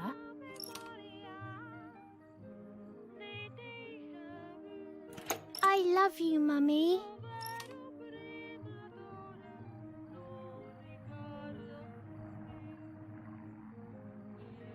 Now go play with your sister.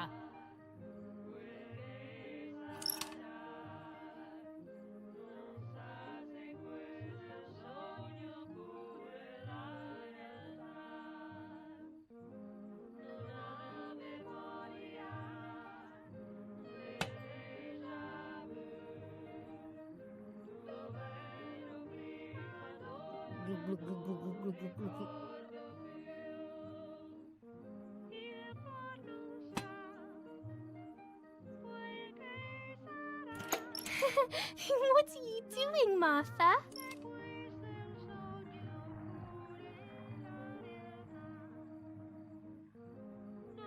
You're only good for judging others, aren't you?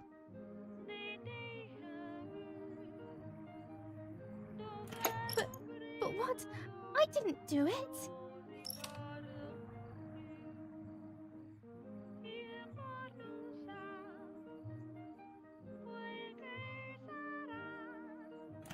So you learn to answer.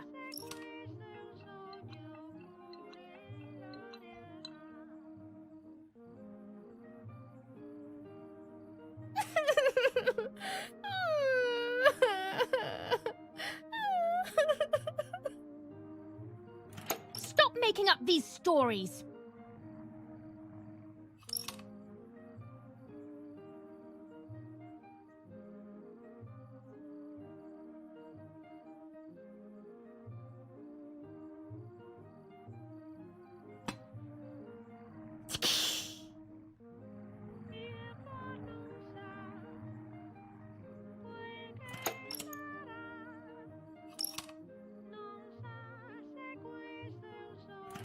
Because she is stupid. That's why. What do you have to say, Julia?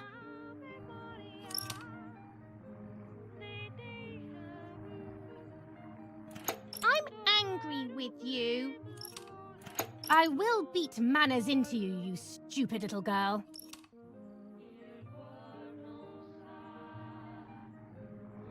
Come with me now.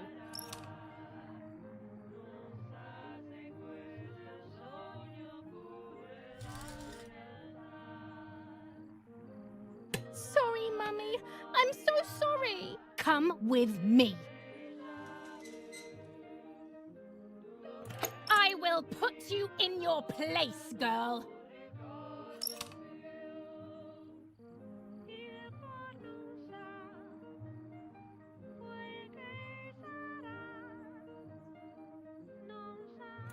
Sorry, Mummy. I won't do it anymore. I promise. Too late. These false tears won't help you.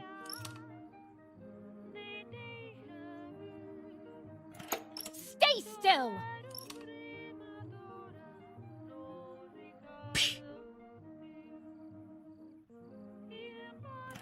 Help!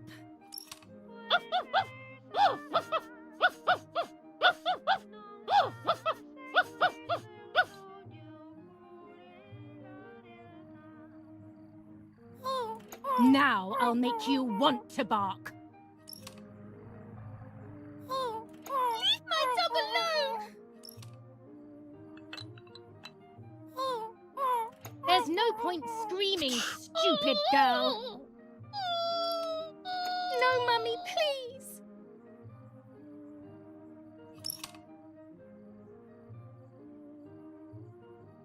You're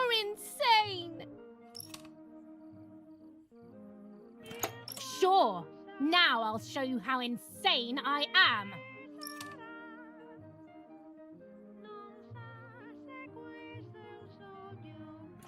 Help, Daddy, help! Screaming won't work. Your father is not here like usual.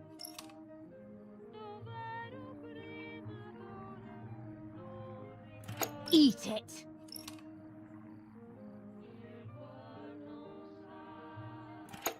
No!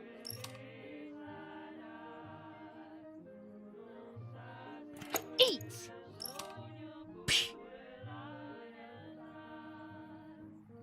I won't eat him.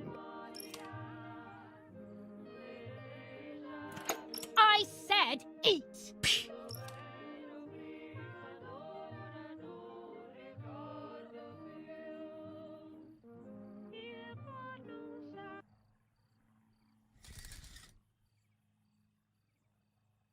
I was beginning to remember, but I was so scared to remember too much, especially all at once.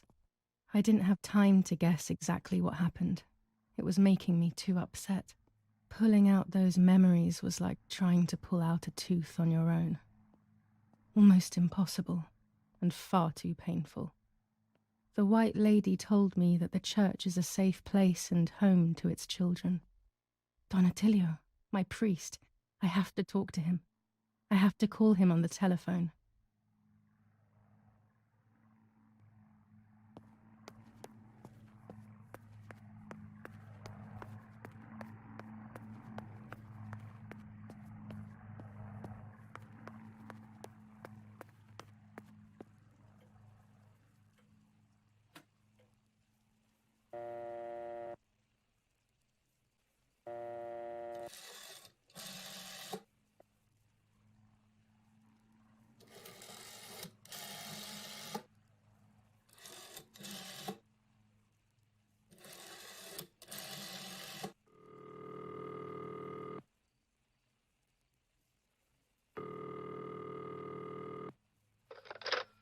Don Attilio speaking. Who is it? Father, help me. They're all dead. Daddy, Mummy, everyone. Julia, come to me immediately. Don't stay alone. It's dangerous. Come to town. You can stay here with me and we can talk about everything. Okay? Okay, Father, but first I want to play with my puppets for a while. Julia, don't be silly. Come to church right away.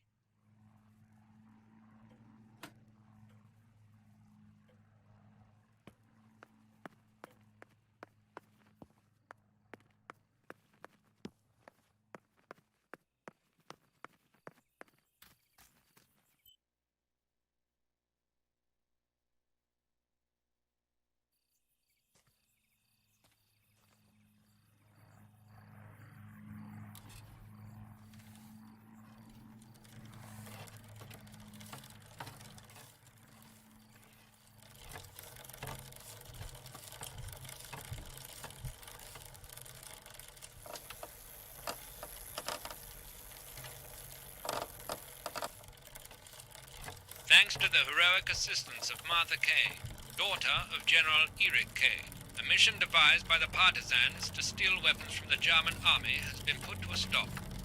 The same animals were involved in the killing of the general's other daughter, Julia Kay, and in an attempt to murder young Martha herself, the vile traitors were executed on the spot. Justice has been served for Italy, for Duce II.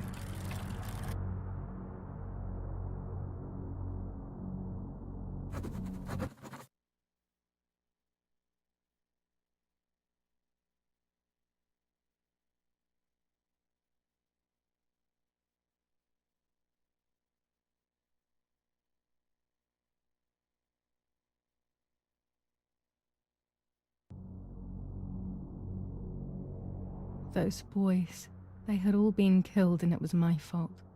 They were my age, and a few of them were our friends. I didn't think it would go like that, but wasn't it obvious, really? What was I actually expecting? I felt like a coward. But what could I have done? Should I have betrayed my father? I loved my father, but I also loved my friend Lapo. Which side was I on? I just listened to my heart. I thought it was the right thing to do, but instead it was the worst thing I could have done.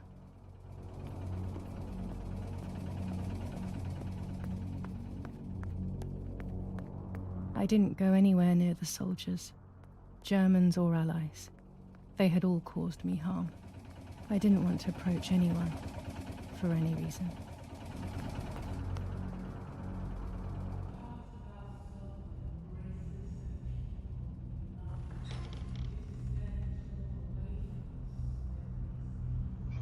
Once I crossed that threshold, I completely lost touch with reality. Everyone around me had died while I survived everything.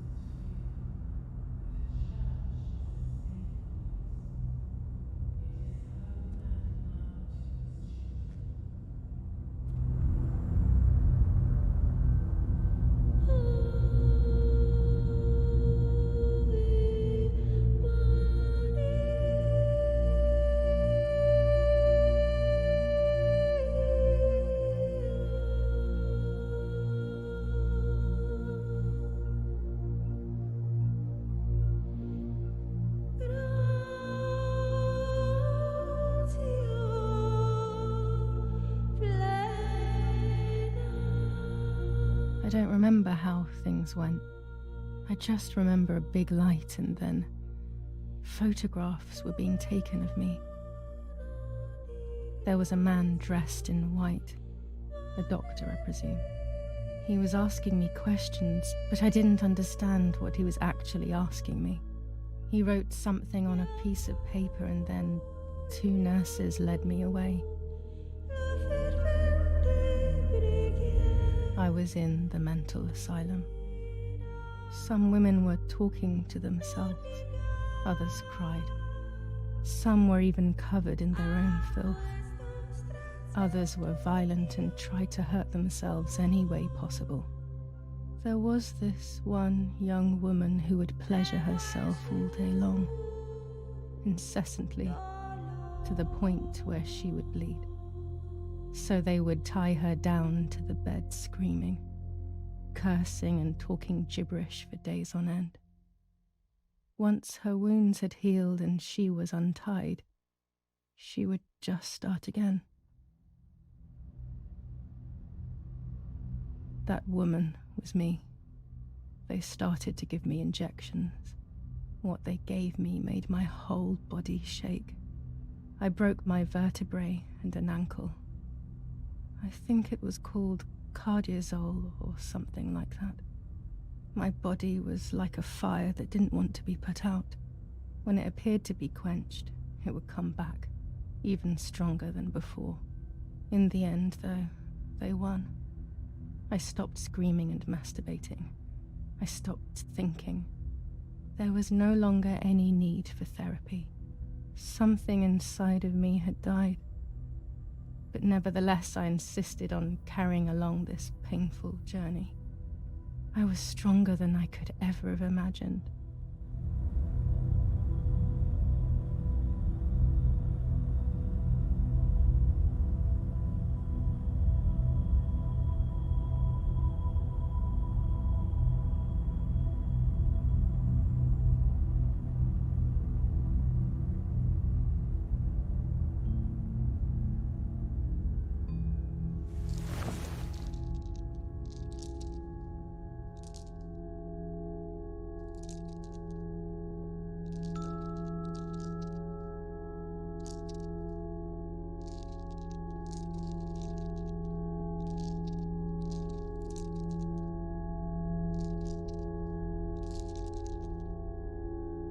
Who are you?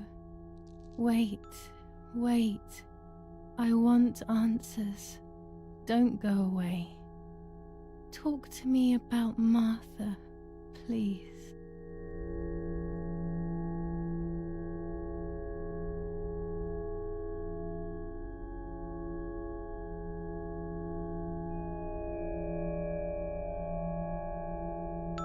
Martha is dead.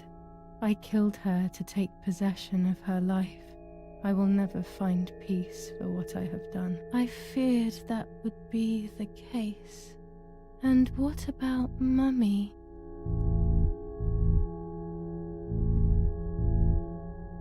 Mummy is dead. Nobody knows that better than I do, unfortunately. It's useless to try and deceive ourselves. Did I do what I think I've done?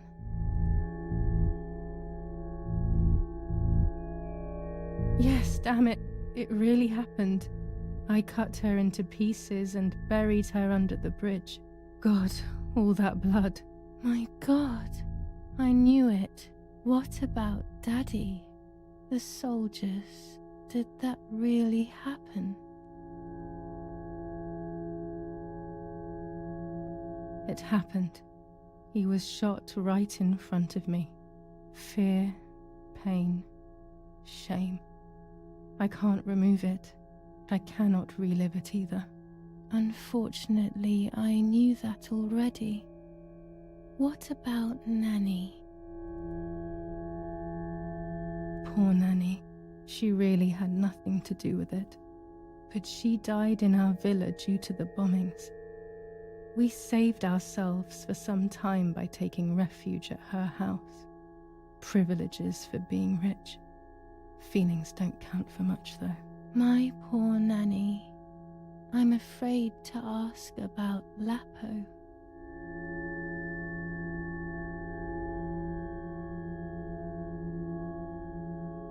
Lapo is dead. He was blown up by a landmine. He got into trouble and paid with his life. My dear friend. Poor boy. Just as I remembered, unfortunately. One last question. The pregnancy? Martha was pregnant. Her deformed baby died with her. Maybe she was in pain. That's enough now. All of these questions are pointless, aren't they? It's all inside of us. We just need to turn the mirror. Is it not all just the reflection of an unknowable existence? Nothing more than a puppet show.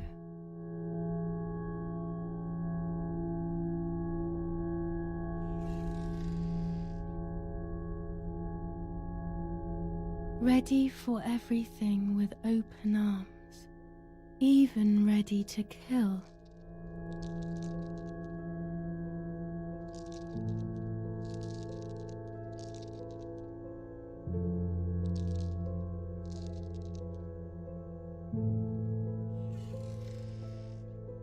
Legs always ready to run.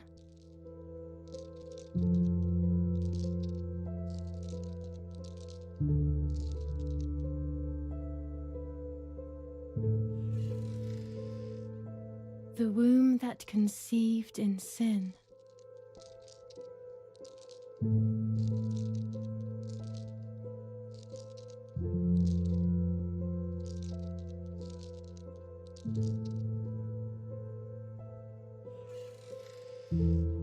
Lastly, the mind. To protect us, it has turned us into monsters. Either way, we cannot live like this, can we? I'll take care of it. I don't need to worry. I'll try to sleep if I can. I've got this.